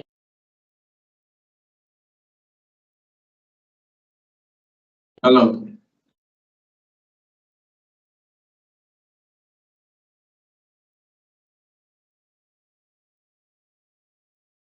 Good afternoon. My name is Parole Officer Bernard. Today is Friday, February 14th, 2025, and this is a hearing of the Connecticut Board of Pardons and Paroles. Following board members are present this afternoon by stating their names on the record, certify they reviewed all statutorily required documents, and available pertinent information in preparation of this hearing. Good afternoon, Mike Poole. Good afternoon, Joy Chance. And I'm Ellen Zappo Sasso. Please state your name and inmate number from the record. Dondre Stewart, 414-724. This hearing is being conducted in consideration of a parole application for Dondre Stewart, inmate number 414-724. He is serving a sentence of 4 years jail followed by 1 year of special parole for criminal possession of a pistol/revolver, violation of probation of the underlying offense of carrying a pistol without a permit, violation of probation of the underlying offense of assault and assault on a public safety officer. As of today, records reflect the parole eligibility date, May 3rd, 2025. There's no victim input in this case. There is an offender accountability plan for the offender. It has been reviewed and the offender has not completed any programs. Utilizing the statewide collaborative offender risk evaluation system, the offender's overall score on the SRT falls within a high range of risk for recidivism. This is your opportunity to express to the board why you believe you should be granted parole. You may begin.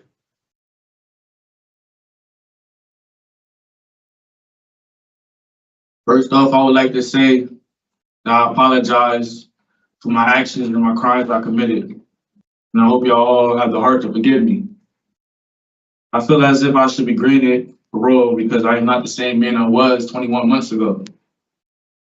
I realized the way I was going about trying to protect myself was the wrong way, and it would never help anyone in any situation.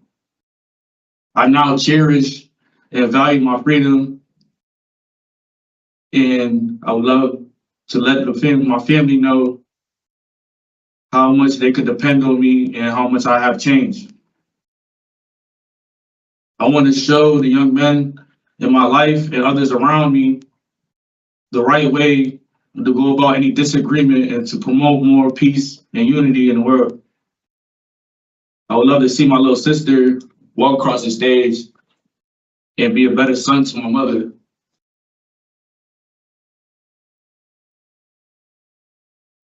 That's all. Okay. Go ahead.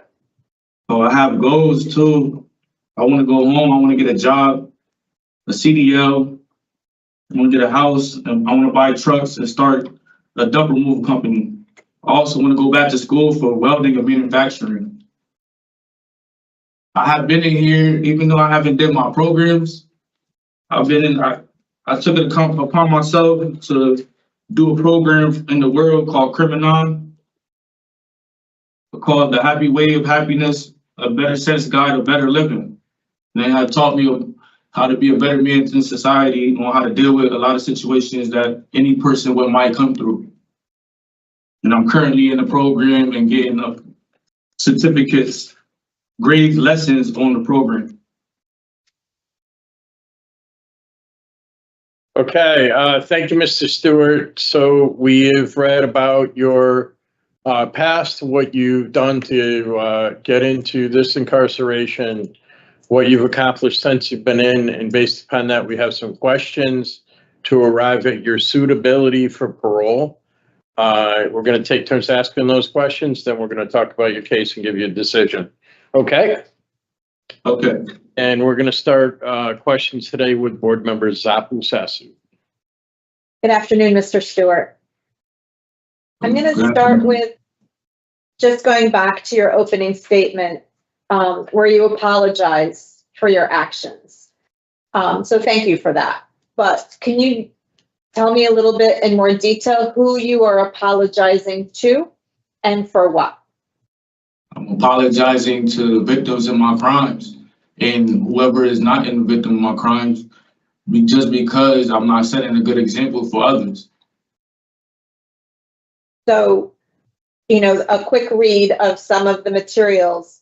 So there's in my estimation, there's a few victims. There's the urban city in which you lived, where there were several breaches of public safety. You endangered the life of a police officer. You did not follow the rules and regulations of society. And so in all of that, a lot of people were put at risk for the decisions that you made. So I just want to be clear that when crimes like this happen, it could be one person, the police officer who was dragged, or it could be the larger community. And we all have a responsibility to be good citizens within our community.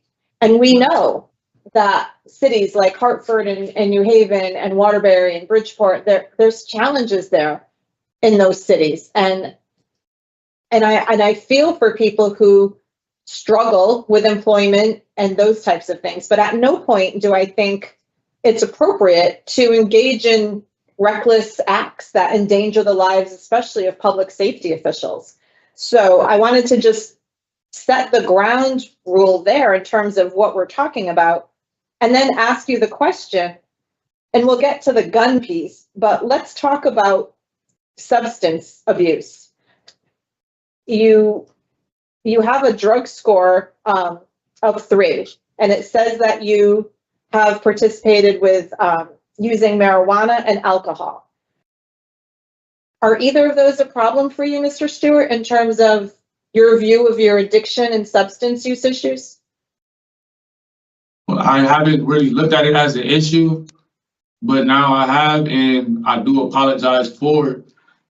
Like I said, the drug score and the past crimes I have committed, and the assault and breaching peace of others in the society of life, but I haven't really looked at my use of marijuana and alcohol as a real issue until probably now, where I noticed that I probably did act out wrong on the wrong behalf, just probably because I probably was intoxicated and was brought into a certain situation. And I felt like if I wasn't, I would have dealt with it probably a lot more differently and probably a lot more better for everybody else and myself in my actions. So,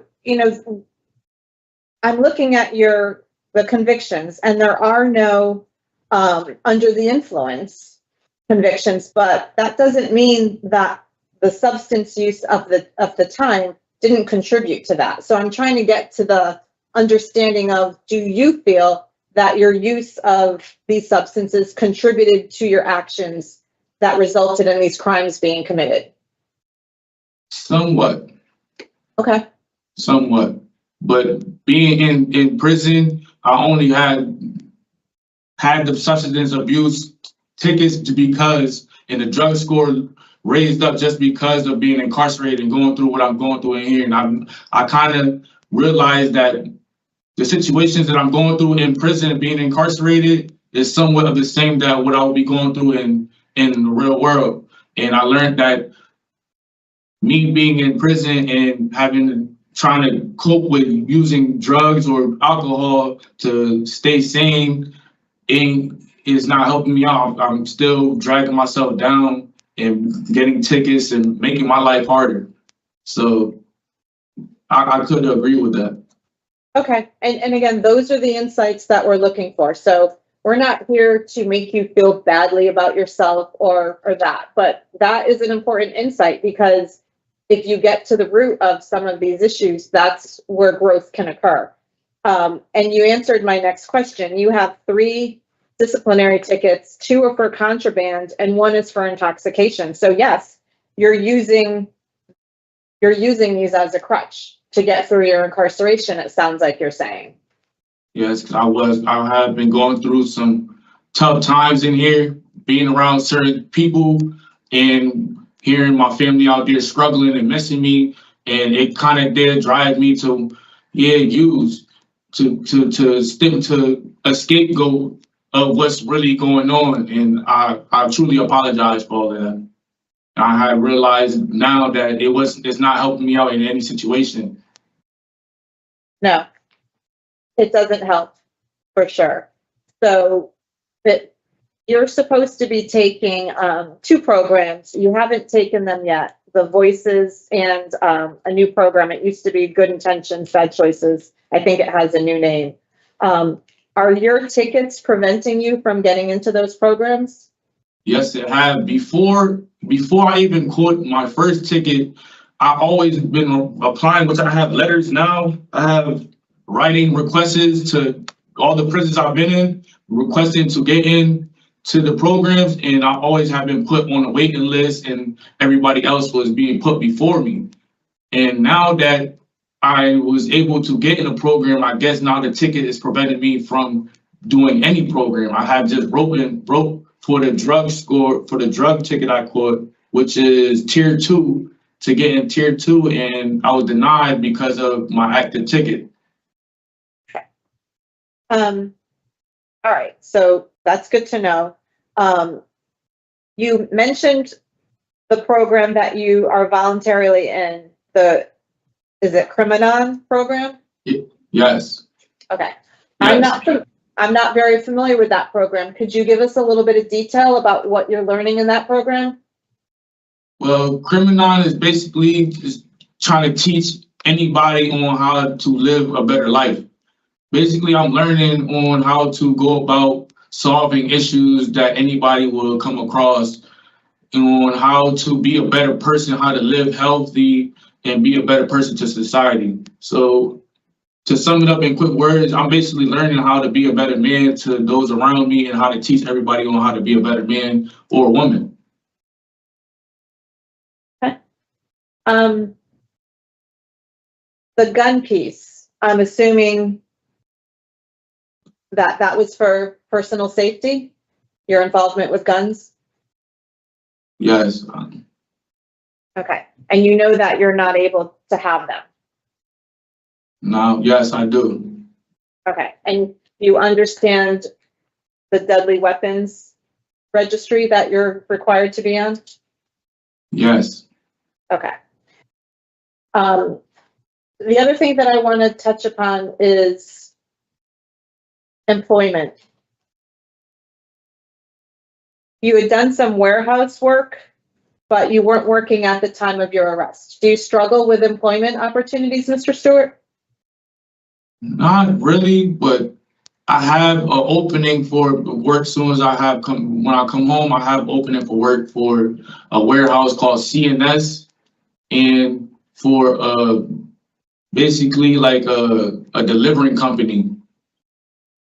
But I haven't really struggled so much. I get a lot of jobs. It just don't be too long term. It's always temporary work. So I could say that, yeah, I kind of struggle with keeping a long-term job. And what makes that a struggle? Is it anything in terms of your attendance or your timeliness, or is it just that you're using a temp agency? What seems to be the issue? It'd be mainly because I'll be using temp agencies and assignments be done. I'm not gonna lie, I have been fired from a couple of jobs for being late 1 or 2 times and told to reapply, but mainly it'd be because I use temp agencies and the assignments be over. You had mentioned in your statement that you feel badly because your family is struggling while you're inside and they're outside. But you had mentioned in one of your reports that we read that you were mostly supported by your girlfriend and your mother. So is that a financial support, or was that just in general that you're supported by them? I'm financially supported by my mother, mentally and everything. And yes, they struggle, but not so much financially without me. It's basically mentally knowing that I'm in here and not out there with them. And I feel as if when I say they're struggling, I feel as if I didn't notice till now how much me being away, how my conviction affected my little sister being in school, knowing that I'm in here and I'm in trouble and getting in trouble, and how my mom been just so disappointed in me. So that's why I mean that she struggles with basically mentally being down that I'm incarcerated. Okay. So you did graduate from high school Yes, in East Hartford, and you did some time at Lincoln Tech. yes. Just so what happened with Lincoln Tech? Was it a program that you finished or didn't finish? Yeah, I went to Lincoln Tech for automotive, and I failed a paper exam twice, and they basically kicked me out, saying that I should come back. No, well, they basically kicked me out, saying that they didn't want me to overcharge myself on keep failing the class. And then later on, they told me to come back and to come to school, and I chose not to because I figured that automotive wasn't really for me. Okay, well, I mean, my look at this is you're 31 now, right? You're Yes. 31 and, you know, you have several convictions. You have the potential of a job, and you're now slowly acknowledging that, you know, the substance abuse issues may have been contributing to your behavior in the community, which is not productive. So you're not young anymore, but you're also not old enough that you can't change things around, Mr. Stewart. So I'm going to give the dice back to our chairman to see if anybody else has any questions concerning the reports we have on you. Thank you, board members. Applesassy. Board member Chance, anything? Yeah. So I wanted to go back to a couple of things that you said, Mr. Stewart.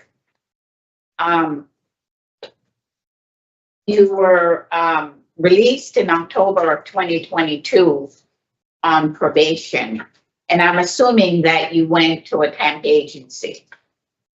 So if you think about temp agencies can be good. You always have to look for the good. When you get put out on a job, what they want you to do is go to work on time, do your day's work, and whatever you're asked to do it and do it in the proper way. So if you, I heard you mention that you were late a couple times, and that affects negatively because that company who goes to the temp agency will say to them, this guy was late twice or whatever, and so send somebody else. So it's like a vicious circle. But if you were to get a job assignment and you did well on it, next time that job ends, the temp agency would continue, because I've heard a lot of people come before us and say, you know, I used a temp agency and then I got this good job. Okay? So you always have to, it's your attitude, I'm thinking, and that's what you have to watch. In terms of Lincoln Tech, there are programs in the community that will allow you to, they will pay for you to complete programs at Lincoln Tech. If you fail the first 2 times and they sit down and have a discussion with you and say, maybe this is not your area, and you say to them, it doesn't appear to be, maybe I can do something else. And so those are the things that you kind of have to look for. You have to try and advocate for yourself.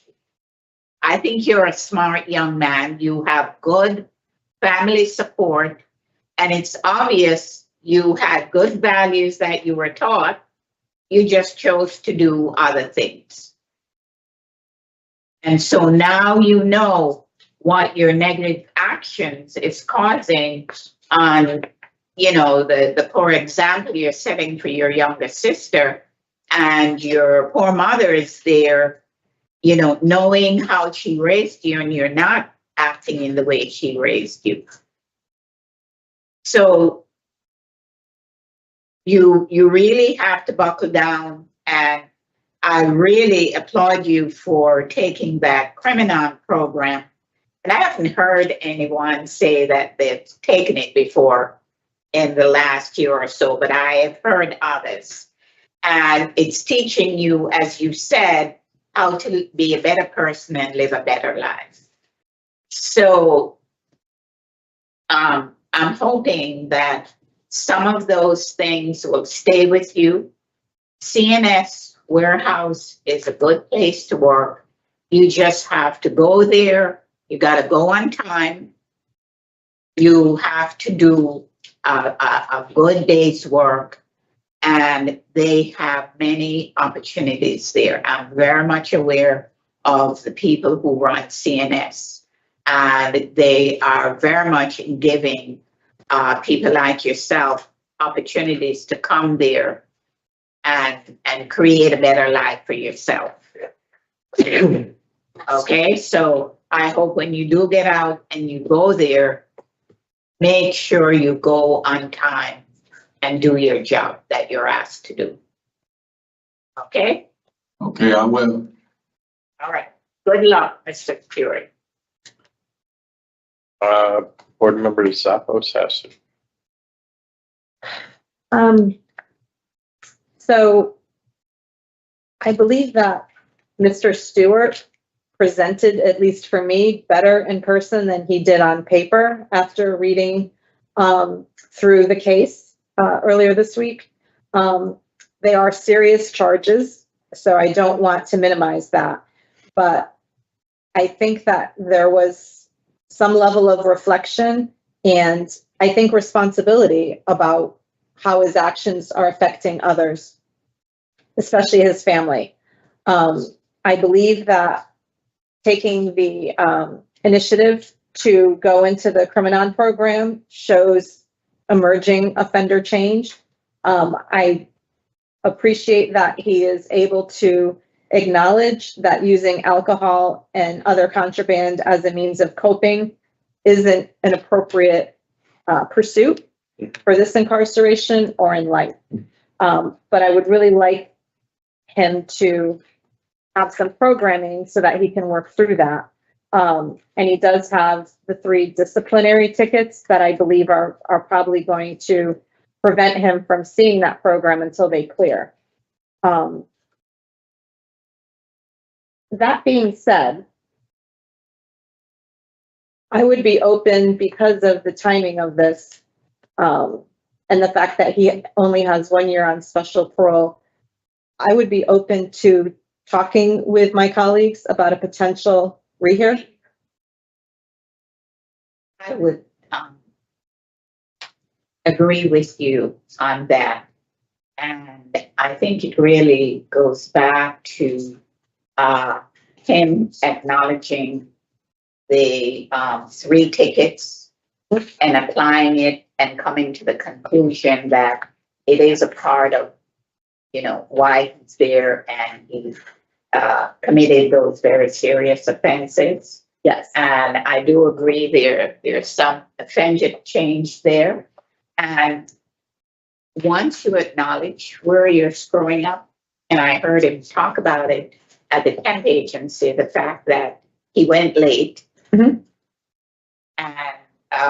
the fact that, you know, he was in that Lincoln Tech program. He failed the exam twice, so he knew it wasn't for him. He just needs to figure out where he needs to be. And so I would be willing to give him a rehear date. Okay. Thank you. So I'll tell you 2 things that really bother me about this case. One is struggling with a cop and a gun.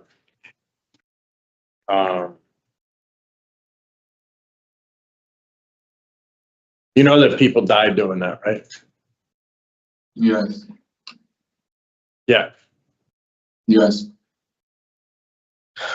And then the other piece was, it's underlying, but it was taken off with a cop. With the cop danger here,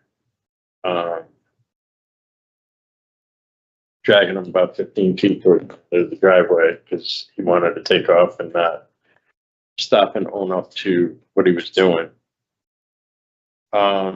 He doesn't have any programming other than coming on, and good on him for doing that. Thanks for pointing that out. It is an opportunity. If we brought him back in February of 2026, that would give him a second year on special parole. Discretionary parole then. Yeah, second year on parole. He's got voices, tensions. What were you thinking on a reader? Tier 2 to add Tier a tier two. 2. Yeah, Tier, to request that. yeah, tier program voices. Yeah. Positive programming.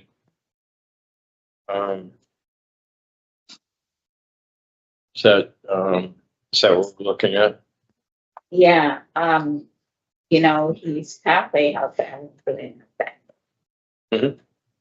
So. So do you want to bring them in November?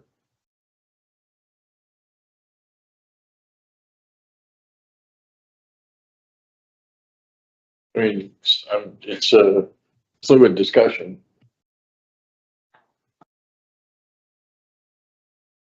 So we're in February. February. Yeah.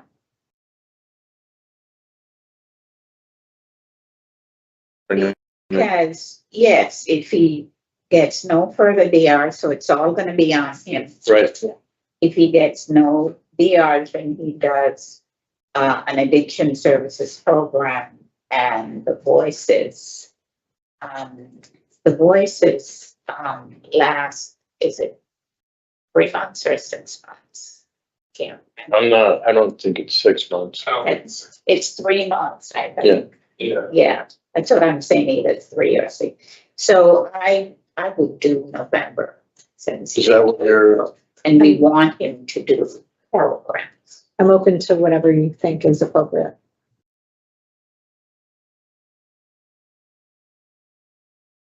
Okay, so before I make the motion, this is all on you, right? Yes. So Yes. you get a ticket. I mean, you get a ticket and there goes the opportunity to get in the programs that you need to make parole. Right? Because then you're going to be on hold for how long before you can actually get into a program, right?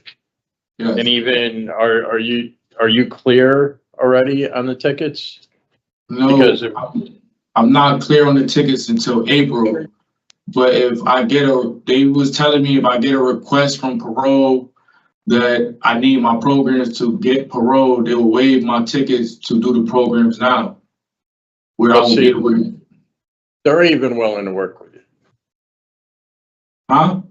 They are even willing to work with you. Yes. But you need to take responsibility for this. No more cutting and running. None of that stuff. It's time for you to take responsibility for yourself and to turn this around. You don't need to be here in another 10 years. Yes. I just want to add, Mr. Stewart, we're giving you this opportunity to come back in November. We cannot say for sure that the next panel is going to grant you. So you need to make sure you dot your I's and dot your T's, do your programs, no DRs. Okay. Because these are very, very serious charges, especially when it involves a police officer who we depend on to protect us in the community. So are we at inadequate institutional program participation, inadequate evidence of offender change for institutional adjustment? Is that where we are, or are we set? Is that Appropriate? Yes. What Is that was the, appropriate for you? I had inadequate evidence of offender change, inadequate institutional program, and poor institutional adjustment. Yep, Yeah, that's what I had. that's what he Okay. said. Yep. Yeah, Good? yeah.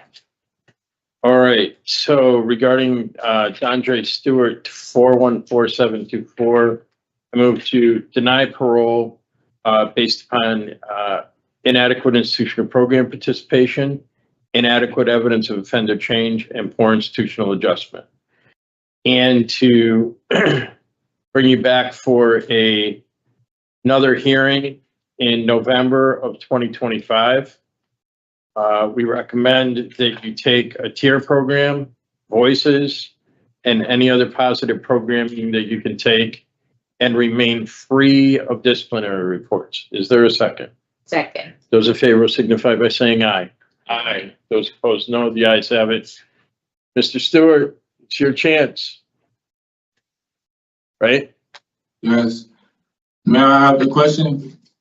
I Yeah, feel go ahead. as if I could I know I could have tier 2 done and is only a month long and voices is only, could I say 3 months. I will have it done if my tickets is waived before November. So I was hoping I could request for a sooner hearing date than November. So part of this, right, Yes, is you just got tickets in December, right? Yeah, yes, Part of this is you showing us that you can do what you need to do inside as well. okay. Okay? So, thank you for coming to see us today.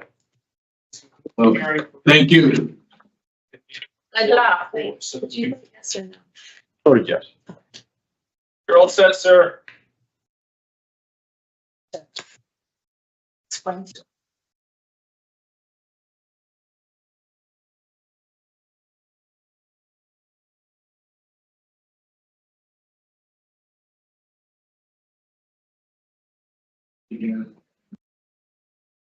Are you guys ready for Mr. Washington?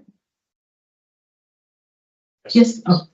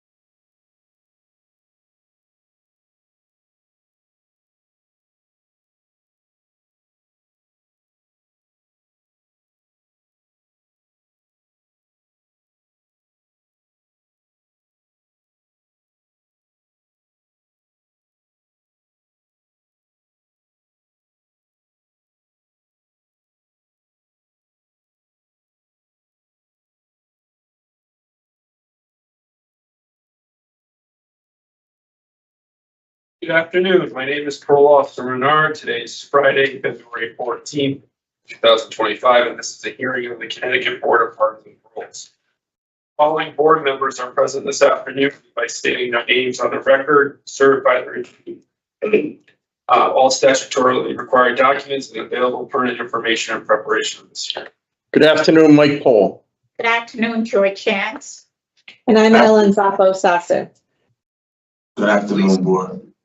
Please state your name and inmate number for the record. Michael Washington, 257-640. This hearing is being conducted in consideration of the parole application for Michael Washington, inmate number 257-640. He is serving a sentence of 30 months jail flat sentence for criminal possession of a firearm. As of today, records reflect the parole eligibility date of February 27th, 2025. There's no victim input in this case. There's no offender accountability plan for the offender. However, the offender has completed the fatherhood program. Utilizing the statewide collaborative offender risk evaluation system, the offender's overall score on the SRT falls within the high range of risk for recidivism. This is your opportunity to express to the board why you believe you should be granted parole. You may begin. Thank you. I just want to thank everyone on the parole staff board today for giving me the opportunity to speak on my behalf, or even considering giving me another chance in our community and show and prove to our community and my family and kids that I am a different person today. I've learned that until you change your thinking process, you will always recycle your experiences. So I'm all in for change. I've also learned to stop, step back, take deep breaths, observe what I am thinking and feeling, put in some perspective and practice what works. Up to this day, I'm still using mental health techniques from my stress management, relaxation, behavioral therapy, and coping skills methods from the class that I attended. I deeply apologize for running away from my responsibilities, and I just want to right my wrongs. I also deeply apologize for my actions and by breaking the law of carrying a firearm illegally. I will never do that again, ever. I feel like these past 14 months, I have grown and matured mentally, spiritually, and as a man to where I could be trusted in our community as a civil citizen again.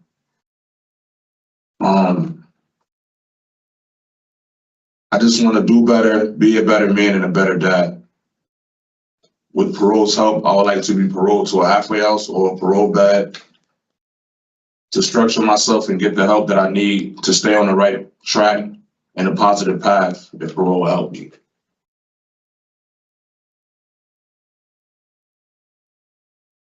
Thank you. Is that it, Mr. Washington?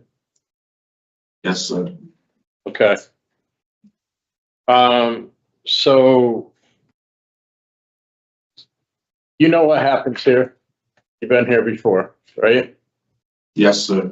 We've read about your background. We are going to take turns asking questions. And then we're going to talk about your case and give you a decision, right? Okay. So,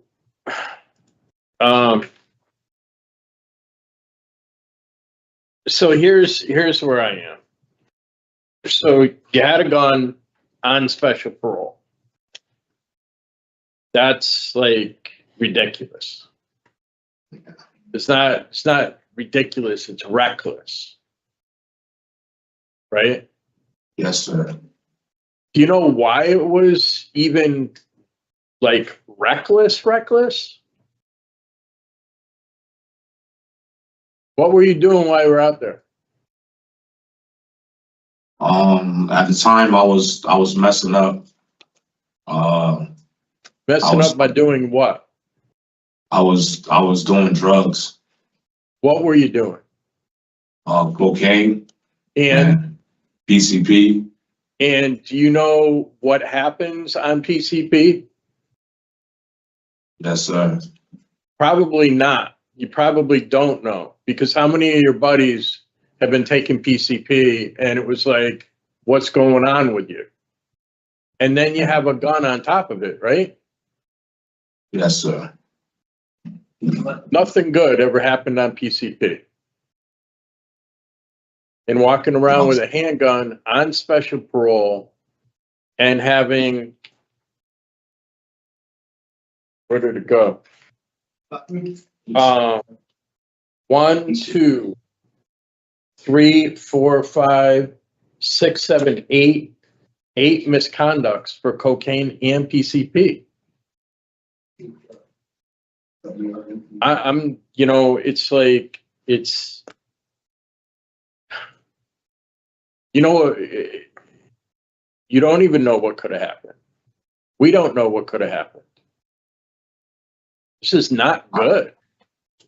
I understand what I did was wrong at the time. Like I said, I just want to right my wrongs, and I'm a changed man today. I understand that I take full accountability for my mistakes. I just want to make things right. So that's all. In order to make things right, what have you done to address your substance use problem since you've been in? Well, when I first got incarcerated, I was doing a program for mental health, stress management. I mean, I learned a lot from that program. As soon as I came here, I signed up for the program that they had on my OEP, and they just told me I'm on the waiting list. So I wrote them a couple times to see where I was at, and he just told me I still was on the waiting list. But I still go over, you know, my packets and stuff like that from what I did in Cheshire, and I was took up fatherhood. It was some courses that we took from church, you know, to learn how to be a better father, better person, things of that sort. And I learned a lot of coping skills, you know, breathing techniques from thinking different, acting different. Through my stayed out of trouble. I haven't gotten any tickets. I don't involve myself in anything negative. I built a better relationship with my kids, my older kids. They're my support. I just want to show and prove that I'm a changed man and a better person today. So I'm given the opportunity. I feel like the time I was given was appropriate. Just doing what I can in here to stay out the way and just do better. So I just want to do better. I want to show and prove that I can do better as well. Whatever parole has to offer for me to do, I'm willing to do, and I will successfully complete anything that I'm given. I'm confident because I just want to, you know, show that my thinking process is different. Like totally. See, the thing is right, your thinking process is different right now. Yes. But I get this, okay? Your thinking process is different right now because you're sitting down. Dude, that's why I'm willing to try. But you come out here, right? Right. And here's where the problem is, right? So in order to get out here and be successful, don't you think it's reasonable to do addiction services programs in there? Have you done a Tier 4 program before? Tier 4? No, sir. I did Tier 2. How long ago did you do that? On the last time I was in jail, I successfully completed that. Okay, and then when you came out, when you came out from there, yeah, what did you do to support your recovery? I did a few classes, group sessions. Yes. What kind of classes? I was in a Willard's clinic for a little while, and then I was put in the Act Foundation in New Haven. And now was that part of the misconduct? From using, yes. Part of misconduct, right? Yes, sir. So, but here's the thing. Here's what we're trying to get to, right? In order for you to be successful out here, You would take a program in there and you'd put together a recovery plan for when you get out. Right? Right. Because I bet you're saying, I swear to God that I will never use again. And I bet you that you believe that. Right? I know that for a fact because it's my family is on the line. I'm tired.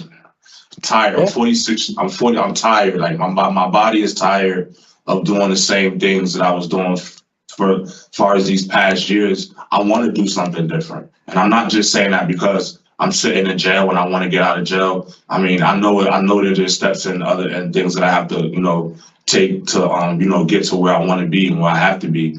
I just want to show myself and to my community and the board and my kids that I'm a changed man today.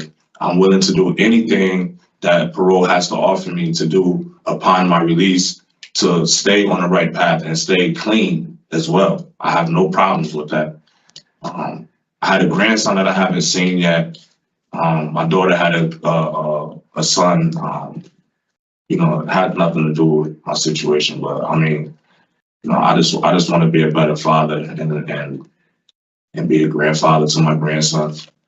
Don't you think it would be a great idea that if you got out here, he'd be old enough to actually remember his grandfather? Yes, sir. So you got to do some work in order for that to happen. Because if you keep doing what you're doing, you're going to be lucky if you land back in jail again. I don't want to come back here at all. I have no plans on coming back in here at all. But that's not the last stop. The last stop is dead. And that's what we're dealing with here. The stuff that's in the street today, and especially you're doing PCP. Right? PCP and a gun. Just not good. I don't know if anybody else has any questions, but I just really need to see 2029 is, for me, it's things can happen between now and 2026 that could make Mr. Washington a little more suitable for parole to go back out onto special parole, which is what a judge wanted to begin with, right? But he needs to take a look at substance use, which, there's 10 misconducts, Right, and so he was out on special parole. He kept getting opportunities upon opportunities, and then he absconded. And he was on special parole for assault second. And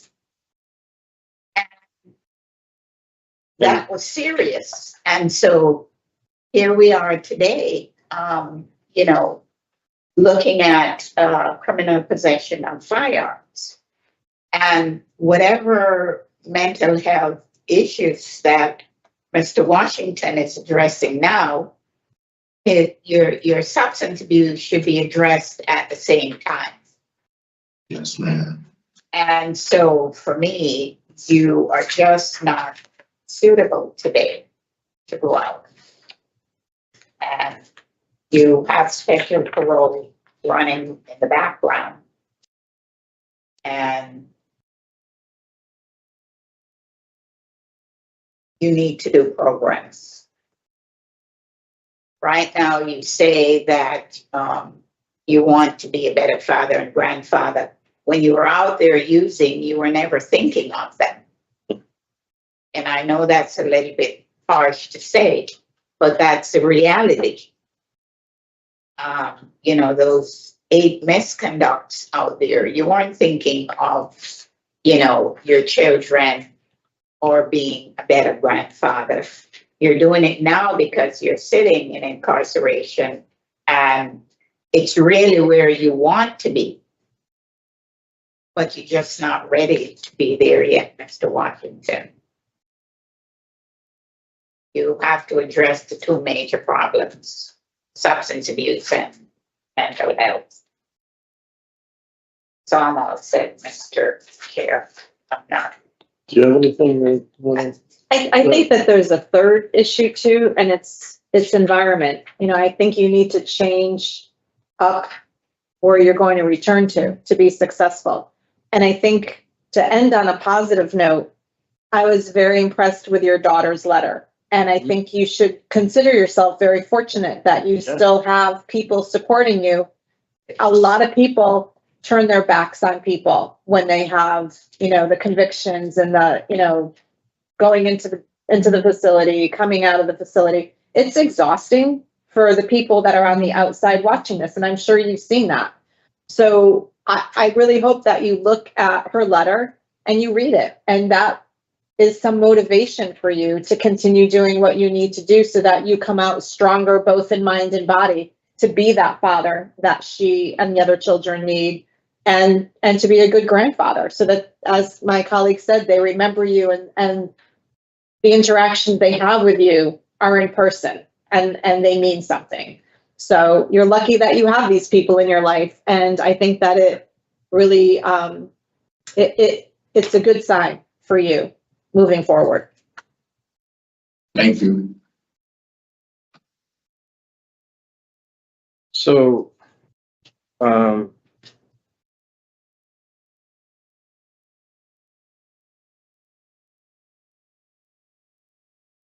so for me, in looking at this, there's a couple things that we have to consider. His special parole runs out in June of 2029. I think Mr. Washington, as presents today, is in a place where he can embrace some change and take some programs and put together a recovery plan in the community that includes like meetings and stuff like that, so that we're not in this situation again, you know? That's So I think it's the start date is 2026 plus. right. Okay. So if we were to,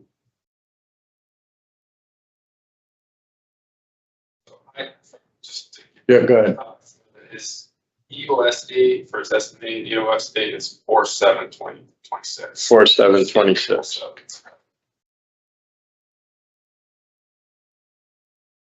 That's his, but his special parole completion date is June of 29, right? Yeah, June 18th. Right. So, So you're using the estimated EOS date. right. So, Okay. so what, it's February right now.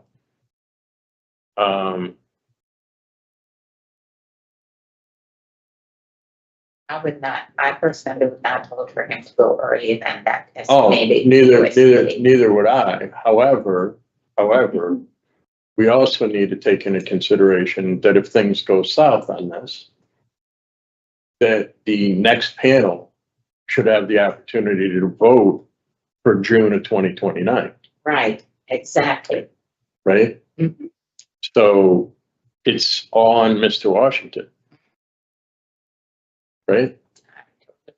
So if we were to bring him back in January, they can make a decision at that point to release him on his end of sentence date. We're still gonna have to do them today. But you'll do another bet the next time. And do another one, but we have to do one today if we do the rehear.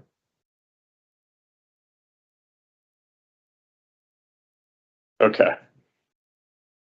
Right? If Yeah.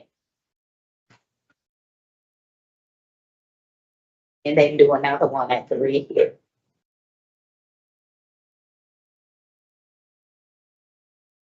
You wanna ask the chair? We can take a break and ask her.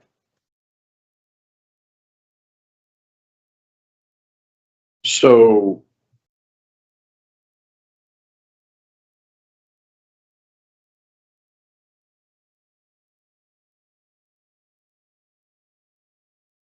okay. Mr. Chair, maybe take a break and I. Oh, sure. Mr. Washington, we're just going to take a brief recess and we'll be right back with you.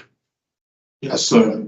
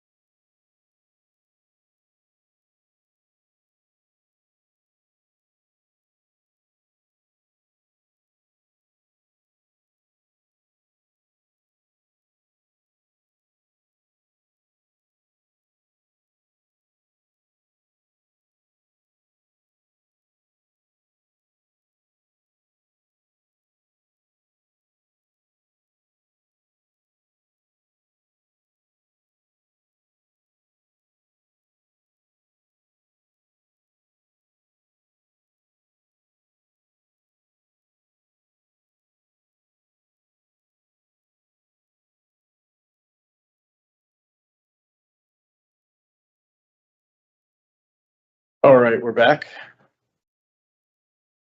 Yes. Back on the record with inmate Michael Washington, inmate number 2257640. So, Mr. Washington, what we're trying to determine, because there's moving parts, because you're on a special parole as well at the same time, is how those two dates work together. This current sentence and the special parole end date. Okay. Yes. So where I'm at on this case is that I really believe that Mr. Washington should try to get substance use programming, try to connect with recovery support services in the community. He can do that through CCAR while he's inside. However, based upon what was going on in the community while he was on special parole during this last period, absent the substance use programming, the tier programming, I believe that there's inadequate institutional program participation, and I believe that there is not the level of offender change that I want to see yet, based upon what we need to do. So I would suggest that we deny parole based upon current offense committed while on special parole, inadequate institutional program participation, inadequate evidence of offender change. Is that where people are? And then to set stipulations for special parole, we would have his special parole release date as his end of sentence date, which is April 7th, 2026. And I have no alcohol consumption, halfway house placement, mental health treatment and medication compliance, which was currently on his running special parole, and no contact with victim DC, which is on his special parole. Did you have anything beyond that? Okay. So regarding inmate Michael Washington, 257640, I move to deny parole based upon inadequate institutional program participation, inadequate evidence of offender change, and the current offense committed while on special parole, and that the following stipulations apply to his special parole, which will start again on April 7th, 2026. No alcohol consumption, halfway house placement if necessary, mental health treatment with medication compliance, and no contact with victim, initials DC. Is there a second? Second. Those in favor signify by saying aye. Those opposed, no. The ayes have it. Mr. Washington, we really hope that you take the programming between now and end of this current sentence, so that you can go back out into the community and not have the same experience that you had on special parole the last time. Okay. What program is that? What program is that? That it's not. I mean, I would have did whatever they put on my OAP, but yeah, tier program. You've been on the wait list for it. In September. Yeah, for the tier program. I wasn't notified. I wasn't notified that. Yeah. So you have that happening, and we're willing to give you another opportunity April of 26 rather than in June of 2029. So back to parole in April of 26. Yes. So that's a year and 2 months. That's just, you might have a hard time doing that, but just remember what you were doing out on special parole, right? And just remember that we could have said, yeah, no, 2029, right? Do yourself a favor and take that programming. We're all set. Thank you. This is a very quick Washington. Thank you.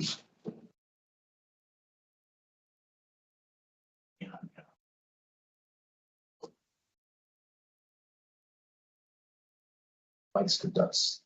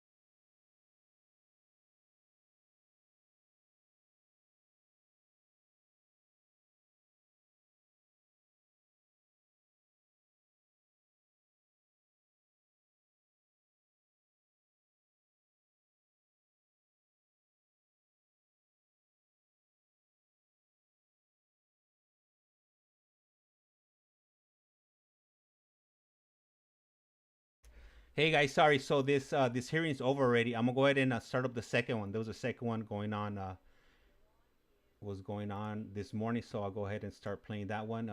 This is the first guy that came out to this hearing, so I hope that clears up some of that confusion. I'm gonna cut the stream. I'll be back shortly after I set up the second one.